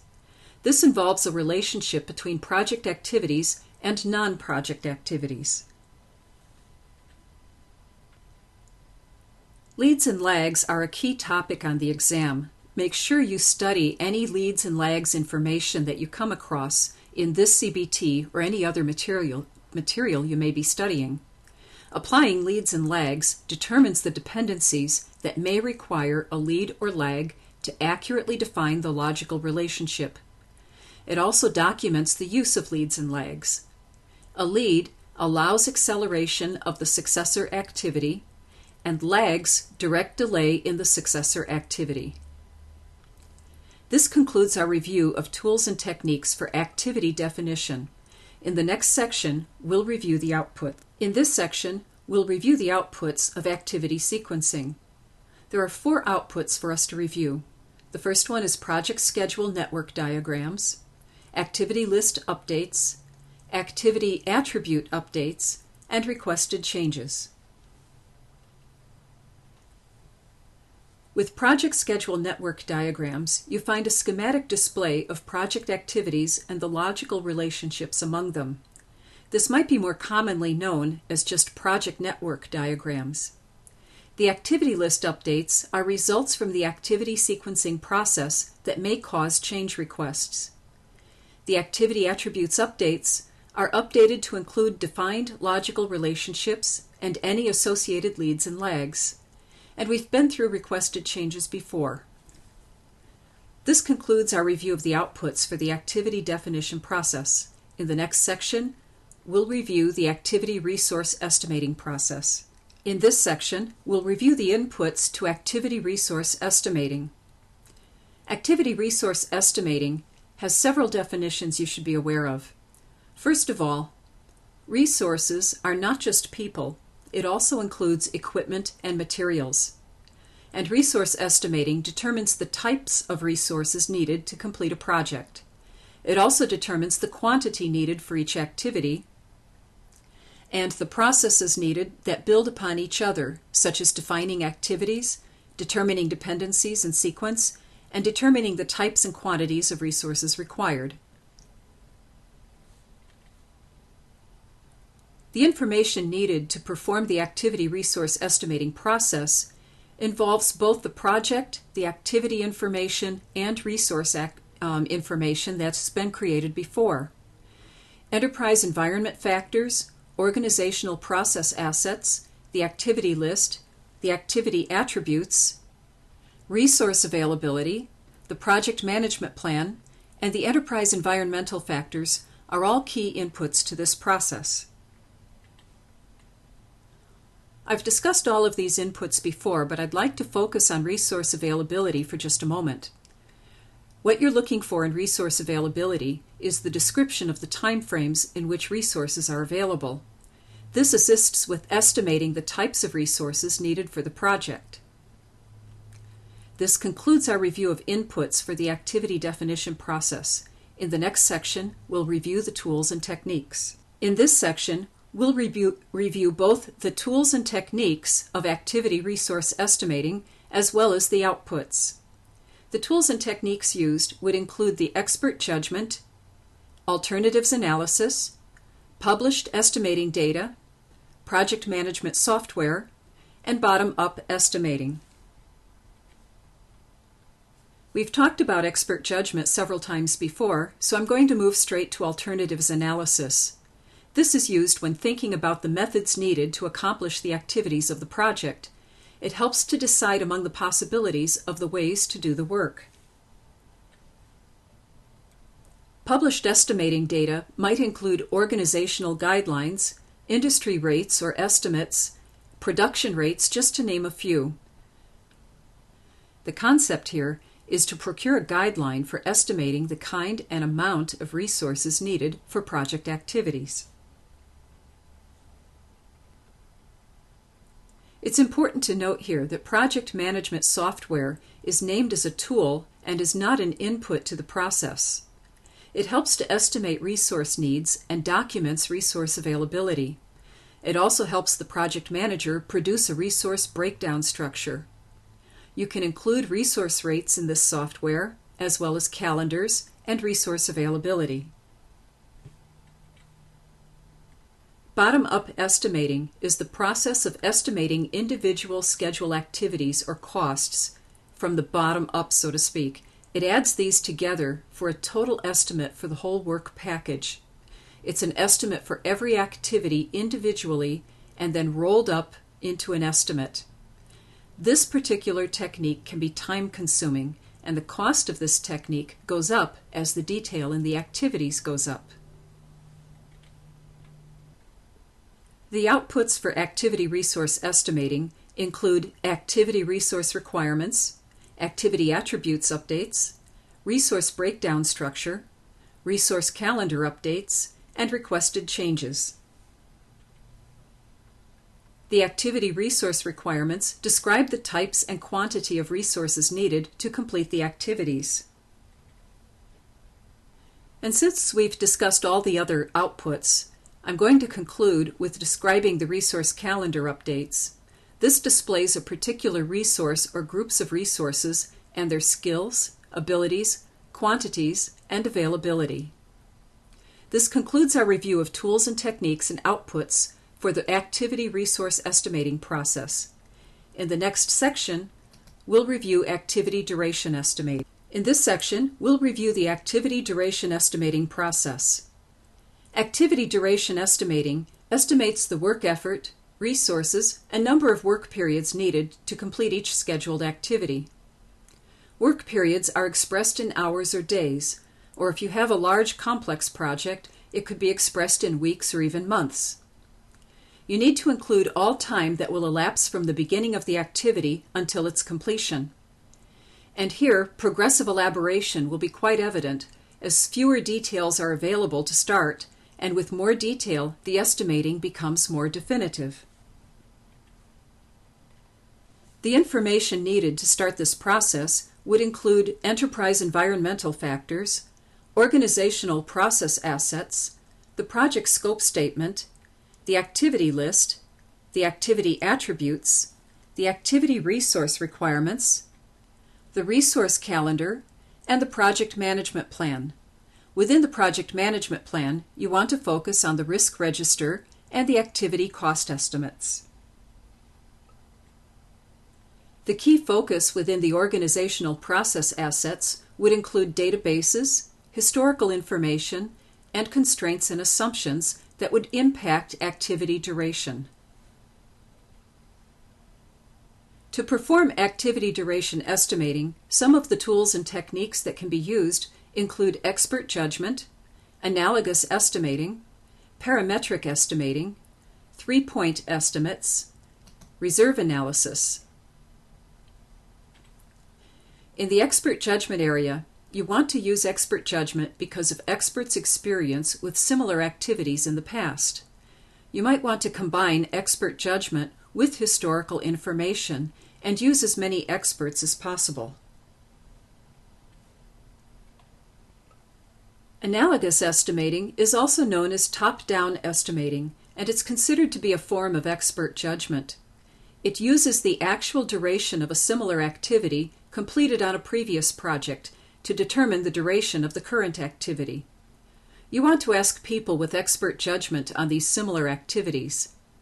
It's a helpful technique when detailed information about the project is not available, and it can be used to estimate the total project duration. It's also useful early in the project when detail is not yet known. Parametric estimating is a quantitatively based estimating method that multiplies the quantity of work by the rate. 3-point estimates are estimates that are used for the most likely, optimistic, and pessimistic estimating. They're averaged together to come up with a final estimate. It uses experienced people to provide the 3 estimates. The optimistic is, of course, the estimate of the fastest time frame to complete the activity. Pessimistic, of course, assumes the worst happens and it takes much longer than planned to get the activity completed. And the most likely estimate assumes no disasters and that work can be completed as planned. Reserve analysis is also called buffer or contingency time. It means adding a portion of time to the activity to account for schedule risk. It can be a percentage of time or a set number of work periods to the activity or the overall schedule. This concludes our review of the information and the tools for activity duration estimating. In the next section, we'll go through the results of this process. In this section, we'll review the results of performing the activity duration estimating. There are 2 basic outputs from this activity: activity duration estimates and activity attribute updates. Activity duration estimates are the key deliverable from this process. They're expressed in hours, days, weeks, or months, and they should contain a range of possible results. Activity attributes updates are the updates performed on the activity attributes with the duration estimate. You want to update the activity attributes with the assumptions used when deriving the estimates. This brief segment is a conclusion to our review of the outputs for the activity duration estimating process. In the next section, we'll review schedule development. In this section, we're going to review the schedule development process. Of all the planning processes, this one is probably the most important. It lays out the schedule for all of the project activities and determines their start and finish dates. It also finalizes activity sequences and durations. It's repeated several times before you can come up with the schedule, but once it's approved, it becomes the schedule baseline for the project, and it's used throughout project execution and the monitoring and controlling processes. To this point, the following processes must be complete before schedule development can be performed. That includes scope planning, scope definition, creating the work breakdown structure, risk identification, risk response planning, plan purchases and acquisitions, activity resource estimating, activity definition, activity sequencing, and the activity duration estimating. The information needed for schedule development include organizational process assets, the project scope statement, the activity list, the activity attributes, the project schedule network diagrams, the activity resource requirements, the resource calendars, the activity duration estimates, the project management plan, which includes the risk register. I've gone through all of these topics before, so I'm going to move ahead into the tools and techniques for this process. And those will be reviewed in the next section. In this section, we're going to review the tools and techniques for performing schedule development. The tools and techniques will include the schedule network analysis, the critical path method, the schedule compression, the what-if scenario analysis, resource leveling, the critical chain method, project management software, applying calendars, adjusting leads and lags, and the schedule model. The schedule network analysis produces the project schedule. It calculates early and late start dates and early and late finish dates for activities. It uses the schedule model, and it uses analytical techniques such as critical path and critical chain method, what-if analysis, and resource leveling to calculate the dates. It's performed without taking resource limitations into consideration, and it establishes time periods within which activities can be scheduled. Limitations and other constraints are taken into account later in this process. The critical path method is another type of schedule network analysis technique. It determines the amount of float or schedule flexibility for each of the network paths by calculating the earliest start date, the latest start date, and the latest finish date for each activity. It relies on sequential networks on a single duration estimate for each activity, and it determines schedule durations without regard to resource availability.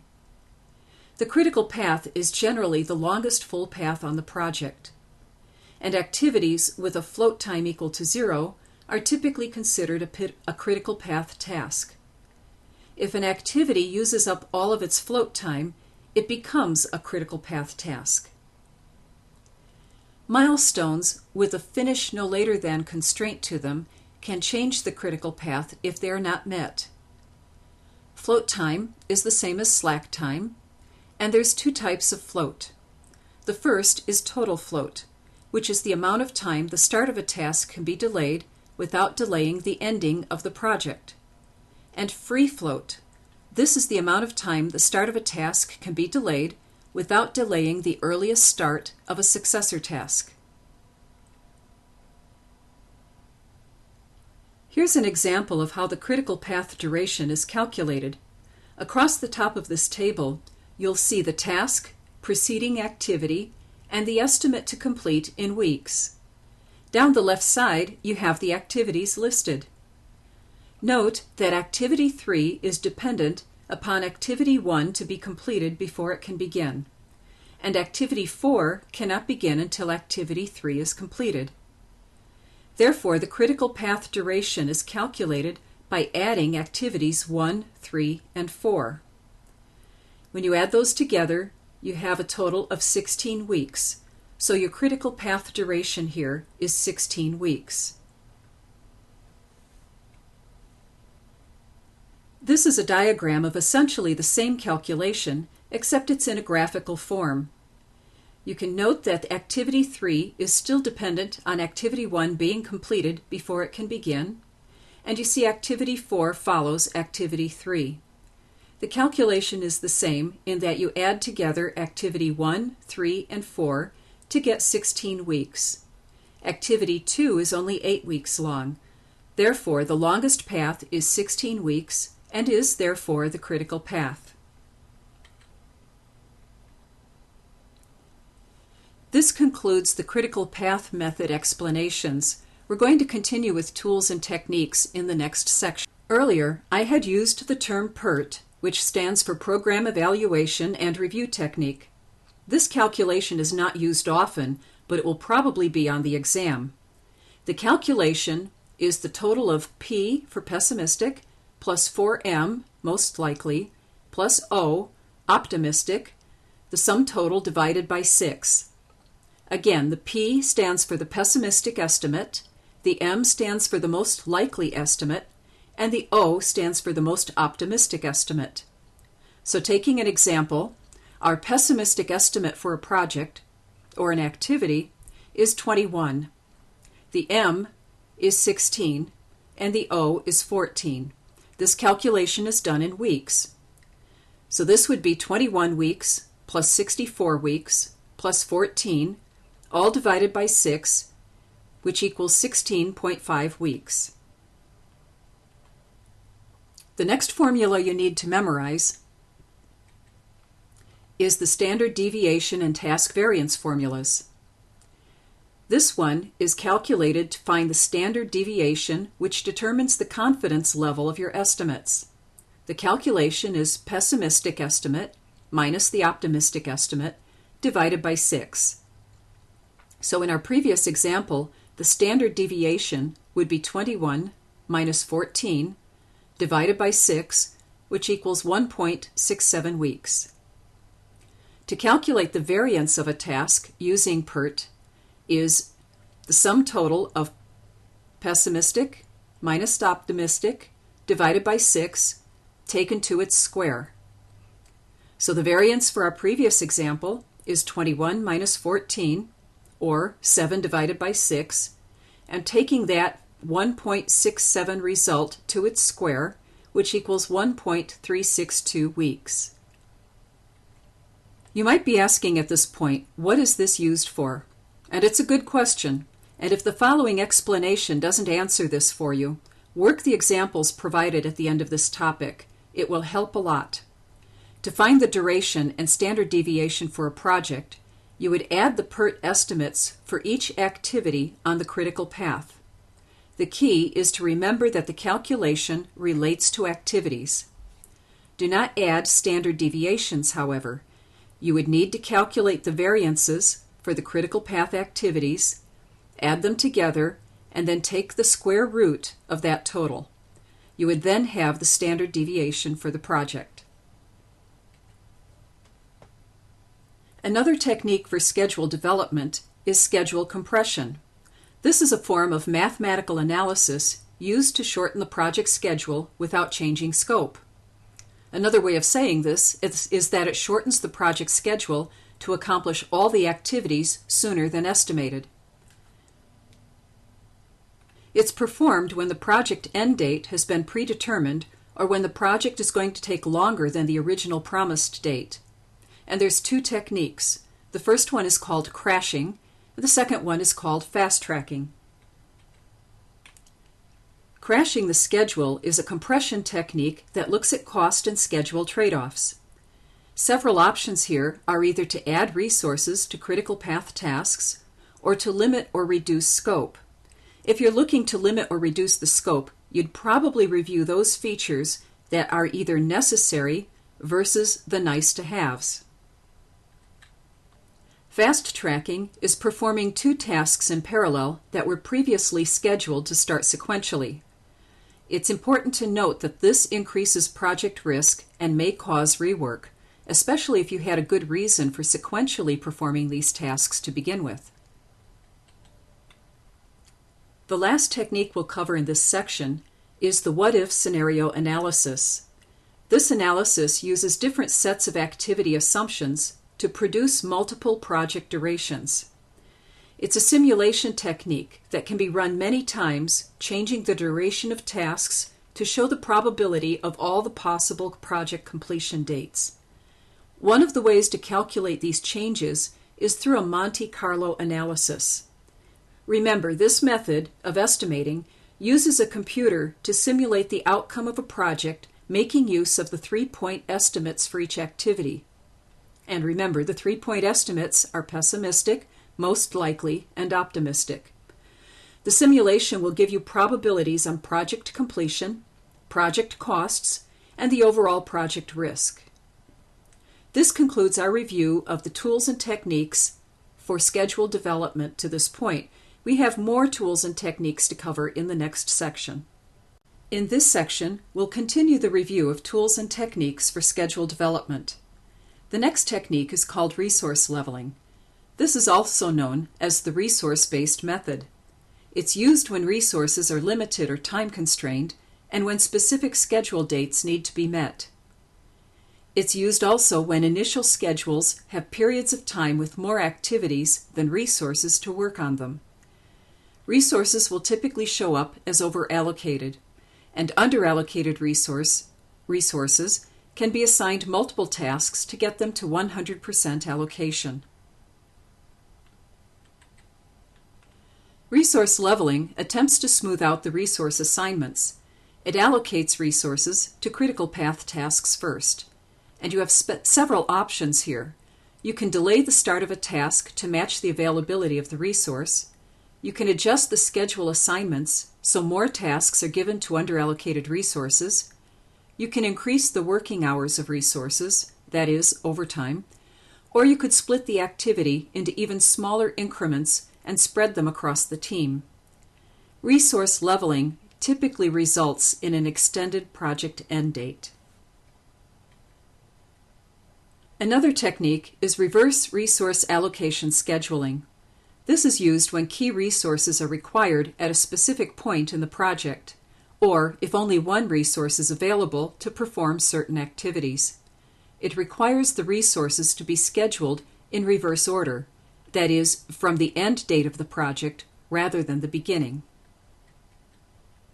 There are several variations of the critical chain method, but typically they all account for limited or restricted resources when modifying the project schedule. It schedules high-risk tasks early to identify and fix problems sooner, and it allows for combining several tasks into one task when one resource is assigned to all of them. It uses a deterministic, step-by-step, and probabilistic approach. These steps would include constructing the schedule network diagram using activity duration estimates, defining dependencies, defining constraints, calculating the critical path, and entering resource availability into the schedule.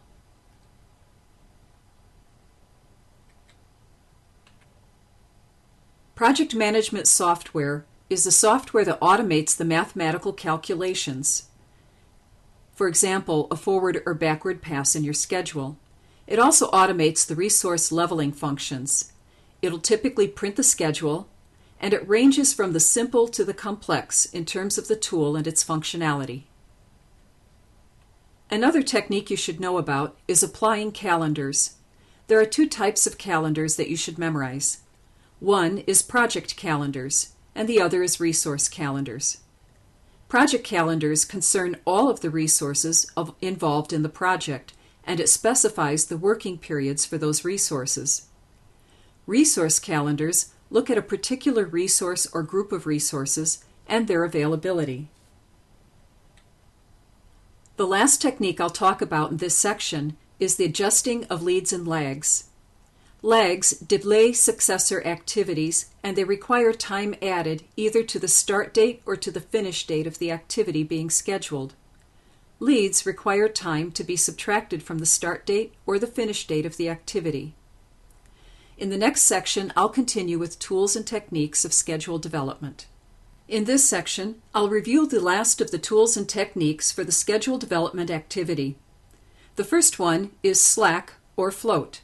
You should be familiar with slack, which is the amount of time a task can be delayed without delaying the project.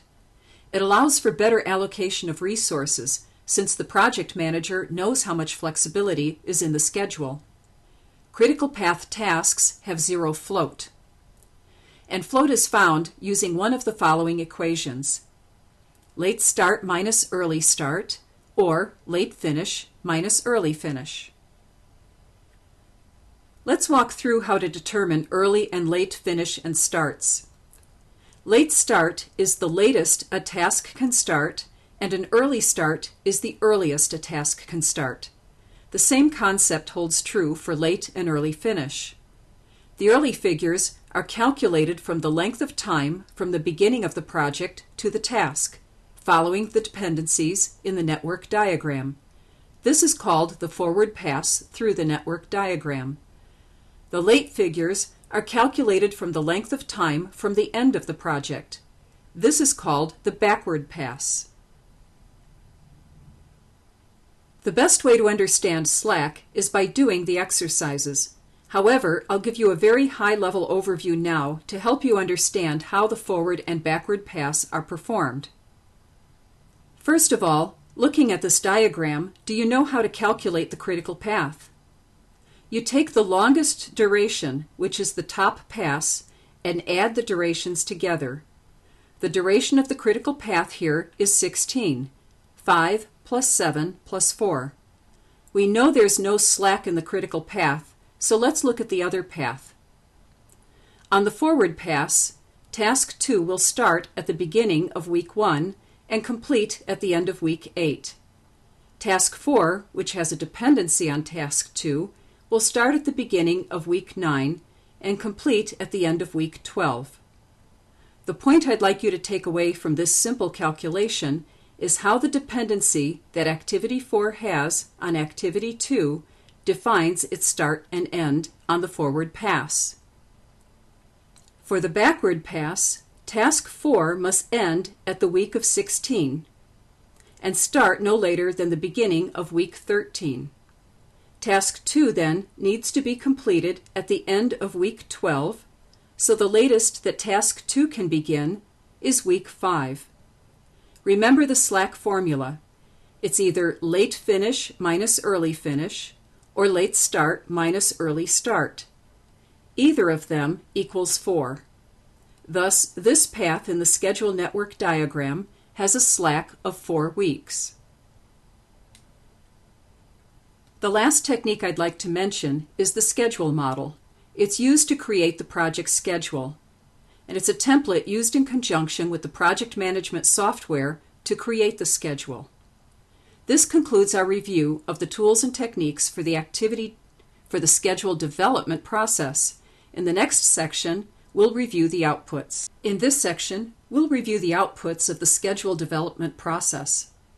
Schedule development should result in the project schedule, the schedule model data, the schedule baseline, the resource requirement updates, the activity attribute updates, project calendar updates, requested changes, and the project management plan updates, which specifically would include the schedule management plan.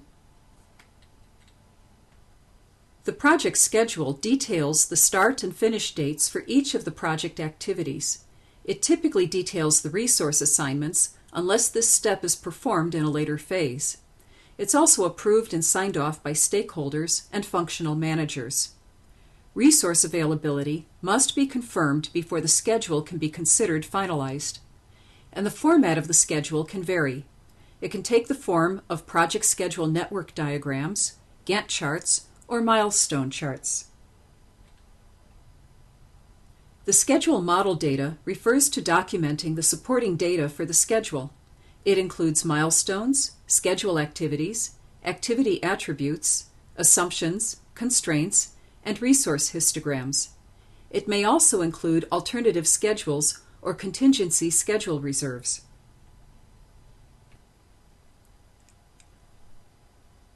And finally, the schedule baseline. This is the final approved version of the project schedule with baseline start and baseline finish dates with resource assignments. The PMBOK guide notes that this baseline is derived from a schedule network analysis of the schedule model. All of the other outputs for this process have been reviewed in previous chapters.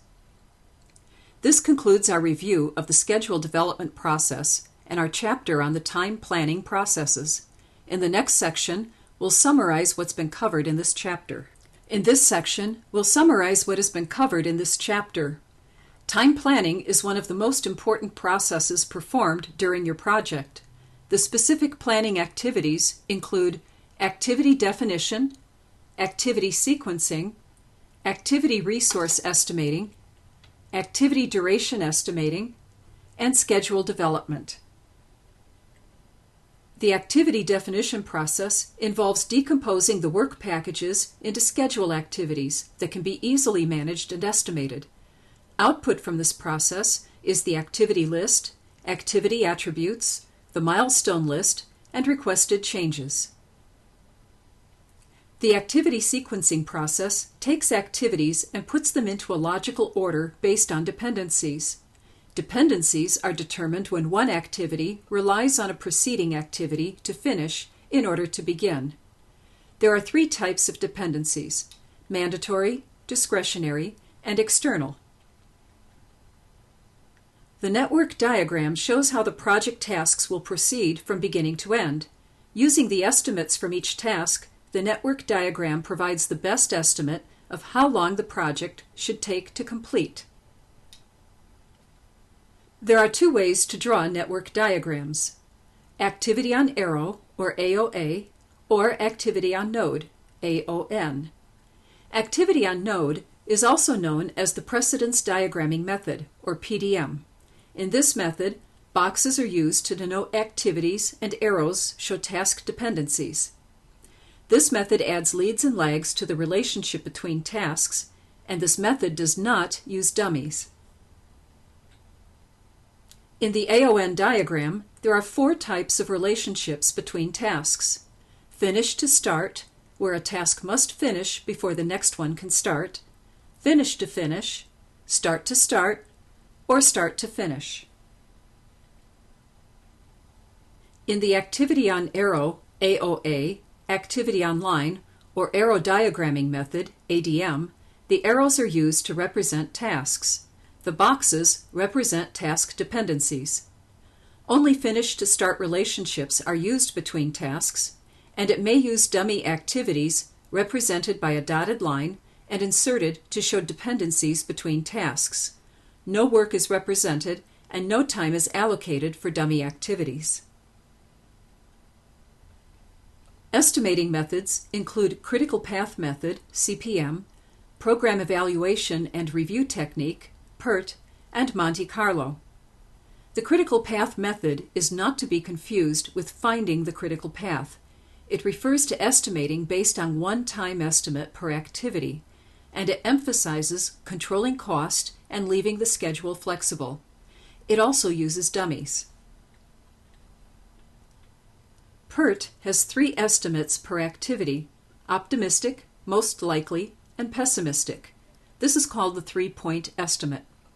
It can be used to estimate both time or cost, and it emphasizes meeting schedules or flexibility on costs, and it uses dummies. You need to memorize these formulas for the exam. The PERT formula is the sum total of pessimistic estimate plus 4 times the most likely estimate plus the optimistic estimate, all divided by 6.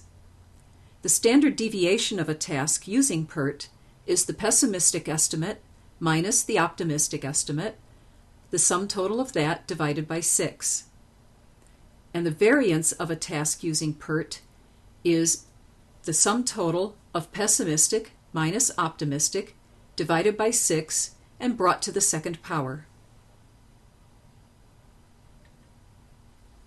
The Monte Carlo simulation of estimating uses a computer to simulate the outcome of a project based on PERT estimates and the network diagram. It provides probabilities for completing the project on any specific day, completing the project for any specific amount of cost, of any task actually being on the critical path, and the overall project risk. The critical path is the longest duration path through a network diagram and determines the shortest time to complete the project. Any path with the longest duration is the critical path, and there's no slack in the critical path tasks. Lag time is inserted waiting time between tasks. Slack, or float, is the amount of time a task can be delayed without delaying the project. There's 3 types also. There's free slack, which is the amount of time a task can be delayed without delaying the early start date of its successor. The total slack, which is the amount of time a task can be delayed without delaying the project completion date. And project slack, which is the amount of time a project can be delayed without delaying the externally imposed project completion date, which has been required by the customer or management. The activity resource estimating process determines the type and quantity of resources needed for each activity. Duration estimates are then produced in the activity duration estimating process. Analogous estimating, also known as top-down estimating, can be used for estimating the schedule or cost. Parametric estimating takes the time measurement for one unit and multiplies it by the number of all units needed to get the estimated time or cost. The 3-point estimates take the optimistic, most likely, and pessimistic estimates and average them for a time-cost estimate. Reserve analysis takes schedule risk and adds a percentage of time for contingency. Schedule development is the process where a start and end date are assigned to each activity. Schedules may need compression to meet dates. Crashing looks at cost and schedule trade-offs. Fast tracking involves performing tasks in parallel that were originally performed sequentially. Schedules are typically depicted in graphical form using Gantt charts, milestone charts, or project schedule network diagrams. This concludes the summary for Chapter 7. In the next section, we'll go over points that are important for the exam. This section will review the items that are important for the PMP exam. First of all, make sure you understand the purpose of the activity definition process and how it relates to work packages. And make sure you memorize the inputs, tools, and techniques to the activity definition process. You should memorize the tools and techniques of the activity sequencing process and make sure you know the difference between the PDM and the ADM, and concurrently the AON and the AOA. The PDM displays activities on nodes and has 4 logical relationships and uses the finish to start relationship most often. The ADM displays activities on arrows with connecting nodes, showing dependency, and uses only the finish to start relationship. Note that analogous estimating can be used to determine overall project duration. However, this is performed during schedule development, not activity duration estimating. You should memorize the sequence of the time estimating activities, and you should memorize the 10 tools and techniques of schedule development and be sure to understand each of them. PERT, the Program Evaluation and Review Technique, is not in the PMBOK guide, but may be on the exam. Remember that Monte Carlo is a simulation technique that shows the probability of all the possible project completion dates. Resource leveling can cause the original critical path to change, and the critical path method manages the total float of schedule network paths, whereas the critical chain manages buffer between activity durations and resources.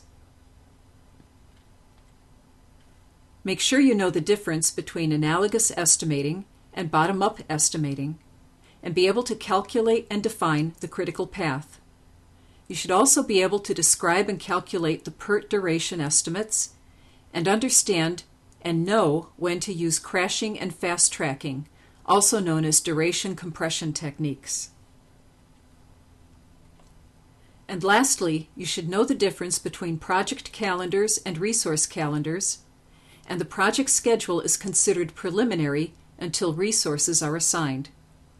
This concludes Chapter 7.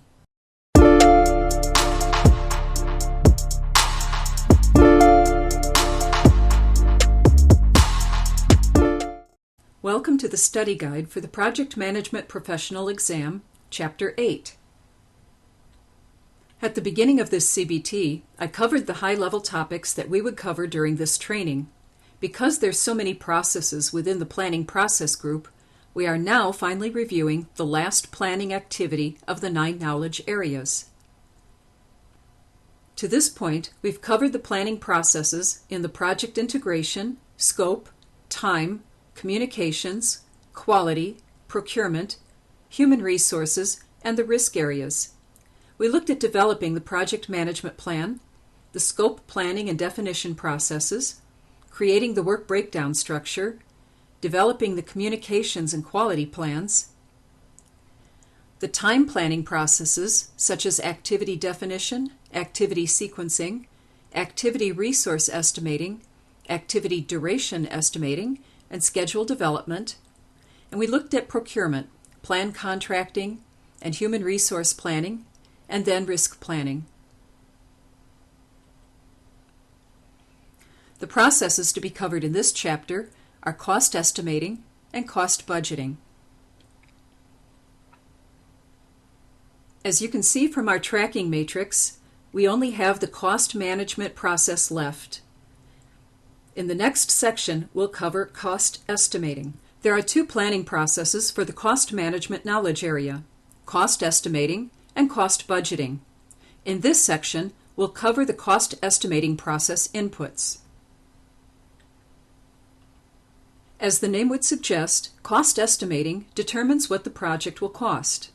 It's driven by the information found in the Project Cost Management Plan, and it includes precision levels, or the rounding used for project costs, units of measure for resource time, for example hours, days, or weeks, control account links, which cross-reference to the work breakdown structure, and variance thresholds for costs.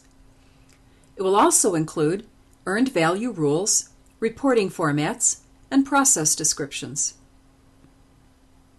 These costs are developed using the work breakdown structure, where a cost estimate is developed for the resources required for each activity. It includes all project costs, direct and indirect, over the entire project. To start the cost estimating process, the information needed includes the enterprise environmental factors, the organizational process assets, the project scope statement, the work breakdown structure, the work breakdown structure dictionary, and the project management plan. The key elements in the project management plan that are important to cost estimating are the schedule management plan, the staffing management plan, and the risk register. We've discussed enterprise environmental factors before, so let's move on to the organization process assets. You should focus on policies regarding cost estimating or any templates that might be available. Historical information and previous project files might have information that can be reused for your project. And you should also read through constraints and assumptions that might give you detailed information on companies' cost policies. The project scope statement should give you the product scope description as well as a description of the work to be performed. The work breakdown structure details this work in work packages, and the work breakdown structure dictionary describes them. The project management plan has the schedule and staffing management plans that are interrelated and should give you a good understanding of the quantity of resources needed and for how long. The risk register should give you an idea of how many key risks the project may encounter and the amount of the contingency reserves to address them. This concludes the section on the inputs to the cost estimating process.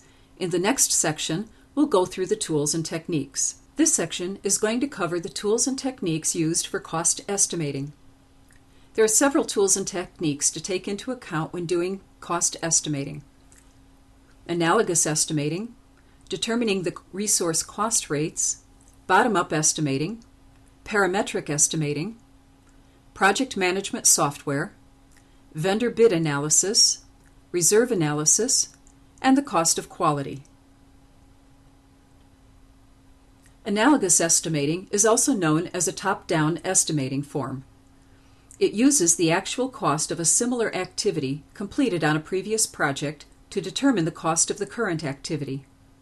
You should ask people with expert judgment on these similar activities. It's a helpful technique when detailed information about the project is not available, and it's used to estimate total project cost. It's useful early in the project when detail is not yet known. When estimating the cost of a project, another key item is to determine the resource cost rates. This would be for both human resources and for materials. The organizational process assets may have a vendor list with rates. You might also have vendor quotes from a bid for contract. The project management office or finance department may have internal resource rates. Bottom-up estimating is the process of estimating individual schedule activities or costs. These costs are added together for a total estimate for the entire work package. You estimate every activity individually and then roll them up into the whole estimate. The process is time-consuming, and the cost of this technique goes up as the detail in the activities goes up. Parametric estimating is a quantitatively based estimating method that multiplies the quantity of work by a single rate. Project management software is a good package or tool for supporting cost estimating, baselining, and tracking costs. Vendor bid analysis involves gathering information from vendors to establish cost estimates. This is done when performing a request for bids. It compares several vendor bids to establish sensible rates for estimating. The reserve analysis is also called a buffer or contingency estimate. It means adding a portion of costs to the activity to account for budgeting risk. It can be a percentage of estimated costs or a set number of cost elements to the activity or the overall budget. The cost of quality is the total cost to produce the product or service of the project according to the quality standards. It includes planned or unplanned costs and rework, such as prevention costs, appraisal costs, and failure costs, both internal and external. This concludes our segment on the tools and techniques for cost estimating. In the next section, we'll cover the output. In this section, we'll review the outputs of the cost estimating process.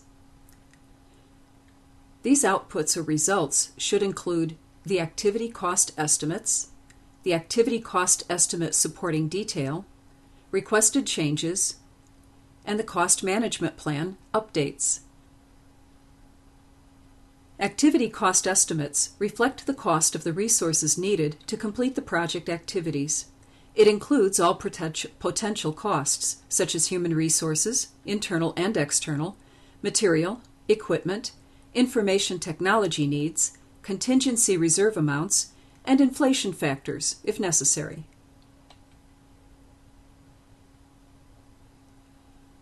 The activity cost estimate supporting detail documents any background information that supports how the estimates were developed. It includes assumptions about the estimates or methods used, descriptions of work, a description of how the estimate was developed, the basis for the estimate, constraints, and a range of possible results. As with all the other planning documents, as more information is discovered and analyzed, changes and updates need to be made. They should be documented in a list of requested changes.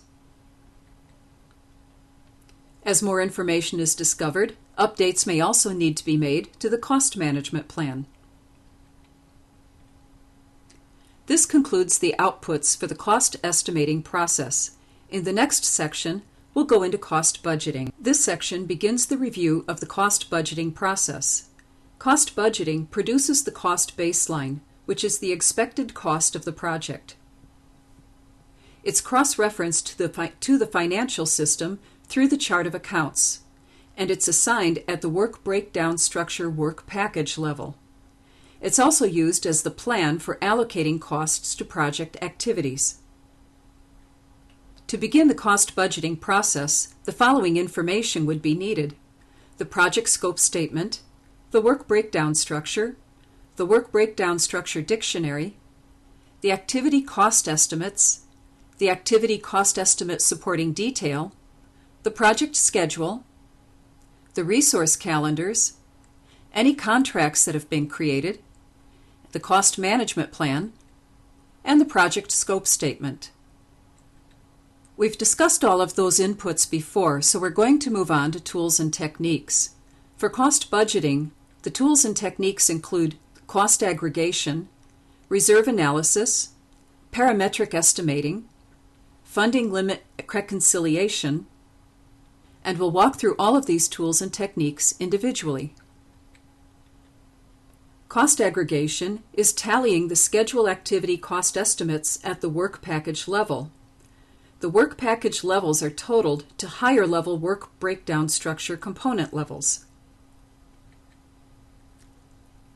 We've already discussed parametric estimating and reserve analysis, so let's move on to funding limit reconciliation.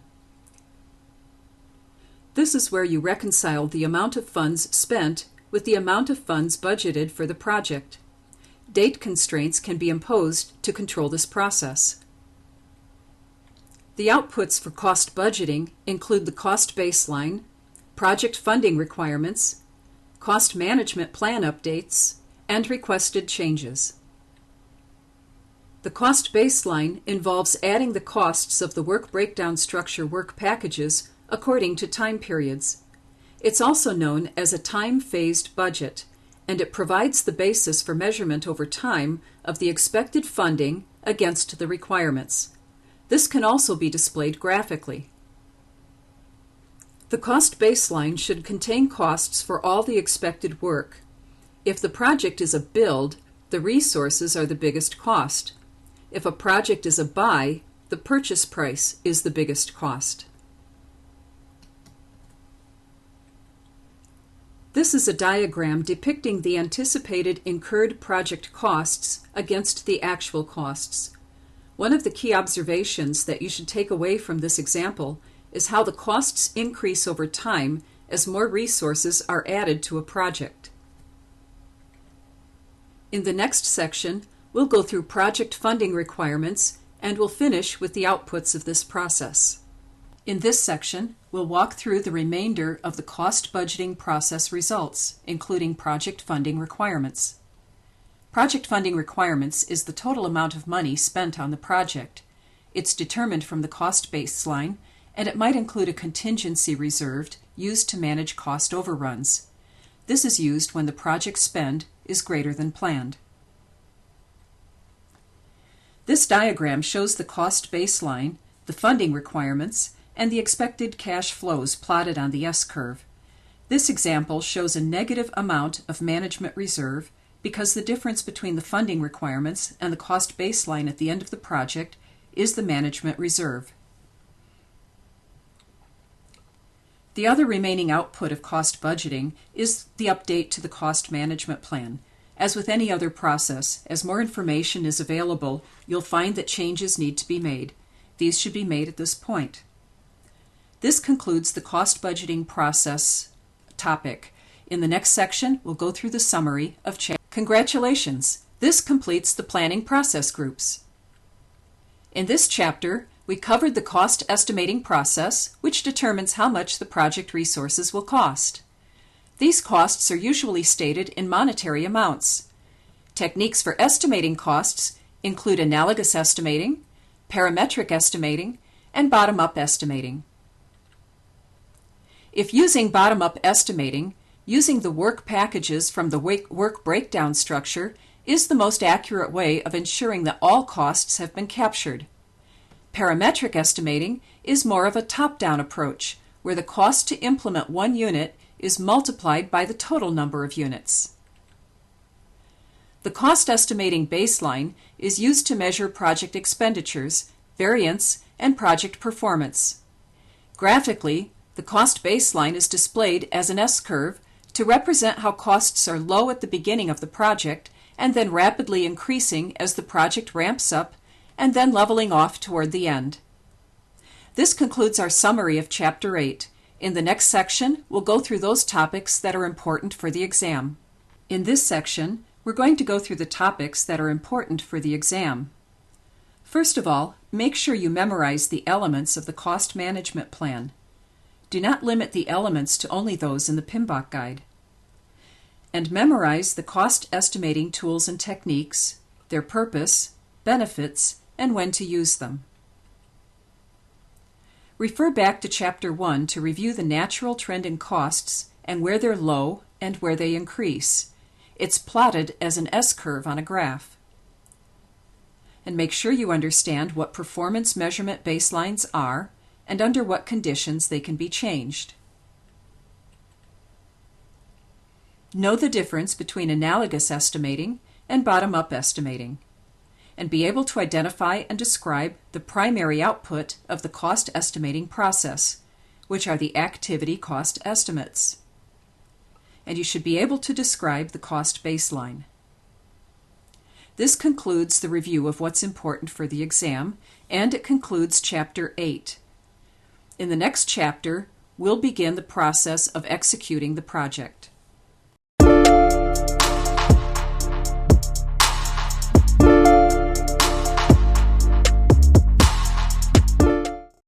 Welcome to the study guide for the Project Management Professional Exam, Chapter 9. At the beginning of this CBT, I covered the high-level topics that we would cover during this training. We've now completed the planning process group, and we're entering the executing process group. The various processes within the executing process group include direct and manage project execution, perform quality assurance, acquire project team, develop project team, information distribution, request seller responses, and select sellers. In this chapter, we'll cover direct and manage project execution, acquire project team, develop project team, request seller responses, and select sellers. You'll notice that I'm covering the resource aspect of execution first. As you can see from our tracking matrix, we're exiting the planning process group and moving into the executing process group. In the next section, we'll cover direct and manage project execution. In this section, we'll cover the project integration management process of direct and manage project execution. In direct and manage project execution, the project work actually begins. This is where resources are committed and all the work in the project schedule is performed. The funds that have been allocated for the project are spent, and the project manager now oversees work as it's performed. The process is coordinated, and corrective actions are identified and implemented. In order to begin this process, the following information is needed: the project management plan, approved corrective actions, approved preventative actions, approved change requests, approved defect repair, validated defect repair, and administrative closure procedure. The project management plan is important because it serves as the project baseline. It's used to compare and monitor project performance so corrective actions can be taken when necessary. It also uses performance information as an input to the monitoring and controlling process group for further analysis. Approved corrective actions are documented, authorized directions required to bring expected future project performance into conformance with the project management plan. Approved preventative actions are documented, authorized directions that reduce the probability of negative consequences associated with project risks. Approved change requests are documented, authorized changes to expand or contract project scope. They may also modify policies, project management plans, procedures, costs, budgets, or revise schedules. These are typically scheduled for implementation by the project team. Approved defect repair is documented, authorized request for product correction of a defect found during the quality inspection or the audit process. Validated defect repair is notification that re-inspected repaired items have either been accepted or rejected. And lastly, we have the administrative closure procedure. This documents all the activities, interactions, and related roles and responsibilities needed in executing the administrative closure procedure for the project. This concludes the section where we've reviewed the information required to direct and manage project execution. In the next section, we'll review the tools for performing the work. In this section, we'll review the tools and work results for directing and managing project execution. As mentioned several times, project management methodology is the company or organization's process for the way projects are executed. Typically, the project manager follows this methodology and performs the project management functions within it. The project management information system is used for updates and tracking progress. Even though work authorization system is no longer listed in the PMBOK, it's important that you understand this as a tool to be used during project execution. Where the work authorization system clarifies and initiates the work of each work package or activity. It's typically written procedures defined by the organization, and it uses a form that describes the task, the responsible party, anticipated start and end dates, special instructions, and whatever other information is relevant. It's used only when the benefit of the system is greater than the cost. The results or outputs from this process include deliverables, requested changes, implemented change requests, implemented corrective actions, implemented preventative actions, implemented defect repair, and work performance information. Deliverables are produced for the project or phase that was planned. They're tracked and documented as they're assigned, worked on, and completed, including the completion dates, the milestone completions, status of the deliverables, the quality of the deliverables, the costs, and the schedule progress and updates.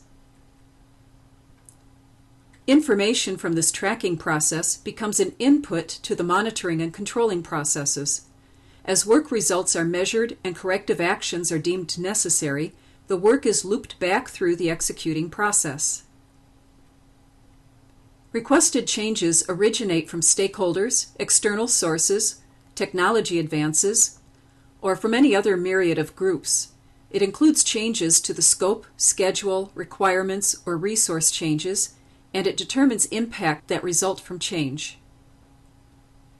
Because we've covered the definitions of these topics already, I'm going to move on to the next section. This concludes the direct and manage project execution process. In the next section, we'll cover Acquire Project Team. In this section, we'll review the Acquire Project Team process. This is a process within Human Resources Management area. To perform this process, you should review the enterprise environmental factors, the organizational process assets, the roles and responsibilities that were documented in the HR planning process, the project organization charts, and the staffing management plan. Within the enterprise environmental factors, you want to look for the following information: availability, ability, experience, interests, and costs of all of the resources available. Within the organizational process assets, you want to check for policies, guidelines, or procedures that govern staff assignments. You also want to contact the HR department to assist with recruitment, hiring, and orientation. Within the Roles and Responsibilities document, you should find definitions for the positions, skills, and competencies that the project requires. Project Organization Charts provides an overview regarding the number of people needed for the project, and the Staffing Management Plan identifies the time periods within each project member is needed. This concludes the information needed to begin the process of acquiring project team. In the next section, we'll go into the tools that are needed for performing the process. In this section, we'll cover the tools needed for the process Acquire Project Team. Some of these tools were touched upon during our coverage of project manager skills in the early chapters. The tools include pre-assignment, negotiation, acquisition, and virtual teams. Some organization structures assign their project teams in advance. If projects require special skills, pre-assignment of resources may be necessary to reserve their time. Project managers may need to negotiate with functional managers to reserve resource time for the project. Also, negotiation skills may be needed to borrow or reserve resource time with other project managers. Acquisition is the tool for hiring and/or contracting project resources from external organizations. Virtual teams are defined as groups of people who fulfill their roles with little or no time spent face-to-face. Sometimes it's groups of people from the same company who live in widespread geographic area. And it could also be an individual who adds special expertise to a project team even though the expert is not in the same geographic area. Virtual teams incorporate employees who work from home offices. It also forms teams of people who work different shifts or hours and can include people with mobility handicaps. Virtual teams provide the ability to move forward with projects that would have been ignored due to travel expenses. The results of the Acquire Project Team are the project staff assignments, the resource availability, and the Staffing Management Plan updates. The project staff assignment might include a project team directory, memos to team members, or names inserted into other parts of the project management plan, such as the organization charts or schedules. Resource availability documents the time periods with each project team member can work on the project, and it depends on having a good understanding of each person's schedule conflicts, including vacation time and commitments to other projects. Staffing management plan updates may be needed as the staffing plan is refined and adjusted. This concludes the tools and the outputs of the Acquire Project Team process. In the next section, we'll go into developing the team. In this section, we'll cover the Develop Project Team process. The goal of developing the project team is to improve the competencies and interaction of team members to enhance project performance. To begin this process, you need a list of the project staff assignments, the staffing management plan, and resource availability. The project staff assignments will give you a list of the project team members and will help identify the people on the team. The staffing management plan will help identify the training strategies and plans for improving skills and team knowledge. Rewards, feedback, additional training, and disciplinary actions are added as more information is acquired. Resource availability identifies the timing that project team members can participate in team development activities. To perform team development, you would use general management skills, training, team building activities, ground rules, co-location, and rewards and recognition. General management skills employ soft skills for team development, and training includes all activities designed to enhance the competencies of the project team members. Training can be formal or informal. Team building activities include a variety of exercises. It helps to build team cohesiveness, trust, and good working relationships. Ground rules are what helps to establish expectations regarding acceptable behavior. Co-location involves placing as many active project team members in the same physical location as possible. It can also include a common work area, like a conference room, where project information is posted and available. It's not always possible, with more and more virtual teams being the norm. And lastly, recognition and rewards are used to reward desirable behavior or performance. Regarding win-win behavior that everyone can achieve tends to increase support among team members, and should be considered also is cultural differences. Next, we're going to examine theories on motivation, so we're going to conclude this section here, and in the next section we'll continue with those theories. This section will cover the various motivational theories.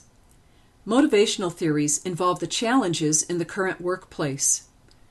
This includes job satisfaction, commitment to the organization or project, and good working conditions. Motivational theories present ideas on how to influence people to produce desired results. You need to memorize these theories for the exam, so pull out your best memorization techniques. Potential theories that might show up on the exam are Maslow's hierarchy of needs, the hygiene theory, expectancy theory, achievement theory, theory X and theory Y, and the contingency theory. Maslow's hierarchy of needs was developed by Abraham Maslow. The theory suggests that once the lower level needs are met, an individual is then motivated by the next level.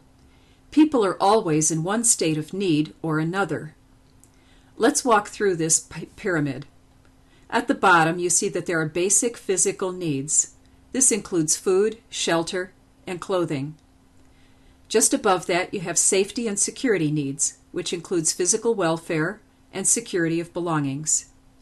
Above that, you have social needs, which is the sense of belonging, love, and acceptance.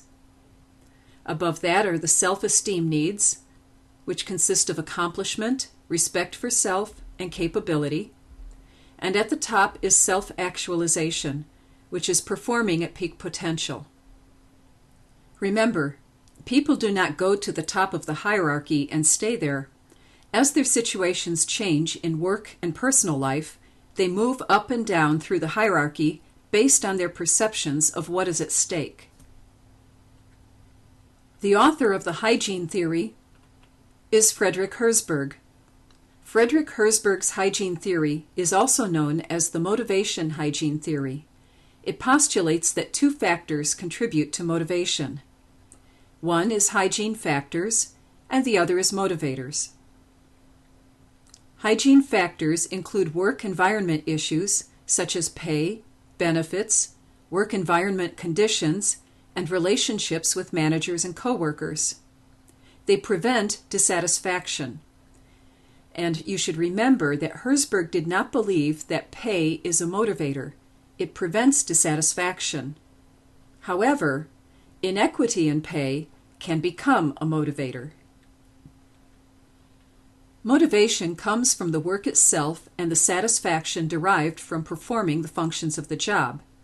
It leads to satisfaction and involves advancement, opportunities, learning new skills, and meeting challenges.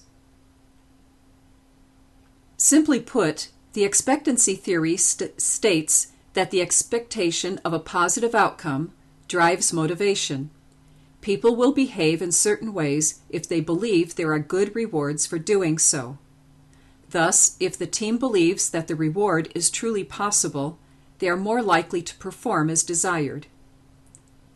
So some of the specifics associated with the expectancy theory include motivation comes from the expectation of a positive outcome. Strength of this expectancy drives the behavior. Reward drives the behavior. It also states that people become what you expect of them, and it includes both high and low expectations of performance. The achievement theory states that people are motivated by the need for three things: achievement, power, and affiliation.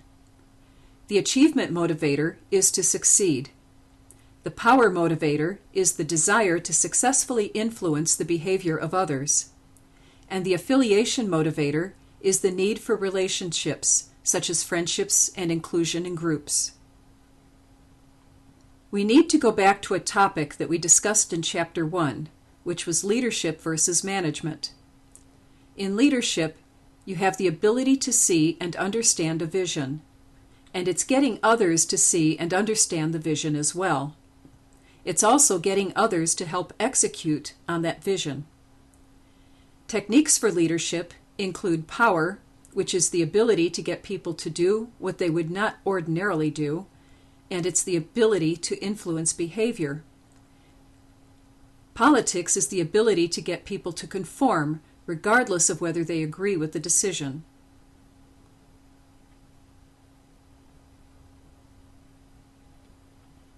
A good leader is able to assemble a team who believe in the vision of the leader and to set direction and time frames. They also attract good talent to work for them, and they inspire and get things done through others by earning loyalty, respect, and cooperation from team members. They're directive, but they encourage feedback. The power of leaders can be positive or negative. For example, reward power is positive. Punishment power is coercive or penalty power. It's the opposite of reward power. Expert power occurs when the person being influenced believes the manager is knowledgeable or has special abilities that make them an expert. They follow the direction because they believe it is the best for the situation. Legitimate power comes from the authority of the position, and referent power is power that's inferred to the influencer by their subordinates. It's what the team members give to the project manager out of respect or high regard. Management, then, is generally a task-oriented role. It's concerned with issues such as plans, controls, budgets, policies, and procedures. It embodies good planning and organization skills, and it also embodies motivational skills. Management has the ability to recognize and reward behavior. Project managers, then, need to be both leaders and managers. They need to be flexible and perform one role more dominantly if the situation demands it. There are three theories regarding leadership and management: Theory X, Theory Y, and the contingency theory. Douglas MacGregor was the author of Theory X. Theory X managers believe that most people do not like work and will try to steer clear of it. People have little to no ambition, and they need constant supervision, otherwise they will not perform the duties of their job unless they're threatened. Theory X managers become dictators. They impose very rigid controls over people. They believe people are motivated only by punishment, money, or position, and they have the expectation that people are lazy and unproductive, and this expectancy tends to make them so. Douglas MacGregor was also the author of Theory Y, where Theory Y managers believe that most people are interested in performing their best, given the right motivation and proper expectations. Theory Y managers provide support to their teams, and they're concerned about team members. They're good listeners, and they believe people are creative and committed to the project goals. They believe people enjoy responsibility and seek it out. And they also believe people are able to perform the functions of their positions with limited supervision. Contingency theory is a combination of Theory Y and the hygiene theory. It states that people are motivated to achieve levels of competency and will continue to be motivated by this need even after competency is reached. The outcome of the process of developing the project team is the Team Performance Assessment. This is an assessment of project team effectiveness, which includes indicators such as improvements in skills that allow a person to perform assigned activities more effectively, improvements in competencies and sentiments that help the team perform better as a group, and reduced staff turnover rate. This concludes our review of motivational theories. In the next section, we'll cover the first of the execution procurement processes, which is request seller response. In this section, we'll review the process request seller responses. Request seller responses is concerned with obtaining responses to bids and procuring proposals from potential vendors. To perform this process, you need organizational process assets, the procurement management plan, and procurement documents. The organizational process assets focus on finding lists or files with information on prospective and previously qualified sellers. Look for relevant past experience and other characteristics of the prospective sellers. Become familiar with any preferred seller lists that include sellers who have already been selected through some qualification methodology. The procurement management plan elements to be focused on include the types of contract to use, authority of the project team, how the procurement process will be integrated with other processes, where to find standard procurement documents,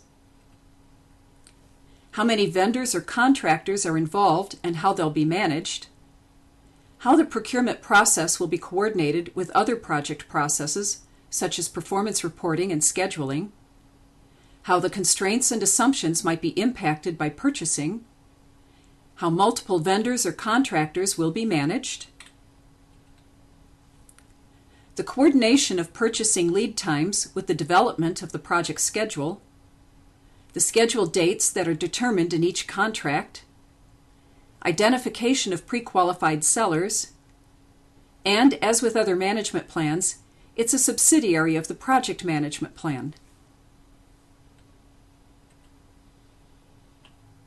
Procurement documents are used to solicit vendors and suppliers to bid on project procurement needs. They can go by a variety of labels, such as Request for Proposal, or RFP, Request for Information, RFI, Invitation for Bid, IFB, or Request for Quotation, RFQ. It describes the work requested and includes the contract statement of work. Also, procurement documents explain how sellers should format and submit their responses, and they should be prepared by the buyer to assure as accurate and complete a response as possible from all the potential bidders, and it should include any special provisions or contractual needs. Some terms to understand with procurement documents include the decision, if the decision is to be made primarily on price, the term bid and quotation are used, for example, IFB or RFQ. Otherwise, the term proposal is used, as in RFP. This is when a seller is supposed to come up with an approach or the usage of a new technology. And lastly, the procurement documents are posted or advertised according to organizational policies. In the next section, we'll review some of the ways to approach procuring seller responses.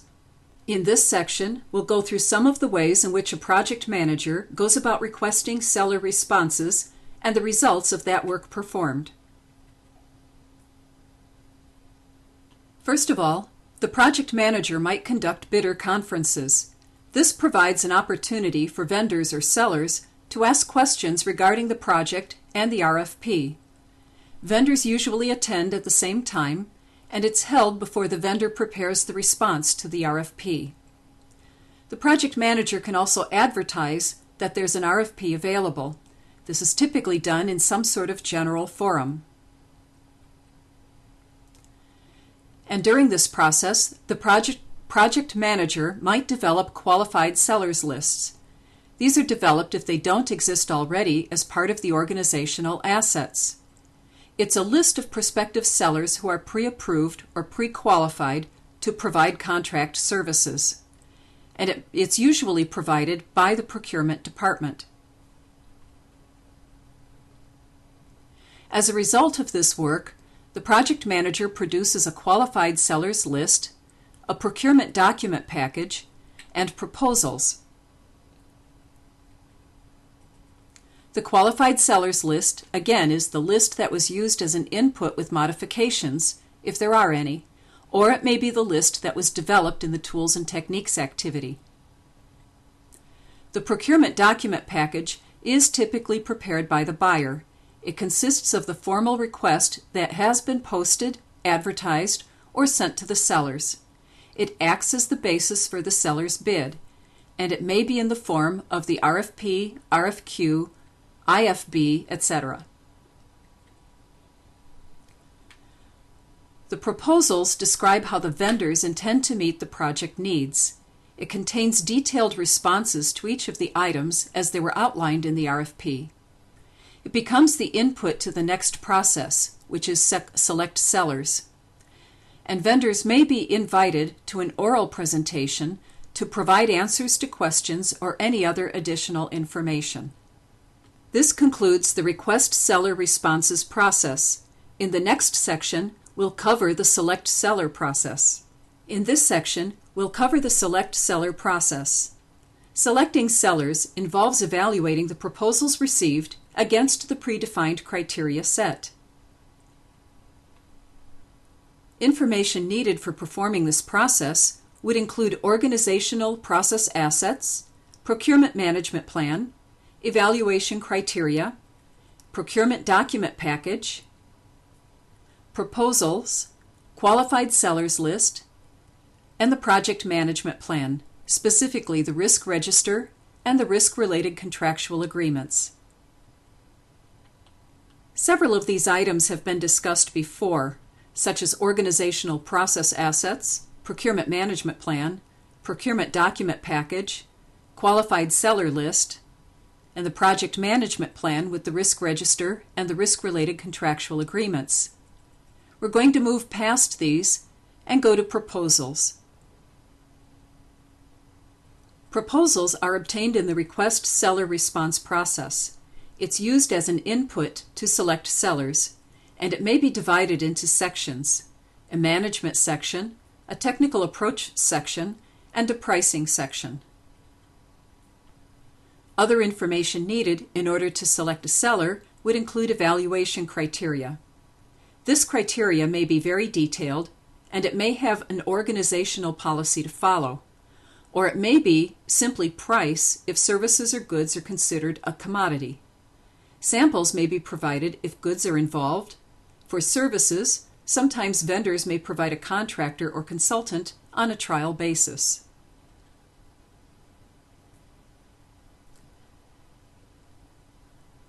In the evaluation criteria, you may also request references, especially for service providers.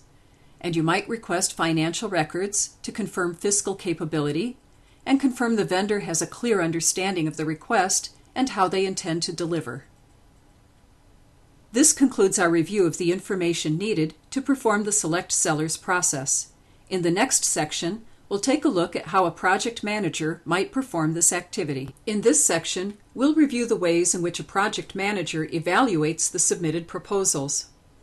Any number of systems could be used, including a weighting system, independent estimates, a screening system, contract negotiation, a seller rating system, expert judgment, or proposal evaluation techniques. Weighting systems were discussed in Chapter 2, but to summarize, a weighting system assigns a numerical weight to evaluation criteria. Then you multiply them by the weights of each criteria to come up with total scores. It quantifies the qualitative data to keep personal biases to a minimum, and it allows evaluators to rank the proposals to determine the sequence of vendors. Independent estimates are typically developed by the procurement department. It allows evaluation of vendor cost against expected costs to confirm one or both of the following: the statement of work or the terms of the contract had enough detail for the vendor to estimate the work properly, and the vendor did not miss any requirements. A screening system uses predefined performance criteria or a set of defined minimum requirements to screen out unsuitable vendors. It's used together with two other tools, the weighting system and the independent estimates, and it helps to rank vendor proposals. The goal of contract negotiation is to come to some agreement on the terms of the contract. The contract language will include the pricing, responsibilities, regulations or laws that apply, overall project approach, and another term called fait accompli. These are tactics that are used when one party is purposely distracting another party away from discussing a contract detail. The premise is that the detail cannot be changed, although it's possible that it could be changed. The seller rating system uses information about the sellers to determine performance, such as past performance, delivery, contract compliance, and quality ratings. This may be provided by the organization's procurement department, and it should not be used as the sole technique for evaluating or rating the sellers. Expert judgment includes others besides project or project subject matter experts, such as marketing, finance, legal, or engineering. Proposal evaluation techniques use many different techniques that can be used to rate and score proposals. All of them use expert judgment and evaluation criteria, and they may be objective or subjective. That concludes the section on the tools and techniques for the Select Sellers process. In the next section, we'll go through the results of this work. In this section, we'll review the results of the Select Sellers process. These outputs include selected sellers, contract management plan, resource availability, procurement management plan updates, and requested changes. We've already reviewed selected sellers, resource availability, procurement management plan updates, and requested changes in some detail, so we're going to move on to the contract. As you already know, a contract is a legally binding agreement between two or more parties. It's typically used to acquire goods or services. It may go by other names, such as agreements, memorandums of understanding, subcontracts, or purchase orders. The type of contract depends upon the product or service being procured. It also depends on the organizational policy. A separate contract is required for each vendor, and they're subject to intensive review. Elements of the contract should address the following: the elements of the statement of work, the time period of performance, the pricing and the payment plan, acceptance criteria, warranty periods, and dispute resolution procedures. Contracts have their own life cycle, and this is definitely something you should know for the exam. The life cycle includes 4 phases: requirement, requisition, solicitation, and award. There are several activities that take place during the requirement phase. You establish the project and the contract needs in this cycle. You define the requirements of the project. You write the statement of work, which defines the work of the project, the objectives, and the high-level overview of the deliverables. The work breakdown structure is also developed, and you perform the make or buy analysis and determine the cost estimates. The product description can serve as the statement of work. During the requisition cycle, you refine and confirm project objectives. You prepare the RFP or RFI, which is typically performed by the project manager. You conduct reviews of the potential qualified vendors, check their references, and review other projects that vendors have worked on, looking for similarities. The solicitation cycle is where vendors are requested to participate in the RFP process, and they respond to the request. In the award phase, you choose the vendor, you award and sign the contracts, you receive bids and proposals during the award phase, and apply evaluation criteria.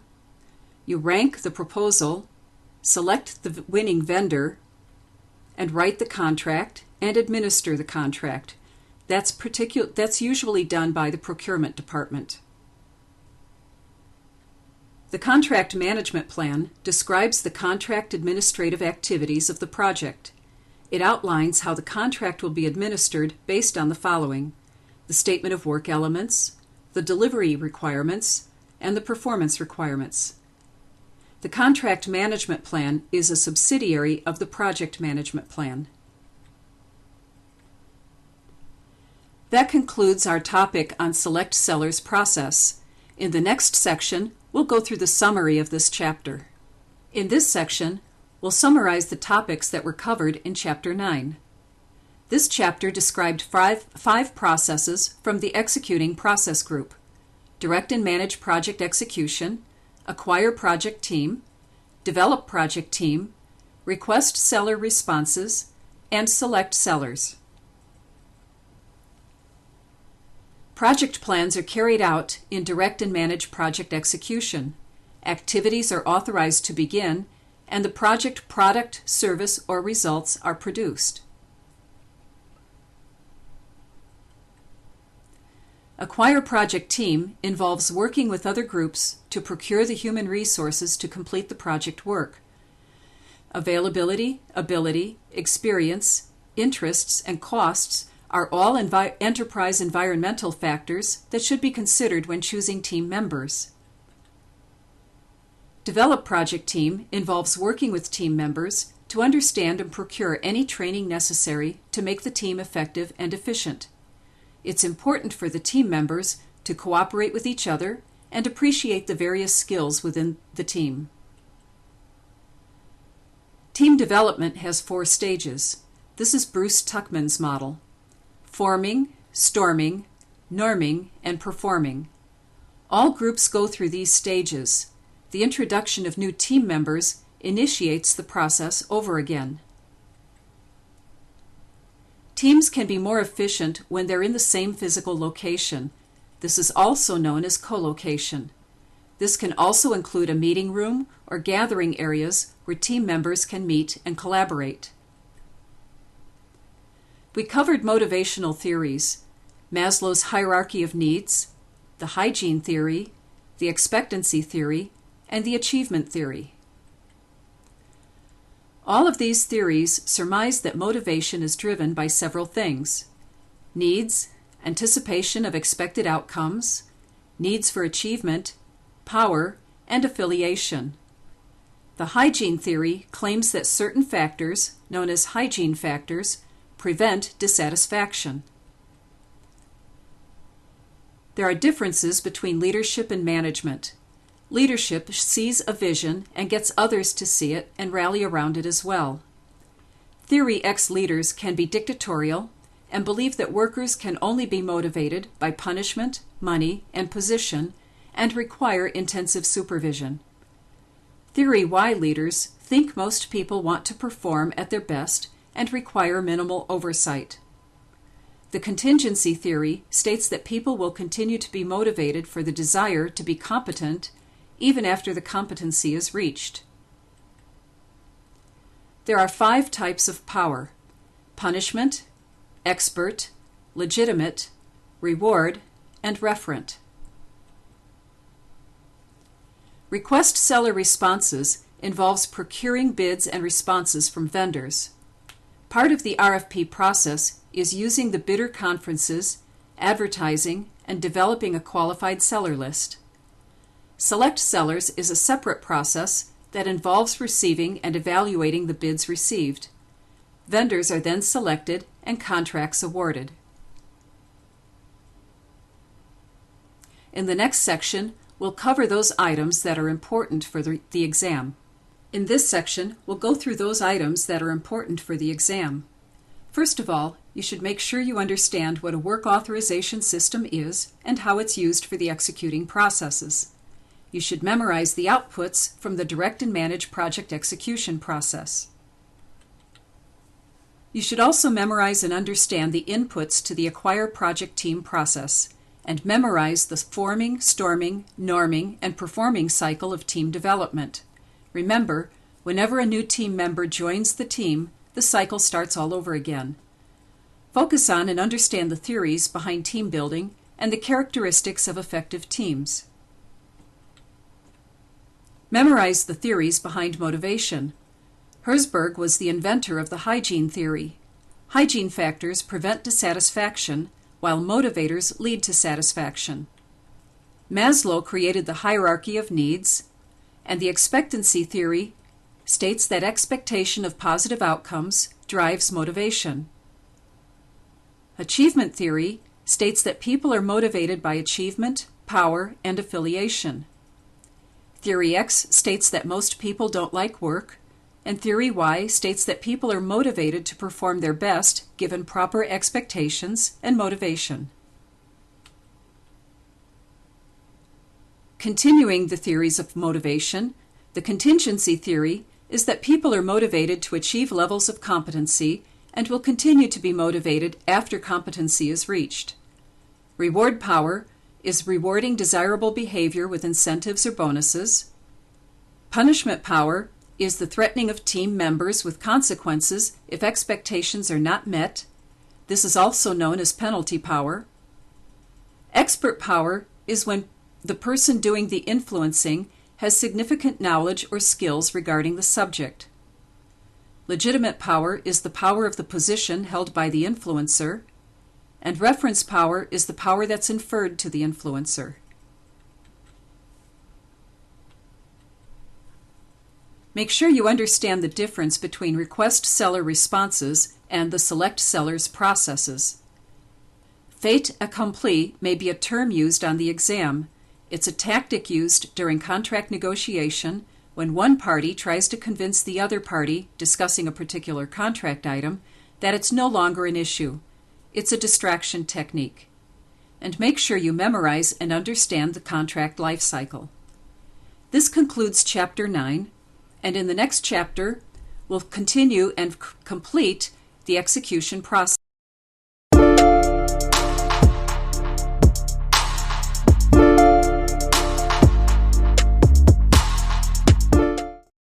Welcome to the study guide for the Project Management Professional Exam, Chapter 10.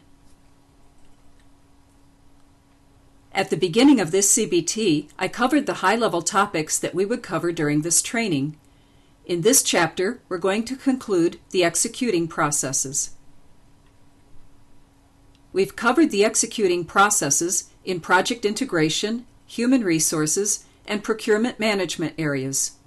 We looked at direct and manage project execution, acquire project team, develop project team, request seller responses, and select sellers.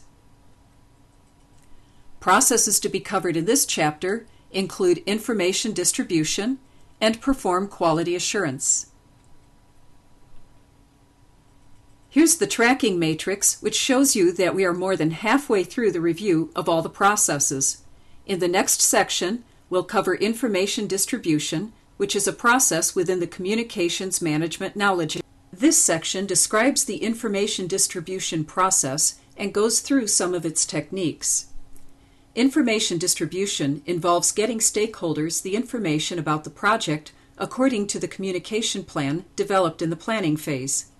It describes who receives the information, to what level of detail, how often, what method to use, and who's responsible for preparing and distributing the report. This information is provided by the only input to this process, the Communications Management Plan. It includes several methods of communication, such as status reports or project meetings. And status reports are meant to provide information about where the project is against the baseline of the schedule or budget. It may also include accomplishments, milestone completion, percentage of schedule completed, and what remains to be done. Information distribution requires good communication skills from the project manager. It also involves information gathering and retrieval systems, information distribution methods, and the lessons learned process. It's estimated that project managers spend as much as 90% of their time communicating in one form or another. It ranks as the most important skill a project manager can have. Information exchange includes three primary elements: the sender, the receiver, and the message. The sender is responsible for organizing the information so it's complete and understandable. The message is the actual information being sent. It can be formal, informal, written, verbal, internal, or external. Horizontal communications are messages sent and received among peers. Vertical communications are messages sent and received between management and subordinates. The receiver is responsible for understanding the information correctly and making sure they've received all the information. Other aspects to information exchange include methods, which is how the sender packages and transmits the information, and how the receiver unpacks it and receives the information as well. It includes encoding, which is putting the information into a format the receiver will understand, and forms of communication, which occurs in written or verbal form depending on the need for detail or documentation. As part of good communication skills, the project manager also needs effective listening skills. This includes the ability to appear interested, make eye contact, put the speaker at ease, recap what was said, and interrupt only when necessary. An important topic for the exam is the 5 ways of resolving conflicts. This is also considered to be part of the information exchange. The 5 ways of resolving conflicts include forcing, where one person forces a solution on the others, which may be permanent, but it's not the best as it does not encourage team building. This is a win-lose technique. Smoothing is a temporary solution because it makes the conflict appear less important than it is. Compromise is reached, but it does not resolve the underlying issue. It resurfaces later. This is a lose-lose technique. Compromise is where everyone involved in the conflict gives up something to reach a solution. Neither side wins or loses in this scenario, and it's only permanent if the parties are really committed to the solution. Confrontation is also called problem solving and is the best way to resolve conflict. It involves a fact-finding activity for the one right solution to the problem. All facts are then presented, and the resolution will be clear to everyone. This is considered to be a win-win technique. And lastly, there's withdrawal. This occurs when one of the parties gets up and leaves and refuses to discuss the conflict. It's the worst technique, as nothing gets resolved. In resolving conflicts, remember that group size makes a difference. Information gathering and retrieval systems include ways that project information is stored and shared. It includes project management software, filing systems, intranet sites, and databases. Information distribution methods includes the various ways to get information to the project stakeholders. And lastly, we have the lessons learned process. It's used to benefit the current, future, or any other projects being performed in an organization.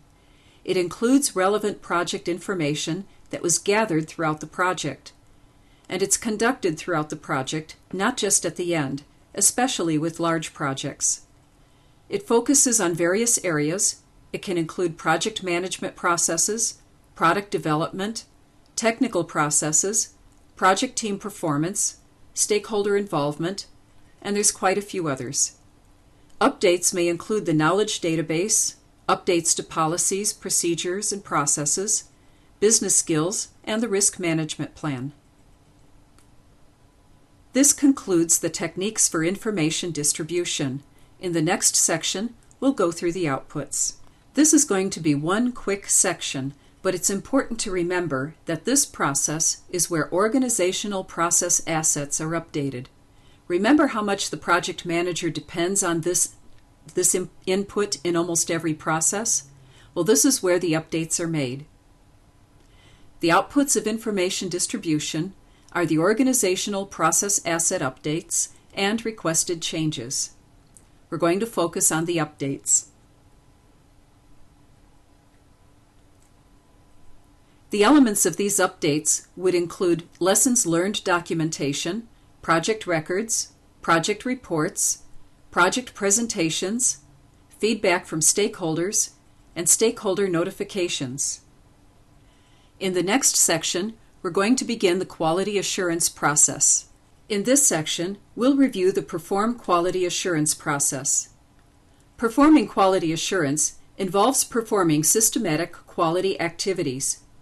It uses quality audits to determine which processes should be used to achieve the project requirements. This is meant to ensure that they are performed efficiently and effectively. The project manager and stakeholders are responsible for the quality assurance of the project. And this process could also be provided by a QA department if the organization has one. There's quite a bit of information required to perform this process. It includes the quality management plan, quality metrics, the process improvement plan, work performance information, approved change requests, quality control measures, implemented change requests, implemented corrective actions, implemented defect repair, and implemented preventative actions. All of these items have been discussed before. The key is to remember that this information is important because you're confirming the quality standards that the project and its results are supposed to satisfy. In the next section, we'll continue with the tools and techniques. In this section, we'll review the tools and techniques of performing quality assurance. These include the quality planning tools and techniques, quality audits, process analysis, and quality control tools and techniques.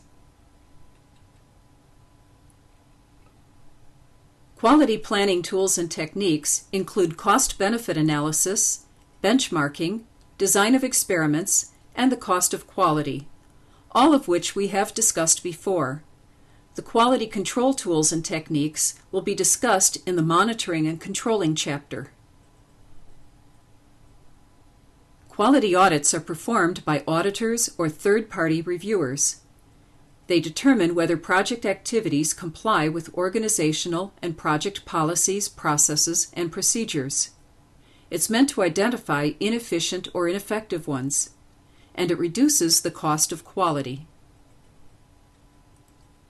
Process analysis uses steps from process improvement plans to identify needed improvement from an organizational and technical perspective. It examines the following: problems experienced during the project constraints, and inefficient or non-value added activities. This can involve root cause analysis to determine the cause of the problems. The results of performing quality assurance include requested changes, recommended corrective actions, organizational process asset updates, and project management plan updates. Requested changes, organizational process asset updates, and project management plan updates are all topics that we've discussed in detail before. The recommended corrective actions, however, has a key to it that you should remember for the exam. The key item is that any recommended corrective actions must be acted upon immediately. This concludes the Perform Quality Assurance process. In the next section, we'll do a summary review of this chapter. This section is a summary of Chapter 10. This chapter described two executing processes: information distribution and performing quality assurance. Communication skills are the most important skills a project manager can have. Communication has three elements: the sender, the message, and the receiver. The sender has the responsibility to ensure that the information being sent is clear, understandable, and complete. The receiver has the responsibility to understand the message correctly and make sure they received all the information. Techniques for good listening include making eye contact, nodding, asking clarifying questions, and limiting interruptions. Information distribution is getting project information to the stakeholders. Retrieval systems store this information and make it available for easy retrieval. Information distribution methods are the ways in which to get information to stakeholders. This can be via email, paper, voicemail, video conferencing, and databases. Quality audits are performed to ensure that the project will meet and satisfy the project's quality standards set out in the quality plan. This concludes the summary of Chapter 10. In the next section, we'll go over key topics that are important for the exam. In this section, we'll go through those key items that are important for the PMP exam. Note that communication skills are not the same as project management communications. Communication skills are specific abilities used to create a message, transmit the message, and assure it is received and understood. Project management communication is the act of preparing and distributing information regarding the project. You need to understand each of the conflict resolution techniques and whether they result in long or short-term results. Also know whether they are win-lose versus win-win, etc. Make sure you understand the difference between information gathering and retrieval versus information distribution methods. And the lessons learned meetings, which are conducted throughout the entire project, are a professional obligation of the project manager. Remember that quality assurance processes are what is used to make certain the project satisfied the quality standards found in the project management plan. This concludes Chapter 10. In the next chapter, we'll continue with monitoring and controlling the project.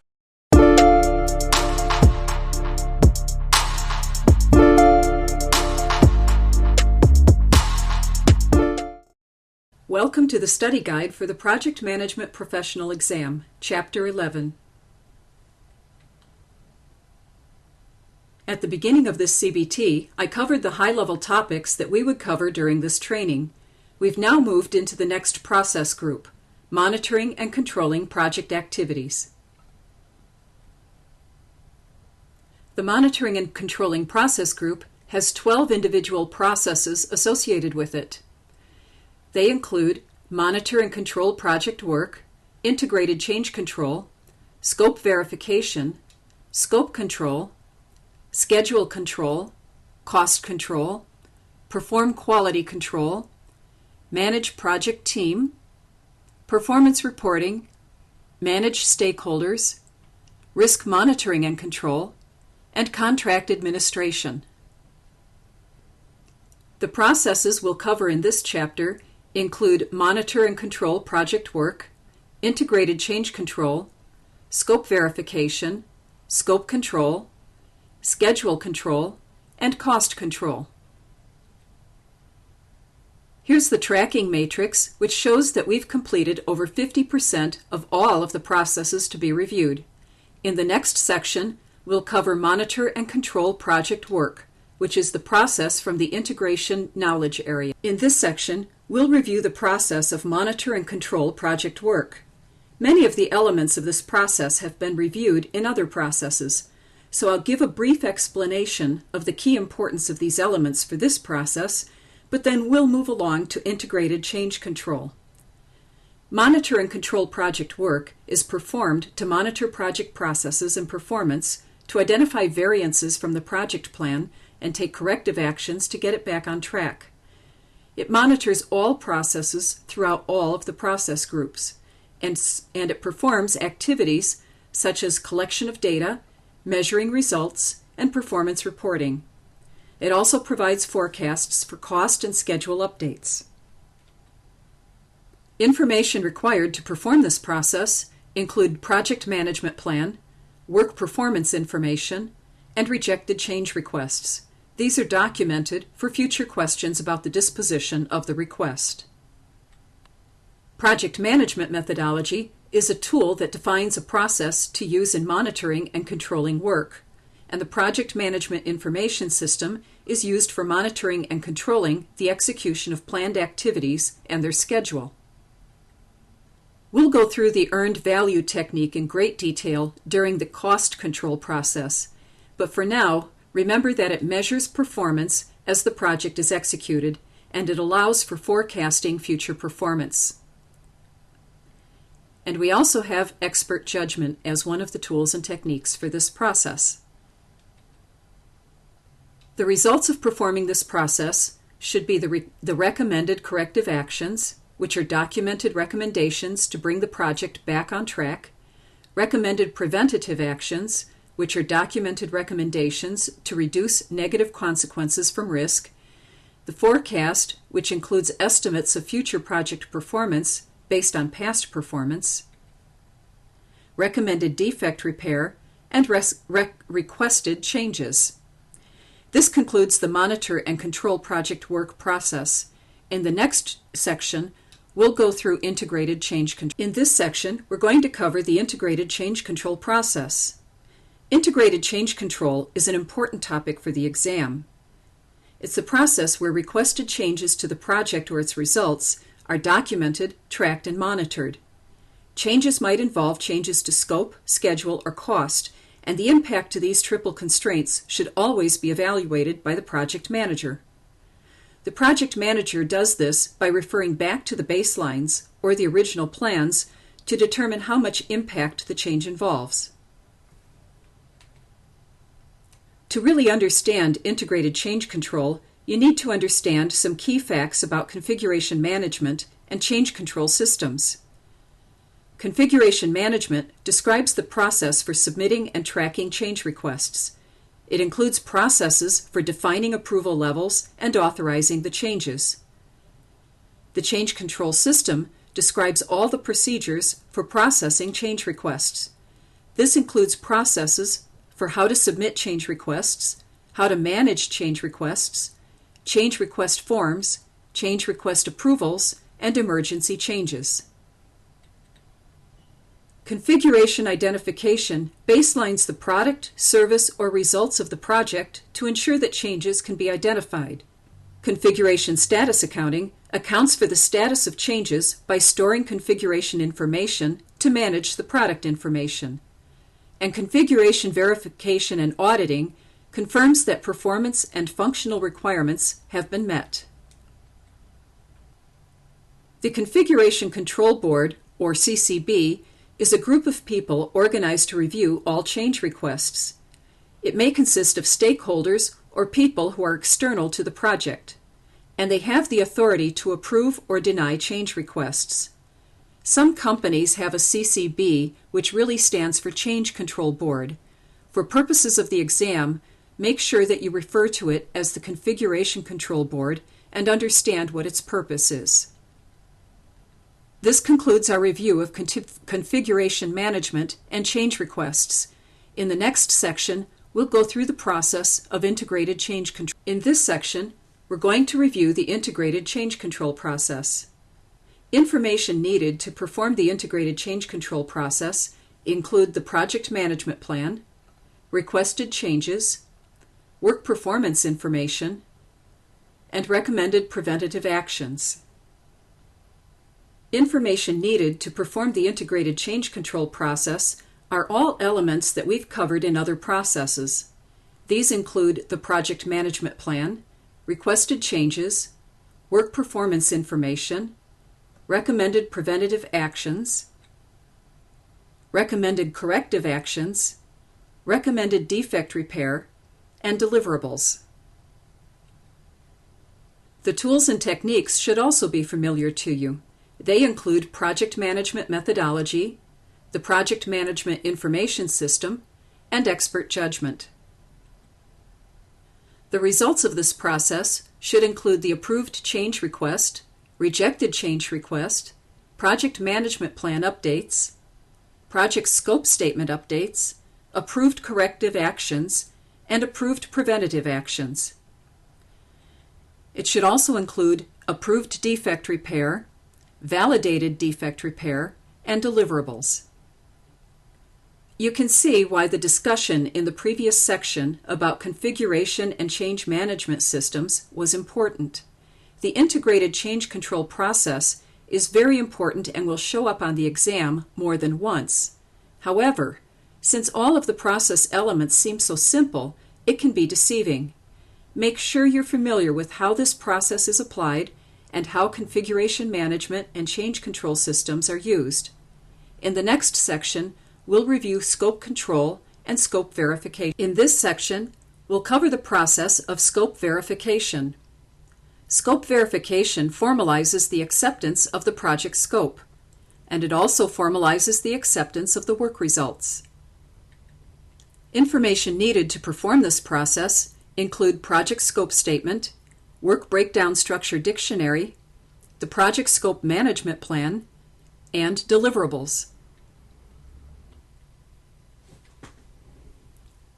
Inspection is the only tool and technique for scope verification. It includes activities such as measuring, examining, and verifying the work and deliverables to confirm that they meet the requirements and product criteria. It's also known as reviews, audits, and walkthroughs. Scope verification should not be confused with performing quality control. Scope verification is accepting work results, and performing quality control is checking for correct work results to confirm quality requirements have been met. The results of this process include accepted deliverables, requested changes, and recommended corrective actions. This concludes the section on scope verification process. In the next section, we'll cover the scope control process. In this section, we'll cover the scope control process. Scope control uses the scope definition from the planning phase as its baseline. But remember, requested changes may increase or decrease scope. If any of these requested changes have been approved, you need to review the scope definition to confirm that it was updated to reflect this scope change. Thus, you would have a new baseline. The work breakdown structure is key to determining if scope is impacted by a requested change. Any changes to the work breakdown structure equal a scope change. Changes must be submitted in writing, entered into the change tracking system, and dispositioned. Analysis is performed to determine the size and impact of the change and how urgent it might be. This provides information necessary for the Configuration Control Board to accept or reject the change.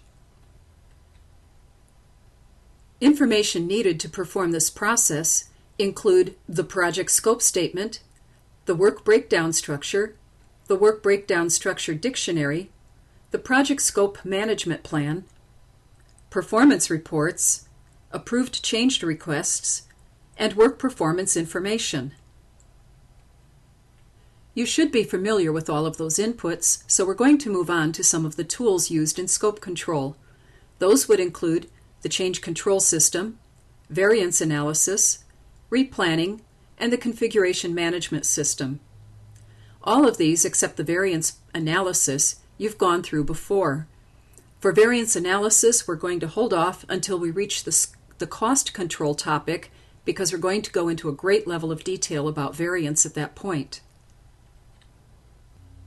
The results of performing the scope control process are a series of updates to existing documentation.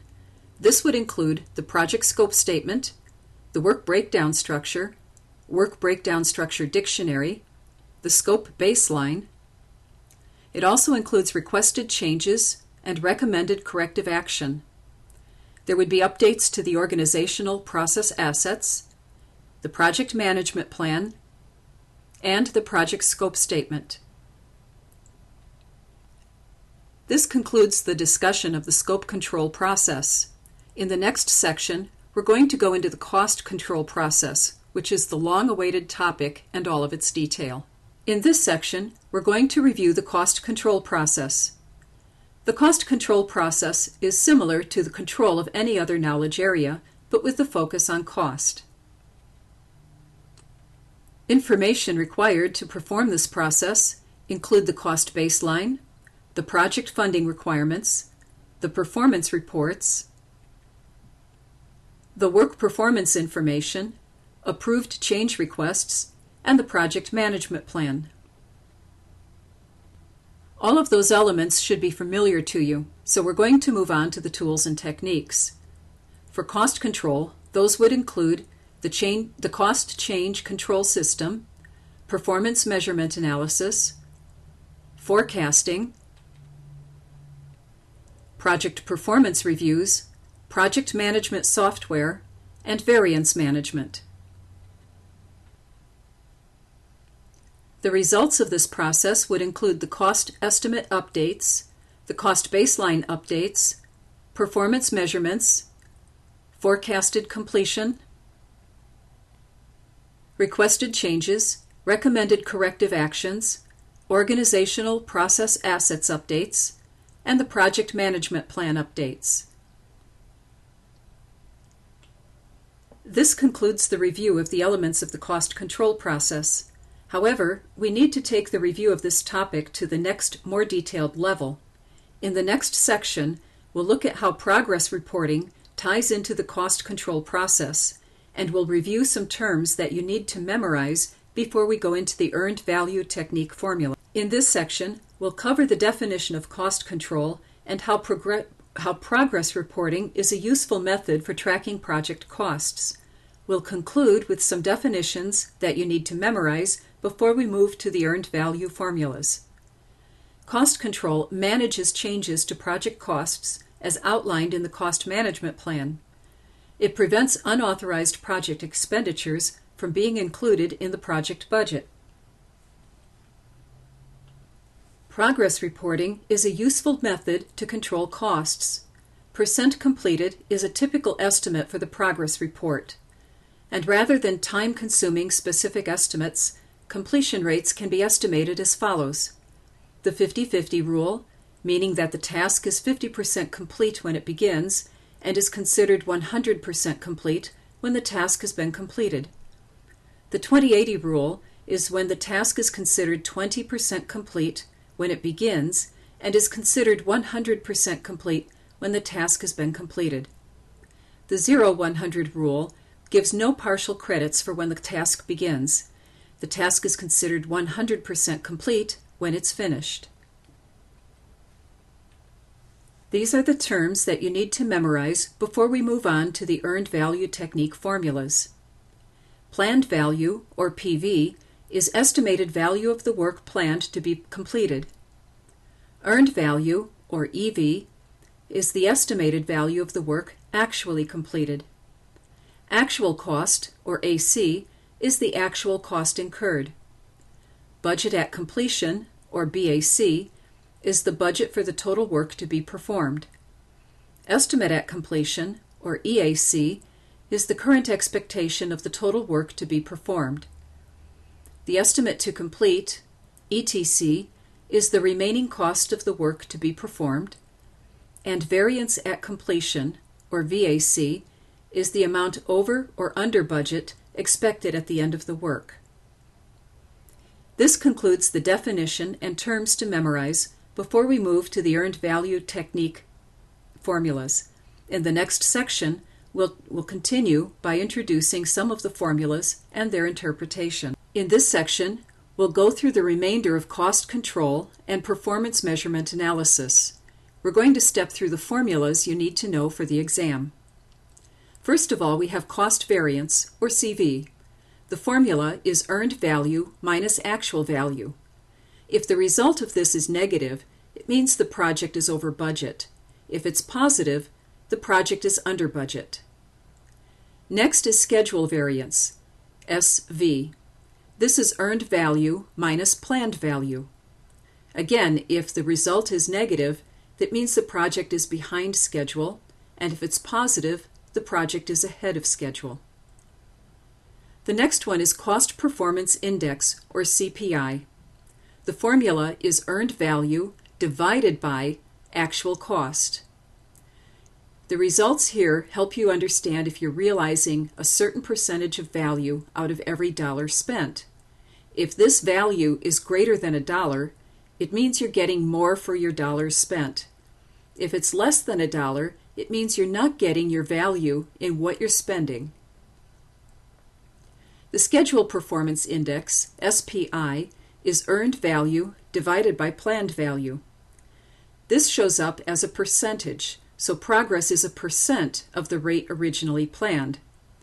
If the percentage is greater than 100%, you're ahead of schedule, and if it's under 100%, it means you're behind schedule. The next one looks pretty complicated, but it's not really bad, and for the most part, the item that's highlighted in red is the one that shows up on the exam. The term is Estimate at Completion, or EAC, and the first formula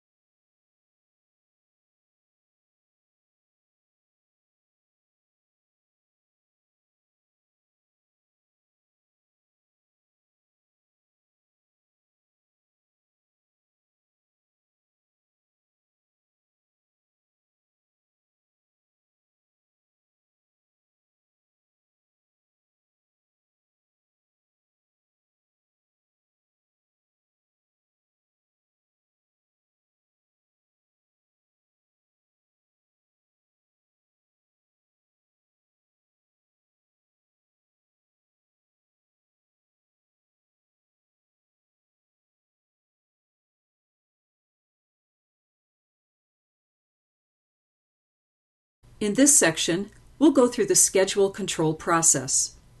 Schedule control uses the schedule management plan and the schedule baseline, which were both created in the planning process.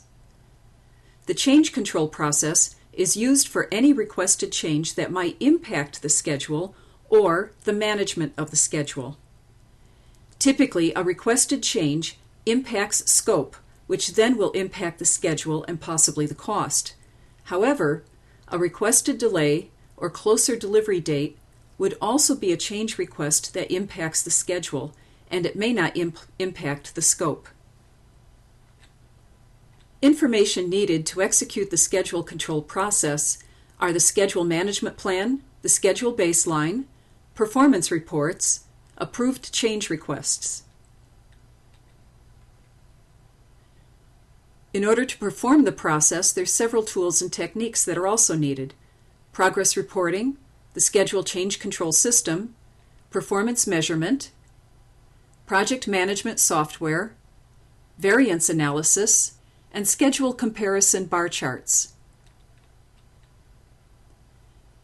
Several things you should be aware of at this point are that you should be sure to examine critical path activities to determine if the schedule is really impacted by a schedule change. If the change does not impact the critical path items and only the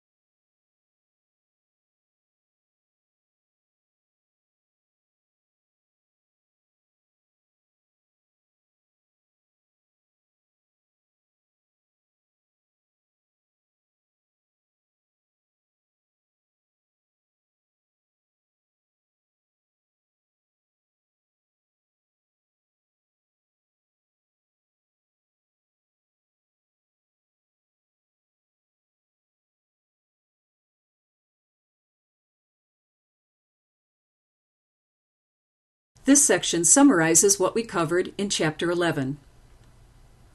Monitor and control project work concerns monitoring all the project process groups, collecting data, measuring results, reporting on performance information, and taking corrective action to keep the project in scope and on schedule. Scope verification involves verifying and accepting work results, while scope control is concerned with controlling changes to project scope. Integrated change control manages change that might involve impacts to any number of project elements. Key elements, however, are the triple constraints of time, cost, and scope. If changes impact completed deliverables, they and their documentation must be updated. Changes are managed through a change control system that tracks the request and its disposition through completion, either approval or rejection. Configuration Control Boards, or CCBs, have the authority to approve or reject change requests. Some organizations call this a change control board. However, for the purposes of the exam, you should use Configuration Control Board. A configuration management system may include a change control system and is part of the project management information system. Lessons learned are an important part of the project's historical information. This should be updated to become the organizational process assets for future projects. Schedule control involves comparing the status of the schedule against its baseline. It also involves assessing whether approved changes impact the schedule and whether the baseline should be updated and reset. Cost control involves comparing the status of the project expenditures and forecast against its baseline. It also involves assessing whether approved changes impact the project budget and whether the budget should be updated and reset. Cost control also involves monitoring project expenditures to prevent unauthorized or incorrect costs from being included in the project. Tools and techniques for cost control include performance measurement analysis, which is your cost variance, your schedule variance, your cost performance index, and your schedule performance index. It includes forecasting, which is the estimate to complete and the estimate at completion, and the project performance reviews, which are the variance analysis, trend analysis, and earned value techniques. And lastly, scope verification is performed at the end of each project phase and during the controlling phase. It results in formal acceptance by stakeholders. Scope verification and quality control are generally performed in parallel. They are similar in that they are checking for correctness of work. The scope verification's primary focus is on customer acceptance of the scope of the work. Quality focus is on the correctness of the work. This concludes the summary of Chapter 11. In the next section, we'll go through some of the topics that are important for the exam. This section goes through some of the topics that are important for the exam. You should be able to describe the purpose of the monitor and control project work process. You should understand managing change, which involves maintaining accurate and reliable performance measurement baselines, coordinating all processes impacted as a result of the change, and the updates that need to be made to other documents. Understand that configuration management involves identifying the physical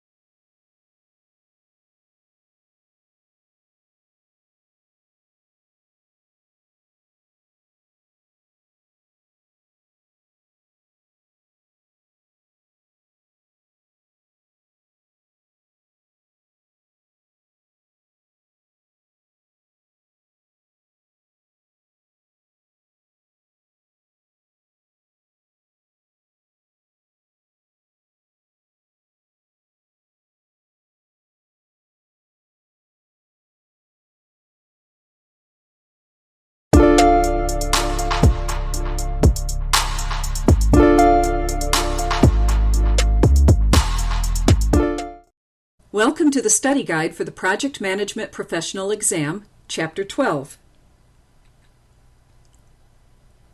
At the beginning of this CBT, I covered the high-level topics that we'd cover during this training. We've moved to the next process group, monitoring and controlling project activities, and we'll be completing the second half of this group. To this point, we've covered the following processes in these areas. We looked at project integration management, scope management, time management, and cost management. The specific processes that we reviewed are monitor and control project work, integrated change control, scope verification, scope control, schedule control, and cost control. In this chapter, we'll cover perform quality control, manage project team, performance reporting, manage stakeholders, risk monitoring and control, and contract administration. As you can see from our tracking matrix, we'll complete the monitoring and control process group in this chapter. In the next section, we'll cover perform quality assurance. In this section, we'll review the perform quality control process. Quality control is monitoring specific project results to confirm they comply with quality standards. They're usually performed by a quality control group or department. Important terms to know are prevention, which is keeping errors out of the process, inspection, which is keeping errors out of the hands of the customer, attribute sampling, where the result conforms or it does not, special causes, which are unusual events, common causes, which are normal process variations, also known as random causes, tolerances, which are acceptable results if they're within a range specified, and control limits, where the process is in control if the results fall within the control limits. Information required to perform this process include the quality management plan, quality metrics, quality checklists, organizational process assets, work performance information, approved change requests, and deliverables. All of those topics should be familiar to you, so we're going to move on to the tools and techniques of this process. Tools and techniques include cause and effect diagrams, control charts, flow charting, histograms, Pareto charts, run charts, scatter diagrams, statistical sampling, inspection, and defect repair review. This is an example of a quality control chart. As you can see, there are 3 bars. The first one at the top represents the upper control limit. The one at the bottom represents the lower control limit. And in the center is the X with the bar over it, meaning that it's the center line which provides the average of the process data. Points outside the upper or lower control limits indicate that a process is out of control or unstable. A Pareto chart relates to Pareto's law that states that a relatively small number of causes will produce a large majority of the problems. You may also know this as the 80-20 rule. This would be a typical way to depict the Pareto diagram. What this chart tells you is that most of the defects are found in the single sign-on functionality. The various areas with their defects are added to this bar chart from the largest to the smallest. This allows the project manager to determine what areas to focus on first. Just to give you a few numbers to figure out how this was calculated, single sign-on was addressed at 290 defects. Debit page had 245, credit page 210, transfers page 190, and add accounts page 160.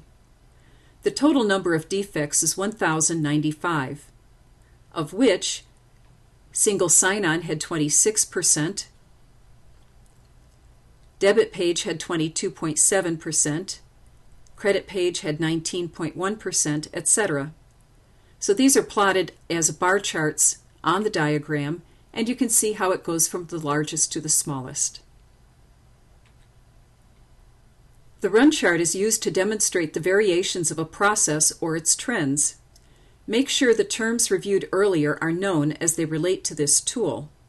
Common causes of variances are the result of unique circumstances of a particular process. They're easily controlled, and if not rectified, may cause special cause variances. The scatter diagram displays the relationship between two elements as points on a graph. One variable is independent, which is the input, and the other is the dependent, the output variable. As the value of the independent variable is changed, the value of the output may also be different. These two variables are plotted on a graph and reviewed to identify trends in cause and effect. The key item to take away from this diagram is to understand that the closer the values are between the dependent and the independent variables, the closer the relationship between them. This concludes the section on the tools and techniques for quality control. In the next section, we'll continue with additional tools and techniques. In this section, we'll conclude the quality control process. The next tool and technique we want to discuss is statistical sampling. This involves taking a random number of items produced from the entire lot and examining them to find variations. Using the quality plan, the limits or boundaries of the variations is used as the guide. It may also involve a number of standard deviations as acceptable for a process. Next is inspection. This is the review of the product to keep defects out of the hands of the customer. Defects that fall within a specified range are called tolerable results. Defect repair review is exactly as it sounds. It's review of the items that have been repaired to confirm that the repair has actually been made. The results of this process would include the quality control measurements, validated defect repair, quality baseline updates, recommended corrective actions, recommended preventative actions, requested changes, recommended defect repair, organizational process asset updates, validated deliverables, and project management plan updates. This concludes the section on quality control. In the next section, we'll look at human resources management. In this section, we'll review the Manage Project Team process. This process involves tracking team performance, resolving issues, coordinating work, changing processes to enhance project performance, providing feedback, and it may be a shared responsibility between the project manager and the functional manager. Information required to perform this process include organizational process assets, project staff assignments, roles and responsibilities, project organization charts, the staffing management plan, team performance assessment, work performance information, and performance reports. All of these items have been reviewed before in other chapters, so we're going to move on to the tools and techniques. Those would include observation and conversation, project performance appraisals, conflict management, and the issues log. Observation and conversation indicates an interpersonal relationship with the project team to understand and determine their progress. Project performance appraisals depend on the length of project time and may be formal or informal. They're coordinated with the functional manager if the organizational setup indicates it's the functional manager's role. The other two items, conflict management and issues log, have been discussed before. So we'll move on to the results of this process. Those include requested changes, recommended corrective actions, organizational process asset updates, and project management plan updates. That concludes our discussion of Manage Project Team. In the next section, we'll go through the project performance reporting process. In this section, we'll cover performance reporting. Performance reporting involves collecting information about the project status. It compares the actual performance with the expected baseline performance and reports these results to the stakeholders. There's inclusion of certain information which has been identified in the communications plan. This information includes costs, scope, schedule, procurement, risk, and quality. Information required to conduct this process includes work performance information, performance measurements, forecasted completion, quality control measurements, the project management plan, and specifically the performance measurement baseline, approved change requests, and deliverables. Tools for the process include the information presentation tools, performance information gathering and compilation, status review meetings, time reporting systems, and cost reporting systems. The outputs from this process include performance reports, forecast, requested changes, recommended corrective actions, and organizational process asset updates. Key thoughts to take away for this process is that it includes all of the communications processes that were identified in the Communications Management Plan regarding project performance data. This is where the level of detail of that information is utilized for the stakeholders. The various forms of performance reporting can include status reports, progress reports, trend reports, forecasting reports, variance reports, and lessons learned. Performance is reported against the performance measurement baselines set in the project management plan during project planning. They should all be measurable and include schedule, cost, scope, risk, and quality. This concludes the section for performance reporting. In the next section, we'll go into manage stakeholders. In this section, we'll go into the manage stakeholders process. Managing stakeholders uses good communication techniques, and this process is meant to satisfy the needs of the stakeholders. It's also meant to involve the stakeholders in resolving issues and improving project performance by implementing requested changes. Good communication is crucial to the continued understanding of stakeholders' needs and expectations. Information required for this process includes the Communications Management Plan and the Organizational Process Assets, both of which we've talked about before. Tools and techniques include the communications methods and the issues logs, and the outputs include resolve issues, approve change requests, and approved corrective actions. The other outputs of this process include organizational process asset updates and the project management plan updates. The key point to take away from this process is that it's a communications function, and it's meant to address the stakeholders' needs and to continue to address their needs throughout the project. And in addition to using management skills, managing the stakeholders relates to choosing the best communication method to make sure that your stakeholders understand what's going on with the project and what you need from them. This concludes the discussion of managed stakeholders. In the next section, we'll talk about risk monitoring, and in this segment, we'll go through the activity of risk monitoring and control. Risk monitoring and control is the process of identifying and responding to risk.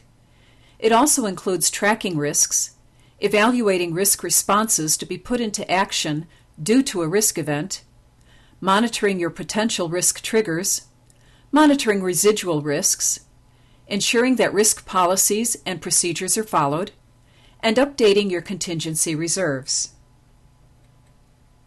Information that you'll need in order to perform risk monitoring and control is the risk management plan, your risk register, any approved change requests, work performance information, and any performance reports.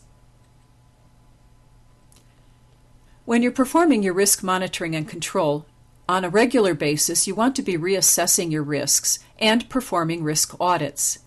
You want to stay in touch with your variance and trend analysis.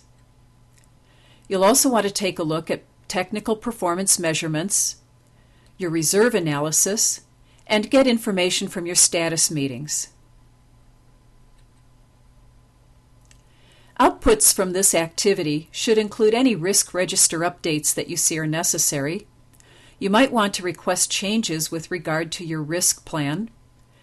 You might also have some recommended corrective actions, some recommended preventative actions as well, and you also want to take a look at your organizational process assets to make any updates that are necessary, and of course make updates to your project management plan.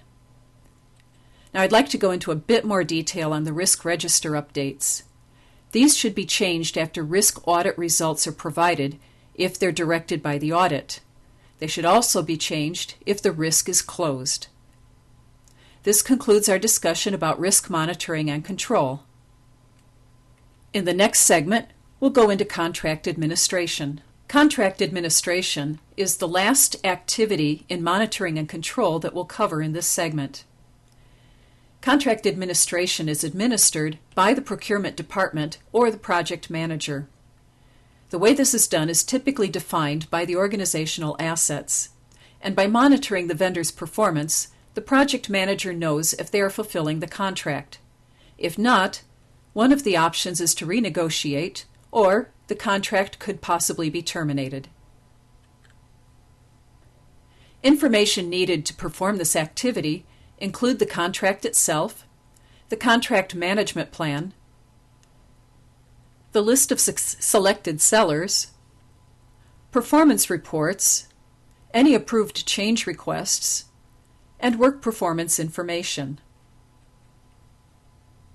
As you're performing this activity, you might use tools such as your change control system for the contract. You might also be conducting performance reviews on the seller. There could also be inspections and audits. Standard performance reporting would also be used. The payment system should also be looked at. Any claims administration systems, your records management systems, and information technology. The outputs from conducting this activity include any contract documentation that would be provided, any requested changes that have occurred throughout the project, any recommended corrective actions that need to be taken, any organizational process asset updates that need to be made. This might include correspondence with your sellers, payment schedules and requests, and your seller performance evaluation. Updates to the project management plan might include updates to the procurement management plan, which is of course a subsidiary of the project management plan, and the contract management plan itself. This concludes our discussion of contract administration. In the next segment, we'll summarize what we've discussed in this chapter. In this segment, we're going to summarize the monitoring and control activities that we discussed in this chapter. First of all, let's discuss quality.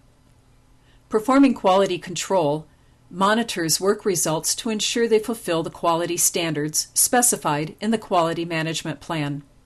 Quality control should occur throughout the entire life cycle of the project, not just at the end of the project. Some of the tools and techniques used in quality control include inspection, which measures results to determine whether the results conform to the quality standards. Attributes are measurements that either conform or do not conform. The measurement will indicate if the sample is acceptable. Other tools and techniques include control charts, which measure the results of processes over time. It contains the following items: upper and lower control limits, the mean, specification limits, out of control or lack of consistency and predictability in the process, the rule of 7, which are non-random data points grouped together in a series that totals 7 on one side of the mean. This indicates that the process is not in control, and assignable cause.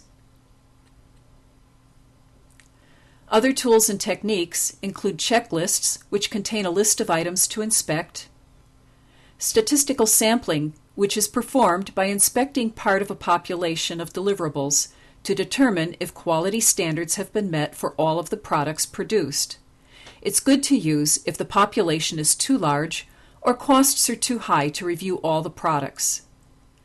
Pareto charts are histograms that rank order the most important quality factors by their frequency over time.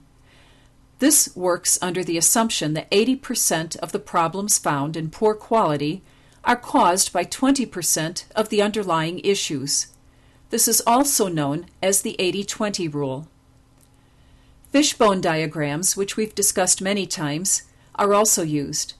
They're also known as cause and effect diagrams or Ishikawa diagrams, and they're a way of examining individual problems to determine one underlying issue. Some variations from a standard are acceptable, and if the process is considered to be under control, they should not be adjusted. Even those processes that are considered to be under control can be adjusted for improvement in efficiency or effectiveness. Managing the project team involves tracking and reporting on project team members' performance. Performance appraisals are performed during this process, and feedback is provided to the team members. Performance reporting keeps the stakeholders informed of project progress. Tools and techniques used for this activity include information presentation tools, status reports. This includes performance, requested changes, it forecasts future project performance, and it updates organizational process assets. The managed stakeholders process makes certain that communication needs of the stakeholders are met.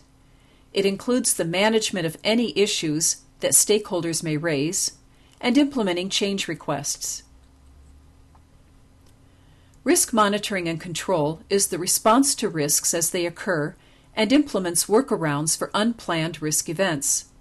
Impacts may be greater than expected.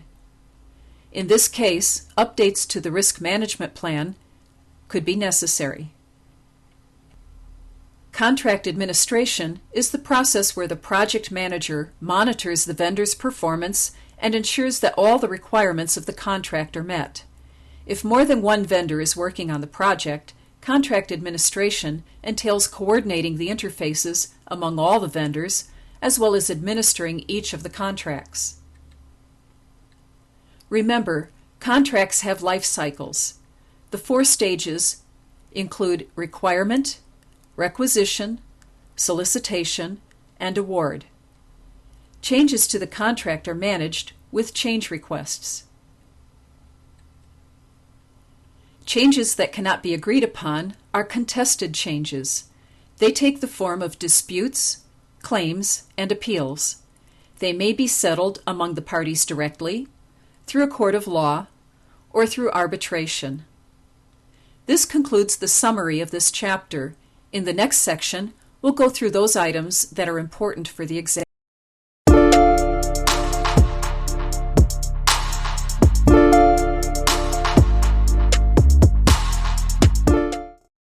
Welcome to the study guide for the Project Management Professional Exam, Chapter 13. At the beginning of this CBT, I covered the high-level topics that we would cover during this training. We are now on the process group called Closing. There are only 2 processes in the Closing group: Close Project and Contract Closure. Good news and congratulations! We're nearly finished. As you can see in our diagram, we only have 2 processes to cover, and in the next section, we'll cover administrative closure. In this segment, we'll go through the process of closing your project. Closing your project involves several steps. It's formalizing your project acceptance, updating project documentation, filing historical documentation as an organizational asset, and reviewing project processes to determine what improvements should be made. And remember, even though the topic says close project, this activity should be conducted at the end of each phase, not just at the end of the project. Some of the inputs to this process include the project management plan, contract documentation, enterprise environmental factors, organizational process assets, work performance information, and deliverables. All of these items should be quite familiar to you by now. If not, you should go back to some of the previous chapters and review them.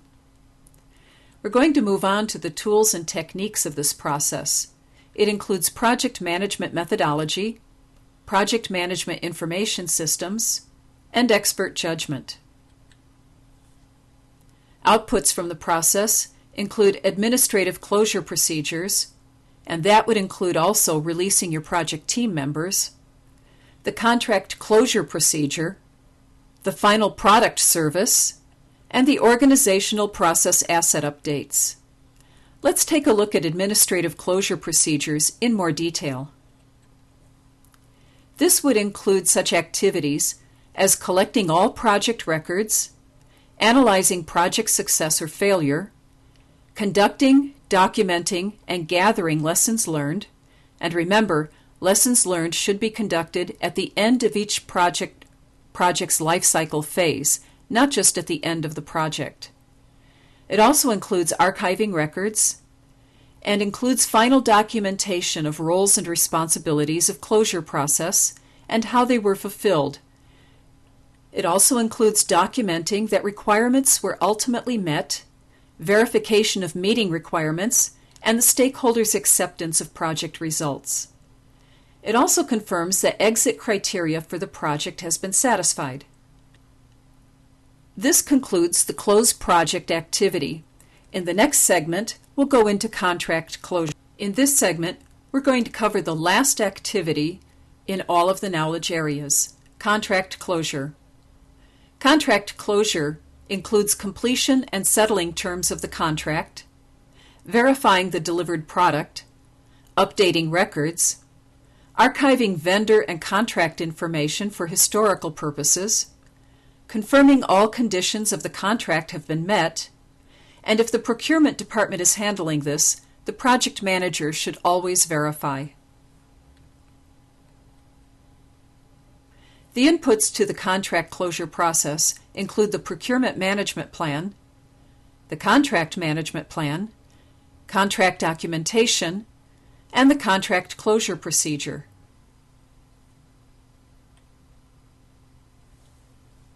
One of the techniques for closing out a contract would be to conduct a procurement audit to confirm that everything has been delivered as planned. You would also use a records management system to confirm what was to be delivered and to mark down that it has been delivered. The outputs from this process would include the closed contracts themselves and any updates to the organizational process assets that should be retained for future projects. This concludes our discussion of contract closure. In the next segment, we're going to talk a little bit about professional responsibility. In this segment, we're going to go through professional and social responsibility. Keep in mind this topic will show up on the exam. Professional and social responsibility should be maintained throughout the project management process. It involves individual integrity, and this is demonstrated through truthful reporting, truth in conversations, and other communication. Following copyright and other laws. Respecting company intellectual rights and other confidential company data. Do not put personal gain over the needs of the project. Individual integrity is also demonstrated through avoiding conflicts of interest or even the appearance of it. Do not give or take bribes. Treat everyone with respect and follow the PMI Code of Professional Conduct. Any violations of laws, business policies, ethics, or other rules should be reported. Remember, the exam assumes that it is your professional and social responsibility to follow the project management processes. By applying personal integrity to the project management process, the project results will also have integrity. Integrity also means adhering to an ethical standard. Remember, integrity applies not only to your personal background and behavior, but it also applies to the project circumstances. Remember, in applying professional knowledge, PMP responsibility is to stay abreast of project management practices, theories, and techniques. Join a PMI chapter to help support this and volunteer to be a speaker. Another aspect to professional and social responsibility is balancing the stakeholders' interests. It's the project manager's responsibility to satisfy the stakeholder requirements and to document project requirements to ensure customer satisfaction. When competing needs occur, priorities need to be set and communication and negotiation skills must be employed to work with stakeholders to help them understand and accept priorities. Be aware of the constant attention needed to balance the triple constraints, and respect differences in diverse cultures. This concludes our review of professional and social responsibility. In the next segment, we'll summarize what was covered in this chapter. In this segment, we'll summarize what was covered in Chapter 13. First of all, the close project process checks the work of the project to ensure it was completed correctly and signed off by the stakeholders. This sign-off or acceptance must be documented and archived with other project documentation for historical information and access for future projects. Notification of this acceptance is also sent to all stakeholders and anyone else that should be informed. Projects end in one of four ways: addition, starvation, integration, or extinction. Addition is where the project evolves into its own business unit. Starvation occurs when inadequate resources are provided to the project and it cannot be completed in time to be of value. Integration is when resources are taken from the project and either dispersed into the organization to perform business as usual tasks, or they're absorbed onto other projects. And extinction is the best ending because it implies the project was completed, accepted, and closed. The closed project process is performed at the end of each project phase, not just at the end of the project itself. The contract closure process is performed last and is the activity of settling the contract and ensuring that it has been completed according to its terms. This also requires formal acceptance and closure. Lessons learned is a review of the project processes with the goal of examining each one to determine if it could be more efficient or effective, or if it should be eliminated altogether. It's not meant to be a finger-pointing exercise. It should also be documented and archived for future projects. This concludes our summary of Chapter 13. In the next section, we'll go through those items that are important for the exam. In this segment, we'll cover those items that are important for the exam. Make sure you know the following. The primary activity of the closed project process is to formalize the project completion by documenting it, procuring approval from the key stakeholders, documenting the approval, distributing the information to all interested parties, and archiving the information. The closed project process is performed at the end of each phase as well as at the end of the project itself. And the purpose of lessons learned is to describe the project's successes and failures and examine processes to see if they can be made more efficient or if they should be eliminated altogether. This information is archived for use on future projects. Make sure you read the PMP Code of Professional Conduct. There may be more than 5 questions on professional conduct on the exam. To make sure you've read the most current version, visit the website at www.pmi.org. Be able to define integrity and make sure you understand how project managers must manage relationships with stakeholders and satisfy their requirements. You should understand how project managers must manage multicultural relationships. This concludes Chapter 13 on closing out a project. It also concludes our course on preparing for the PMP exam. Make sure you perform all of the exercises provided and take the practice exam to prepare for the actual PMP exam. Congratulations and good luck on your test.